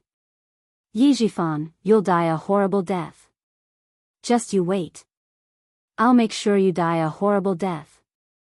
Sun Dongqing, who had one hand on her stomach, slowly got up. She left Yi Jifan with 2 vicious words. She didn't even put on her shoes as she walked out of Yi Jifan's line of sight. Yi Jifan couldn't help but shiver when the cold wind blew in the night. He had a bad premonition in his heart. Sun Dongqing is trouble. She's trouble. As this thought flashed through his mind, Yi Jifan's eyes flashed with a cold ruthlessness. Old Yi, I've twisted my ankle, Lu Yao, hurt. I can't get up. Yi Jifan, whose heart sank, pressed down on the corner of his mouth and adjusted his facial expression before walking over. Just now, when Sun Dongqing was fighting with him, he deliberately stayed away from Lu Yao. Lu Yao didn't hear some words, but she knew that the person who hit her was Yi Jifan's ex-wife. She's really fierce. No wonder she divorced me. The back of Lu Yao's head was swollen from being hit by the heel of Yi Qian's shoe, but she was happy. She felt wronged, but she didn't ask any questions. Yi Jifan only explained, she's my ex-wife. I'll take care of it. Then he carried Lu Yao to the car. Sun Dongqing took a taxi home and tidied herself up. She opened the door of the study and sat in front of the desk where Yi Jifan used to work. She took out a stack of paper from the drawer and a pen and started writing slowly. She didn't study for many years. She dropped out of school in the 2nd year of junior high. Her handwriting was crooked and there were even mistakes. When she wrote some words, she used too much force. The tip of the pen poked through the paper, leaving a hateful stroke. Chapter 2394. The sky gradually brightened up and the city became bustling with activity. The sun was shining brightly in the spring, driving away the coldness of the early spring. A peach blossom bloomed on a brown branch, adding a touch of color to the spring. Sun Dongqing was not in the mood to enjoy the spring scenery. She came to the Southern Province Public Security Bureau with a gloomy face. Her daughter, Sun Ning, had been locked up in there for 10 days. Madame Li in the capital had her hands in the Southern Province. She had nowhere else to go and did not know who to ask for help. Yi Jifan wanted to be alone. Then he would not have a good time. Sun Dongqing walked into the police station with a numb expression. Compared to the other prisoners' families, at least she could see her daughter. However, she did not see that Madame Li was sitting in the car at this moment, coldly watching her walk into the police station. Mrs. Li looked at her back and said to a middle-aged man in a dark coat who was sitting in the driver's seat. His facial features were slightly fierce, but he had a good temperament. She is Sun Dongqing. You came all the way here with me just to see this woman? Madame Li frowned and her voice became colder. Li Chuhai, behave yourself now that you are back in the country. Dad has retired and can't protect you anymore. Li Chuhai, Mrs. Li's biological younger brother from the same father and mother, was also Li Jinyan's uncle. He was a tall middle-aged man who exuded the aura of a successful man. Why should I look at her? I want to see who made my sister so angry. Li Chuhai looked away and smiled. Get out of the car, sister. Let's go in and have a look. Madame Li looked at her brother and nodded slightly. She pushed the door open and got out of the car. Inside the police station, Sun Ning saw Sun Dongqing and cried loudly. She rushed to the window and shouted, Mom! Mom! Why did you come so late? Why did you come so late? She slammed the window and looked at Sun Dongqing from head to toe. The light in her eyes dimmed little by little. It didn't work. It didn't work. Mom didn't have any injuries on her body. Sun Dongqing saw her daughter's appearance and her numb expression finally changed. Tears came out of her eyes. Sun Ning was not a felon, and she was sent back by the army. Not only could Sun Dongqing visit her, but she could also go in and talk to her face to face. Mom, have you found Yi Qian yet? Did you see her? Did you do what I asked you to do? Did you do as I said? The 10 days in prison made Sun Ying's personality even weirder and sharper. She didn't like anyone and wanted to stab anyone she saw. Seeing that Sun Dongqing was not injured at all, Sun Ying could not accept it. After the prison guard left, she screamed, Mom, are you afraid to do it? Isn't that right? Isn't that right? Mom, you're too heartless. How can you be so heartless? You watched me suffer, you watched me get locked up. You didn't even help me for your own sake. Mom, how can you be so heartless? She had lost control of her emotions and was shouting like a madwoman. Hearing her questioning, Sun Dongqing burst into tears. Ying, I have no other choice. Mom had no other choice. That wretched girl Yi Qian didn't help at all. Mom followed your plan, but it was useless. It was completely useless. Why was it useless? My plan was so good. Why was it completely useless? Sun Ning refused to accept it. She thought that Sun Dongqing couldn't bear to stab her. Doesn't she hate you? You already handed the knife to her. Even if she didn't stab you, she would have subconsciously snatched the knife away. Chapter 2395. Sun Ning didn't believe it.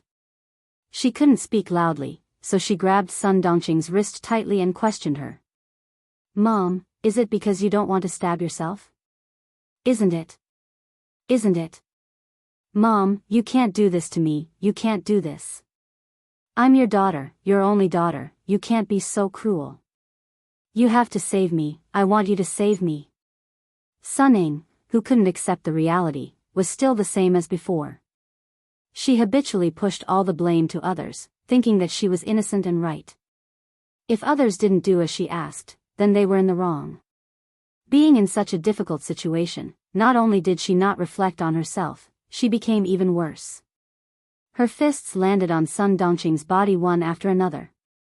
Sun Dongqing, who didn't feel pain physically, let Sun Ning vent her anger. What could she do? She had no choice at all. When Sun Ning had no more energy, Sun Dongqing spoke with a hoarse voice, gritting her teeth and telling her what happened yesterday. Ying, as long as I can save you, even if I have to die now, I'm willing. Mom did what you asked, I even pulled out the knife, but that wretched girl is too powerful.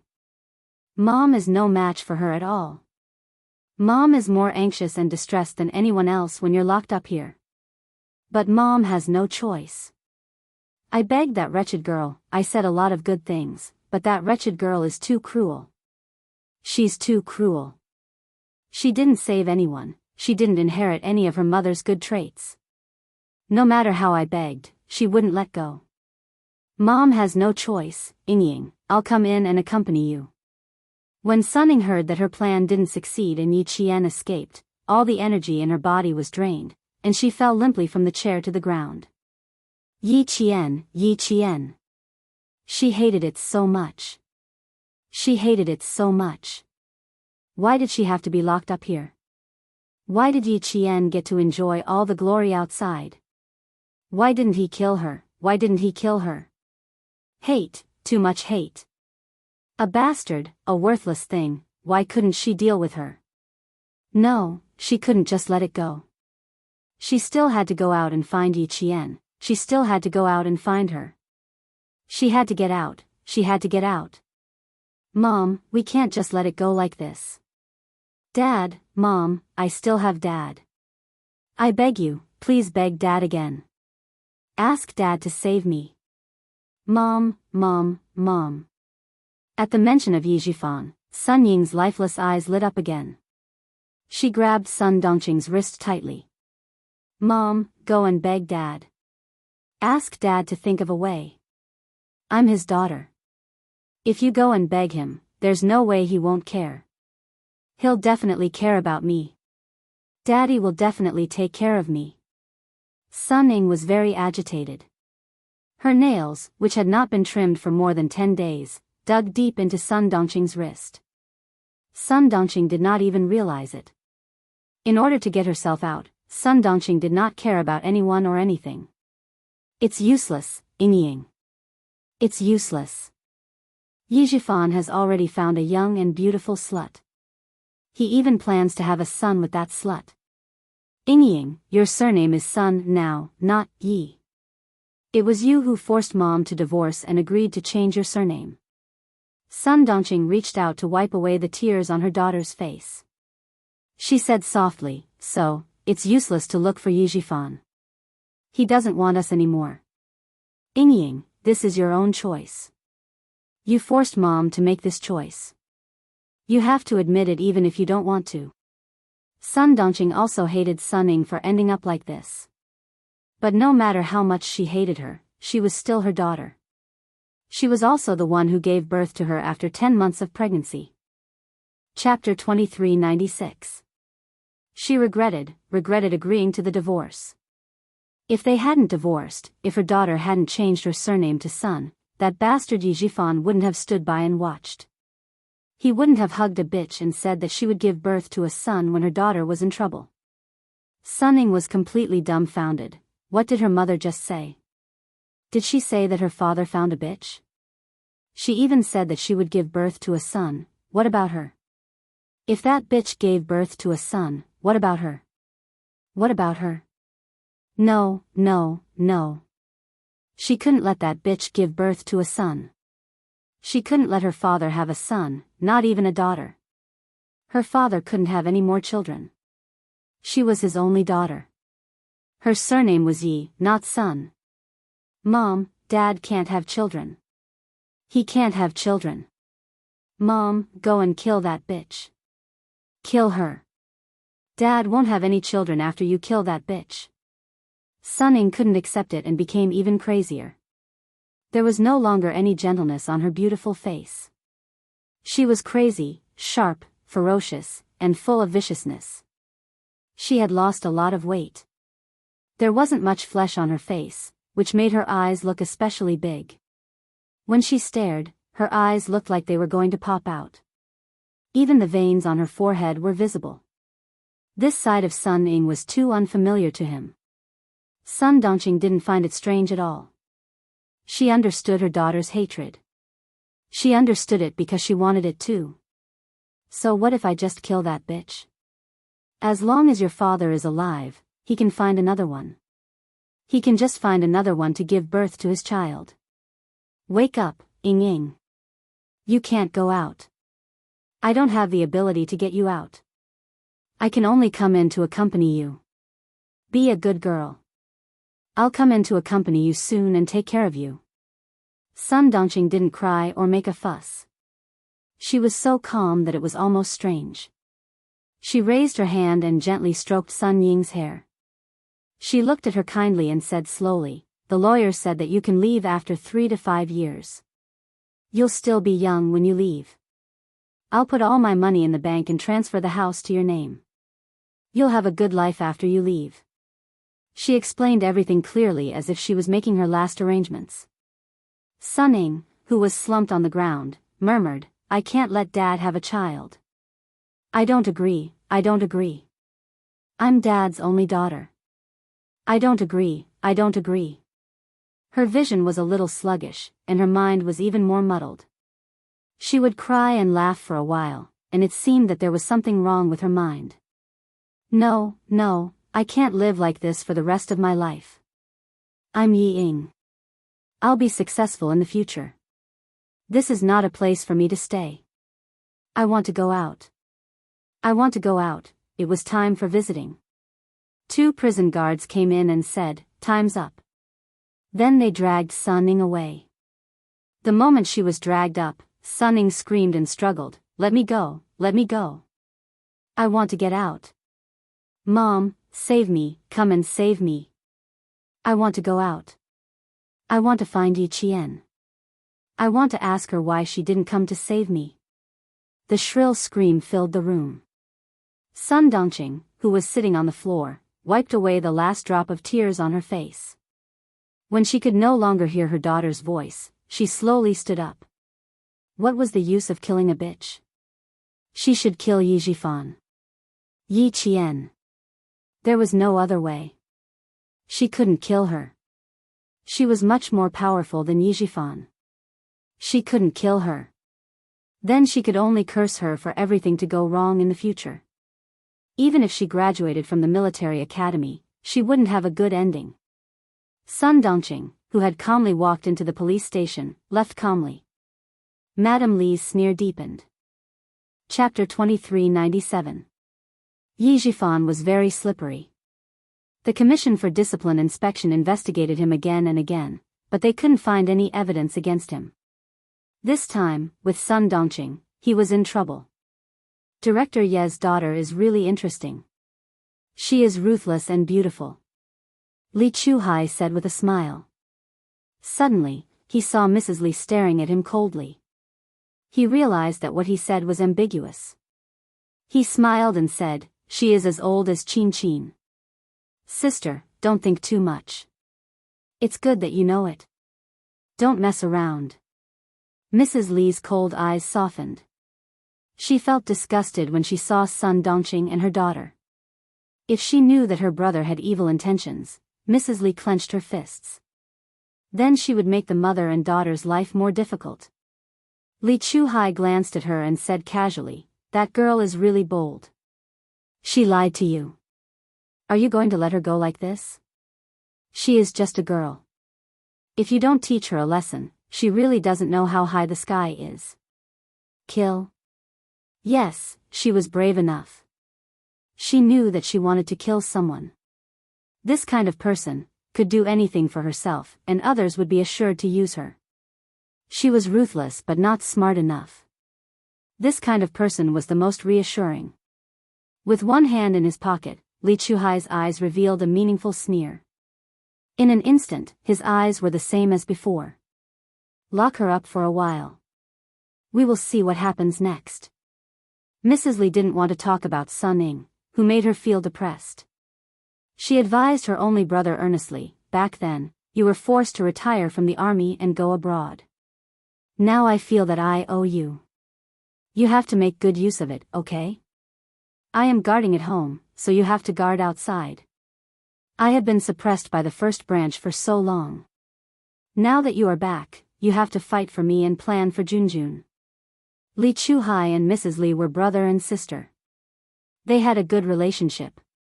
Hearing this, he smiled and nodded. I know. I am in my 40s. How can you still think of me as a hothead? Since you know that you are in your 40s, then do your job well." Mrs. Li walked out in high heels. The phone in her bag vibrated. She took it out and looked at the number.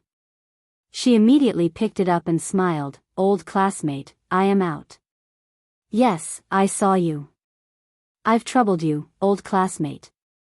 When you return to the capital, we'll have a good gathering again." All right. I'll leave you to it. Let's chat when you're free." Li Chuhai, who had walked to the front of the car, had already opened the door of the front passenger seat. After Mrs. Li ended the call, he said, "Sister, you'd better not meddle in the affairs outside now. Brother-in-law told me yesterday that the higher-ups are watching him too closely. You should restrain yourself a little. I'll take over your company in Southern Province now. Leave the matters in Southern Province to me. I guarantee that I'll let you vent all the anger in your heart." As the wife of the deputy chief of staff Mrs. Li could not open a company outside. Therefore, all the companies under her name were under Li Chuhai's name. Sun Ying's incident had alerted the General Staff Department. Since Li Chuhai had returned to the country, she handed over all the company matters to Li Chuhai and retreated behind the scenes. Hearing this, she thought for a moment and nodded in agreement. Okay, I'll leave the company to you. I'm getting old, and there are many things that I can't do. When Junjun graduates, let him join the company to help out. The burden on your shoulders will be lighter. Li Chuhai smiled. You have worked hard for decades. It's time for you to enjoy your life.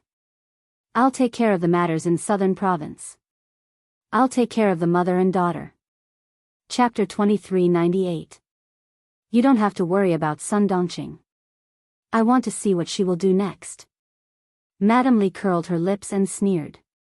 Yi Zhifan's disciplinary committee couldn't even find anything. Let's see if his ex-wife can find anything. Did he think that she would let him go after the divorce? Director Yi, you are an official. How can you be so naive? The car started and the sleek black luxury car sparkled in the sunlight. Li Chuhai, who was driving the car, glanced at Madame Li from the corner of his eye. Seeing the sneer on her face, he smiled and said, "They're just a few small fries. They're not worth your time. The General Staff Department keeps a close eye on brother-in-law. Don't make any big moves. Since I am back, I will handle some things that you can't handle." Madame Li had a good relationship with her brother.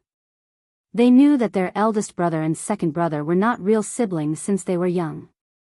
Their eldest brother saw them as a thorn in his side and they didn't like their eldest brother and second brother either. The family looked amiable on the surface because old Master Li was still around. After old Master Li passed away, the Li family would have to settle the score. They wanted to see who would win between the first branch and the second branch. Madame Li, whose eyes flashed with anger, pursed her lips tightly. The wrinkles on her face deepened, making her usually dignified face reveal a hint of gloominess that was not easily revealed. We have lived a good life for a long time and we have to live a hard life.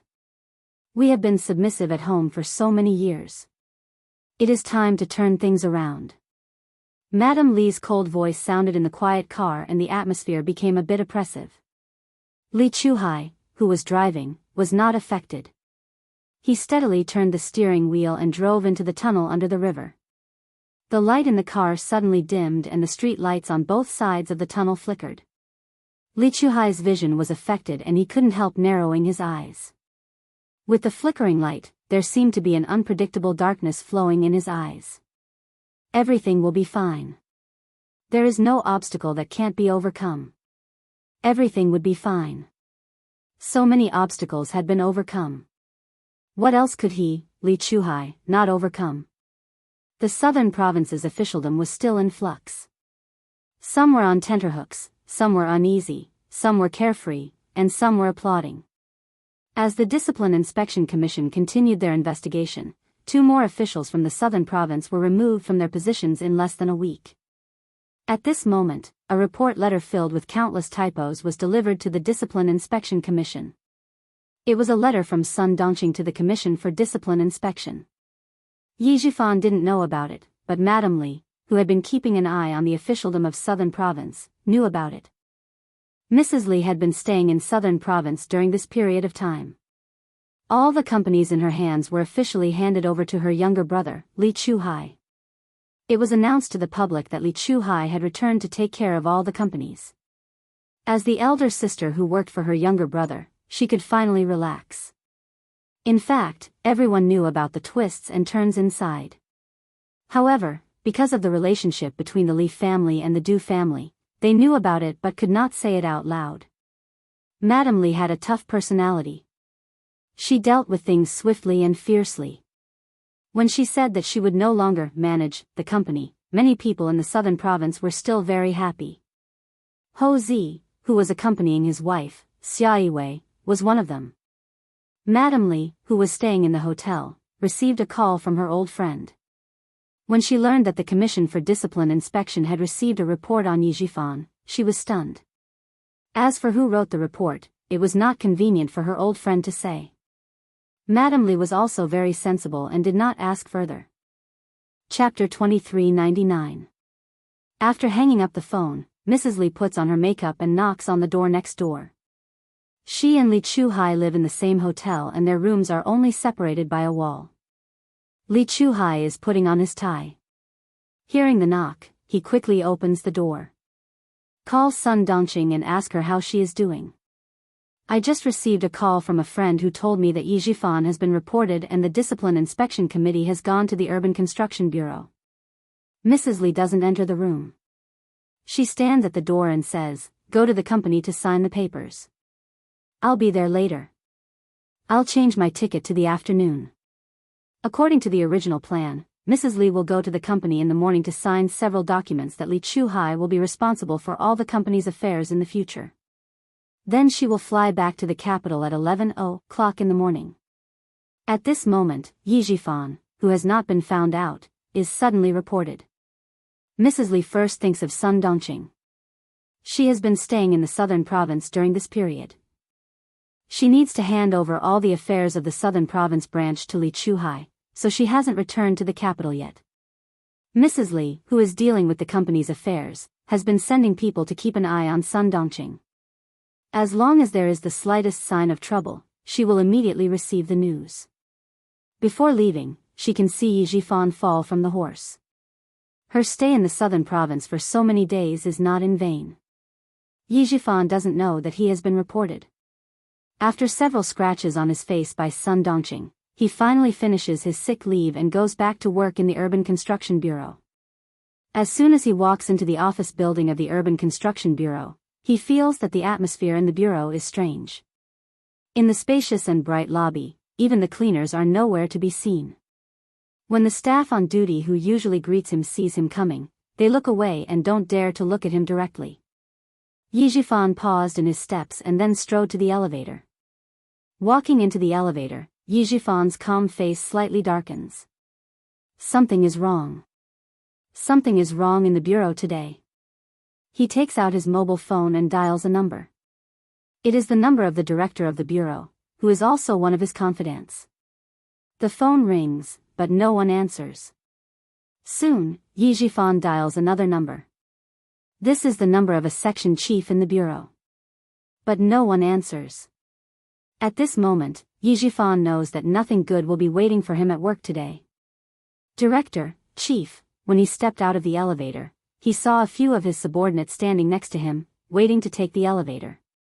When they saw him walk out, their faces clearly froze. After greeting him, their eyes darted away quickly, looking very guilty. As usual, Yi Jifan nodded with a faint smile and walked out of the elevator. The elevator door slowly closed, and a sentence with a lot of information floated out. "I'm so scared that my back is covered in cold sweat. How did the investigation suddenly lead to Chief Yi? Lower your voice, they haven't left yet, ding." The elevator doors closed completely. Yi Jifan suddenly panicked and raised his hand to press down on his twitching eyelids. It looked like someone from the disciplinary committee was here. The morning sun was very good, and the peach blossoms outside were in full bloom, as beautiful as a piece of brocade. Sun Dongqing plucked the most beautiful peach branches. Her daughter loved peach blossoms since she was young. Every spring, she would pluck a few branches home and put them in a vase. Today, her daughter was still in the police station. She had to pluck a few branches for her daughter. Her daughter liked peach blossoms, but she didn't like white plums or pear blossoms. She liked to wear plain dresses, but when she went shopping, she liked to look at those flowery dresses. She liked to buy the most expensive things, but she would buy things that were not flashy at all. Chapter 2400. As a mother, she knew very well what her daughter liked and disliked. But what about her father? He might not know. Holding the peach blossom branch in her hand, Sun Dongqing looked coldly at her ex-husband. His clothes were neat and tidy, and he walked out with a large entourage. Nothing had changed. But she knew that the entourage today was different from the usual. In the past, it was normal to be surrounded by attendants, but today. Sun Dongqing laughed. She laughed so hard that it was as if her laughing acupoint had been pressed. Even tears came out of her eyes. But today, ha ha ha, he was taken away by the Discipline Inspection Committee.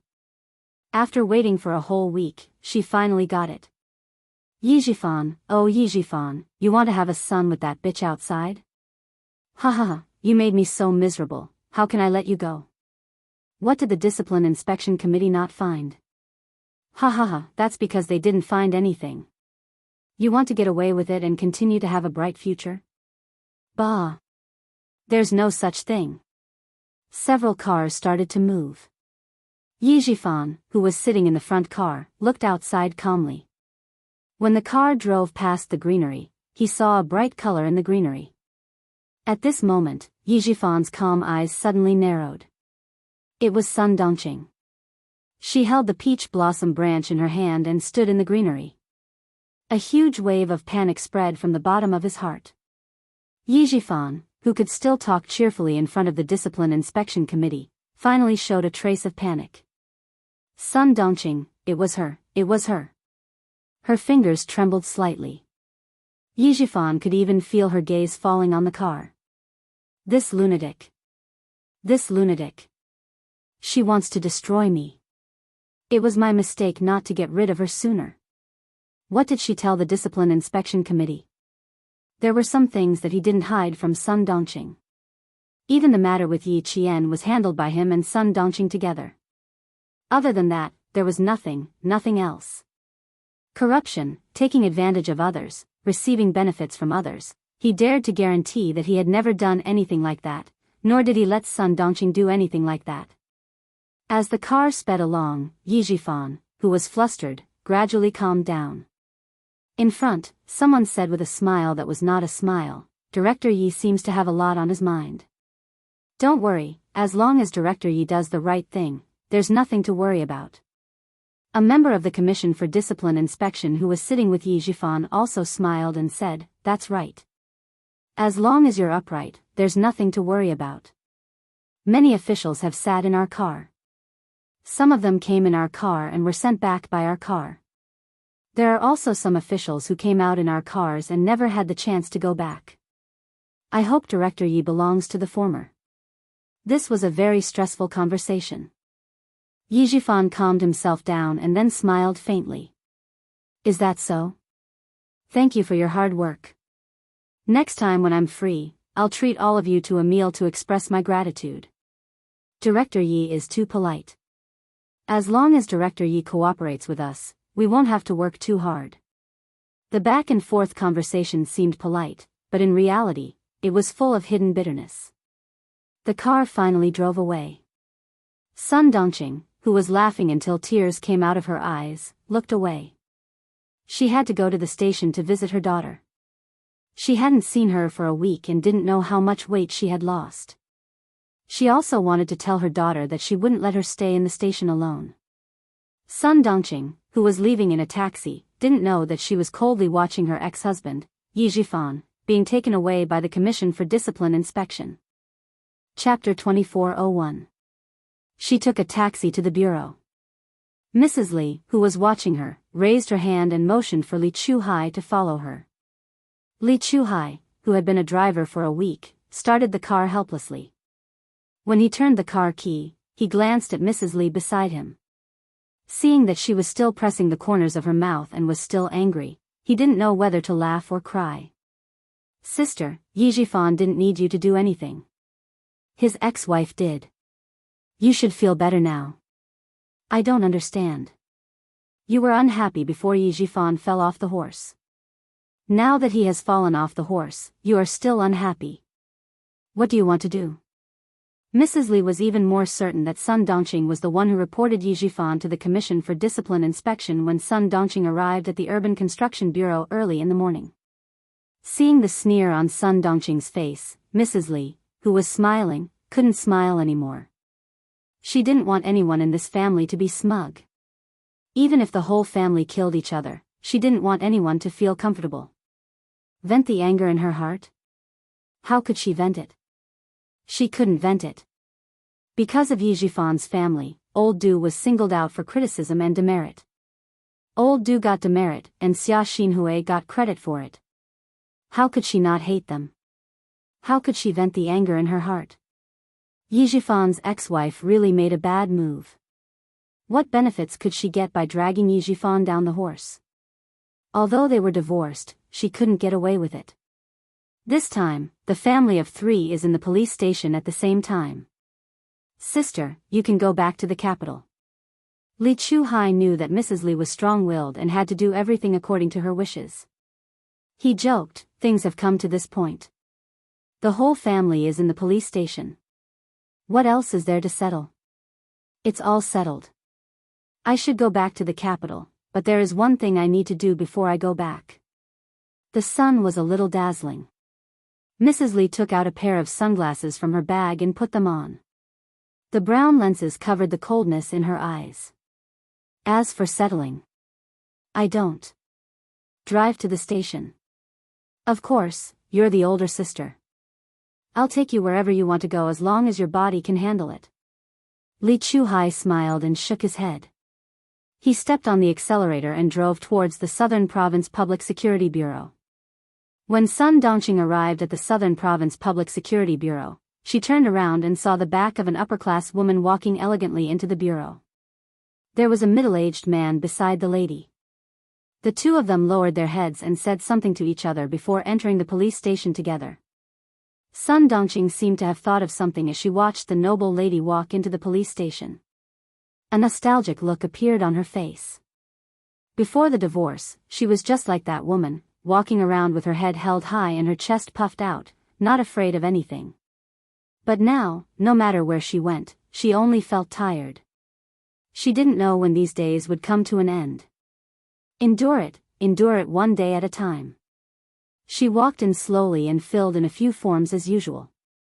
She pressed her fingerprint and signed her name. Someone then led her in. After a while, she would be able to see her daughter. Wait outside. Someone is inside. The policeman who led her in said with a serious expression. He motioned Sun Dongqing to sit in the small room next door and wait for the person inside to come out. During the previous visits, Sun Dongqing had not changed her habit of being arrogant. As a result, she hit a hard wall. No one cared that she was the wife of the director of the Urban Construction Bureau. No one would give her face. They yelled at her and even directly ordered her not to make a scene. In the end, she was driven out of the police station with a gloomy face. Chapter 2402. Now, she was well behaved. She didn't dare to throw a tantrum and scold people as she used to. She did whatever the police said and didn't dare to act rashly anymore. Inside, the moment Sun Ning saw Mrs. Li, she was so scared that her whole body trembled. Her face was as pale as paper and her eyes were full of fear. Mrs. Li looked at her as if she was looking at an ant. Sun Ning was afraid of Mrs. Li. She had been locked up here for more than 10 days. It was all Mrs. Li's doing. She had no one to help her. But Mrs. Li's appearance gave Sun Ning a glimmer of hope. No matter how scared she was, she bit the tip of her tongue and forced herself to walk step by step to Mrs. Li. Plop. Sun Ning knelt down in a daze. Li Chuhai, who was sitting next to her and playing with his phone, raised his head slightly. There was a hint of interest in his gloomy eyes. It seemed that Yi Jifan's daughter was quite capable. She was so scared that she wanted to turn around and run away, but she dragged her legs and walked over step by step. Without any skill, she knelt down heavily. She knelt so hard that her knees were bruised. She was ruthless enough. People who were ruthless enough to themselves were usually more successful. Li Chuhai, who was interested, put his phone back into his trouser pocket, crossed his legs and looked at Sun Ning calmly. He wanted to see how ruthless she was to herself. Madam, I know I was wrong. I shouldn't have lied to you. I shouldn't have hidden the ridiculous things I did when I was studying abroad. Madam, I know I was wrong. Sun Ning put her posture in the dust. She knelt down straight and slowly shrank her shoulders, like a bird with broken wings, showing the softest side. But her hands were clenched tightly. She dug her sharp nails into the flesh of her palms and continued to force herself not to faint and not to run away in fear. This was her chance. No matter whether she could leave or not, Mrs. Li's appearance was her chance. Madam, Ying knows that she was wrong. I've done so many wrong things and made you lose face. Ying is ashamed of Madam's high praise. Sun Ying bent down. Her voice was choked with sobs, but she gradually said each word clearly. Her sincerity made people feel that she was sincerely remorseful. She didn't know why Madame Li was here. Before this, the person she wanted to see the most was Madame Li. Now, he was completely unprepared. Fortunately, he had thought about what to say to Madame Li. Sun Ying, this is your chance. No matter what the outcome is, you have to seize it. In her heart, Sun Ying cheered herself on. Her apology did not move Madame Li. Instead, it made Madame Li smile. Her eyelids drooped, her gaze cold as she looked at the young woman who had caused her to become a joke and old due to be given a demerit. Madame Li let out a soft laugh. This laughter made Sun Ying's heart sink to the bottom of the valley, and there was an unconcealable panic on her face. What to do, what to do? What should she do? Madame Li didn't come with good intentions. She hadn't calmed down yet. It was very likely that she came here to make things difficult for her. She could tell from his laughter. Sun Ying bit her lower lip hard. She was afraid that the scream in her heart would come out from her throat. It was just a soft laugh, which made her understand that the person she had offended was not an ordinary person at all. Madame Li had power and influence. She only needed to raise her hand slightly to put her in a hopeless situation. Chapter 2403. Her cleverness and tricks could fool Madame Li for a while, but they could not fool her forever. Thinking of this, Sun Ying's heart trembled so much that all the hairs on her body stood up. Suddenly, Madame Li's cold voice came from above. Sun Ying, I've lived for more than 60 years, and you're the first person who dares to mess around with me. I admire your courage. You want your mother to save you? With me here, you're delusional. If you have the guts to lie to me, then you have to have the guts to bear the consequences of lying to me. What's the point of locking you up for a few days? You want your father to save you? He can't save you either. He's already been taken away by the Discipline Inspection Committee. If something happens, he'll lose his position. He'll be locked up longer than you. And the reason why your father is in trouble is because of you. Now, your parents can't even save themselves. Both of them will be locked up.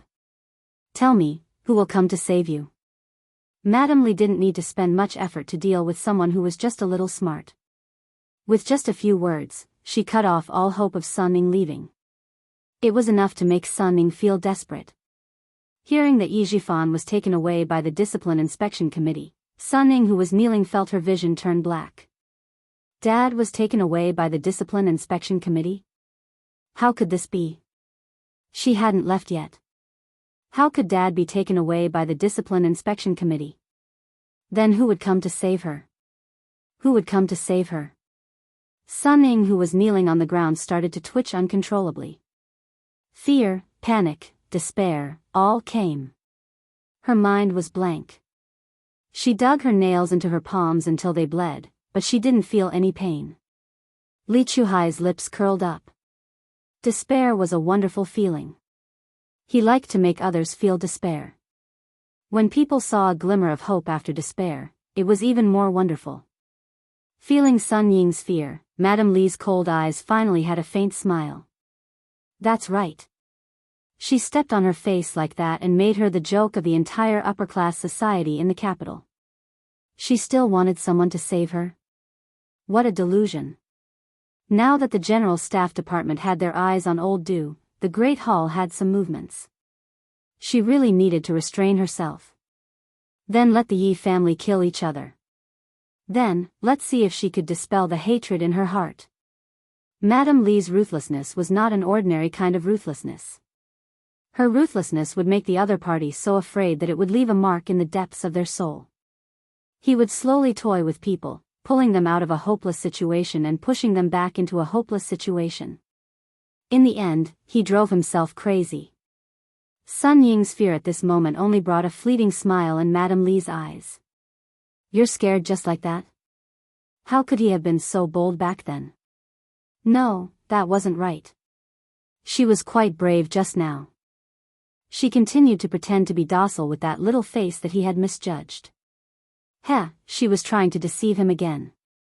Sun Ying, oh Sun Ying, you still think that Li Qinglan is easy to fool. Madame Li's eyes flashed with viciousness. She stood up and said with a faint smile, I'll give you a clear path. If you want to come out, you can. She deliberately stopped and did not continue. Sun Ying, who was trembling in fear, suddenly saw a ray of hope. She suddenly raised her head and looked at Madame Li with tears in her eyes. As long as it can make you happy, Ying is willing to do anything you say, as long as she could get out, as long as she could, see Qian go to hell with her own eyes, she would do anything. Just tell me more about your father. This is your last chance. Madame Li said her request and saw Sun Ying's eyes flinch. Chapter 2404. Cleverness also had its benefits. Sun Ying understood what Madame Li meant by her words. Mrs. Li's mouth twitched slightly, showing deep wrinkles which made her face even colder. Sun Ying, you don't have a choice. If I know you have other tricks. There are so many beggars outside. Do you want to be one of them? I, Li Qinglan, am a woman of my words. Don't take it as a joke. There are so many beggars outside. A picture flashed in Sun Ying's mind, and her chest heaved up and down. Those beggars had no hands, no feet, and even no complete face. If she didn't follow Mrs. Li's arrangement, she would become one of them. No. She didn't want to. She didn't want to. She was shocked and angry. She had been in a nervous state for a long time, so she collapsed to the side. She was kneeling at the foot of the chair next to her. Li Chuhai came over and took a look. He smiled and said, You fainted. You dared to lie to me just now. What's the big deal about fainting? Don't worry, take your time. Madame Li glanced at him with disgust and left the small room after speaking disapprovingly. When Sun Dongqing came in, she saw her daughter holding the chair leg with a pale face. Her body was trembling as if she had been greatly frightened. Even her lips were trembling. Sun Dongqing, who cherished her daughter as much as her life, was so scared that her knees went weak. Sitting in the next room, she did not see Madame Li, nor did she hear what Madame Li said. She only saw Sun Ying twitching in fear and was in a very bad state. Ying. Seeing this, Sun Dongqing almost crawled over and hugged Sun Ying tightly. She shouted in a hoarse voice, Ying, what's wrong with you?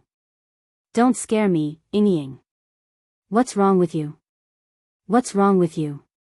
Someone come quickly, someone come quickly, someone come quickly, someone come quickly. Sun Dongqing was so anxious that her back was covered with cold sweat.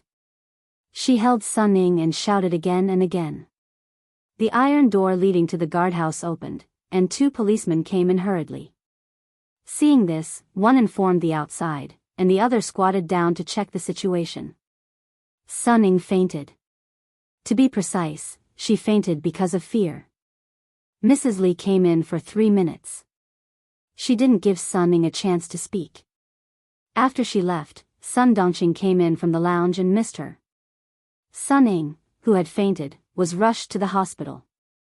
The Southern Province Public Security Bureau did not interrogate Sun Ying. They were still investigating. During the investigation, even though Sun Ying was imprisoned, she was given a separate room. Other than not being able to move freely, there were not many restrictions placed on her. Who would have thought that Sun Ying would torment herself day after day? One moment, she would make a fuss about wanting to go out. The next moment, she would make a fuss about wanting to see her father. She was hysterical all day and night. Now, she had actually fainted. The accompanying police officer explained the situation to the doctor, and the doctor injected a sedative into the medicine to temporarily allow Sun Ying, who had been tense all this time, to rest. Sun Dongqing didn't wait for Sun Ying to wake up. Instead, the people from the Commission for Discipline Inspection arrived. At the same time, there was a group of police officers behind them. Sun Dongqing didn't react until she was taken into the car. Why was she taken away? What did it have to do with her? Wasn't it all about Yi Jifan? What did it have to do with her?